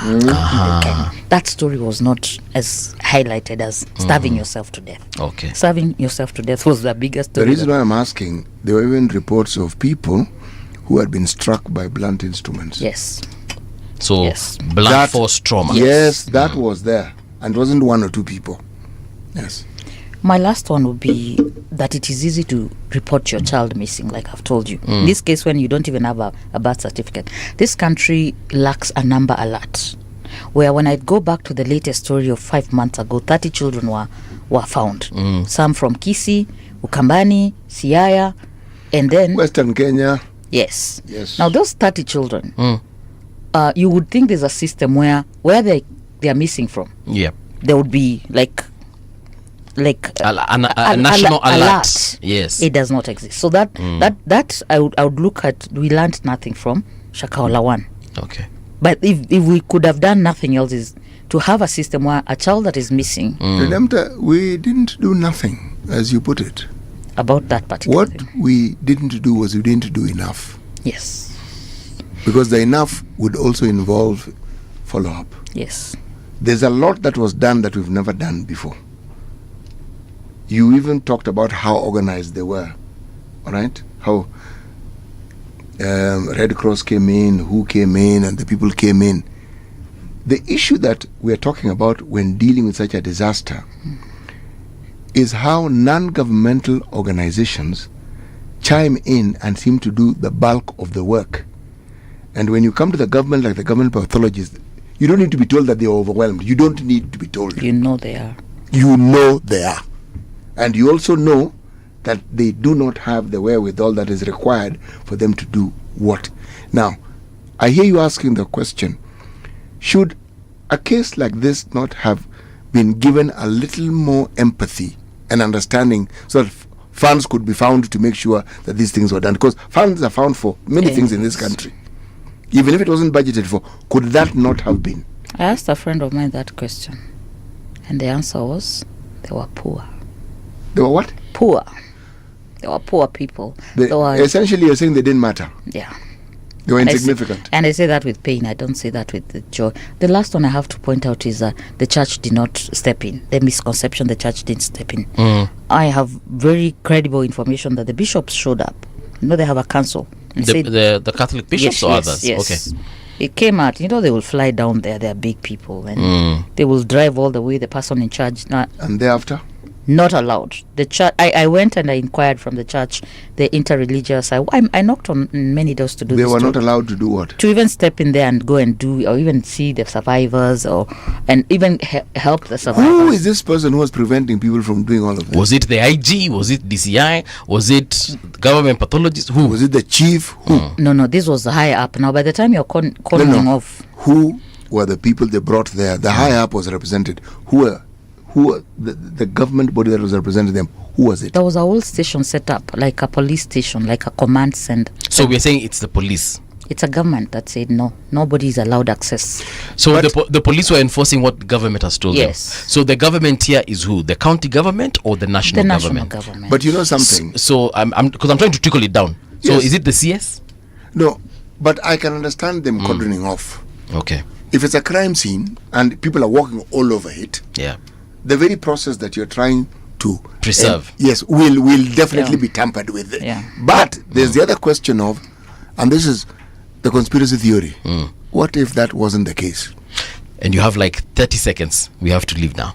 Thank you for having me here, and this was much easier, Siti Muga. Telling this story, like I've told you, you fear so many things, and I would want this story to be looked at like the DD case, the PDD case, where the government there has a recall. You remember there's racketeering, human trafficking. So when you look at crime in Kenya, I don't know, we will need a lawyer to interpret for us. Right. A crime of this magnitude cannot be just about one person. Okay. So my summary is this was organized crime. This was a syndicate. There were more players than just one man. Okay. And of course there were many evil spirits involved. All right.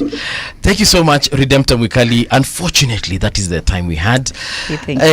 Please, find time. Come back here again. And this time around, we're going to have a panel, including those bishops you've mentioned. Sawa sawa. Yes. But thank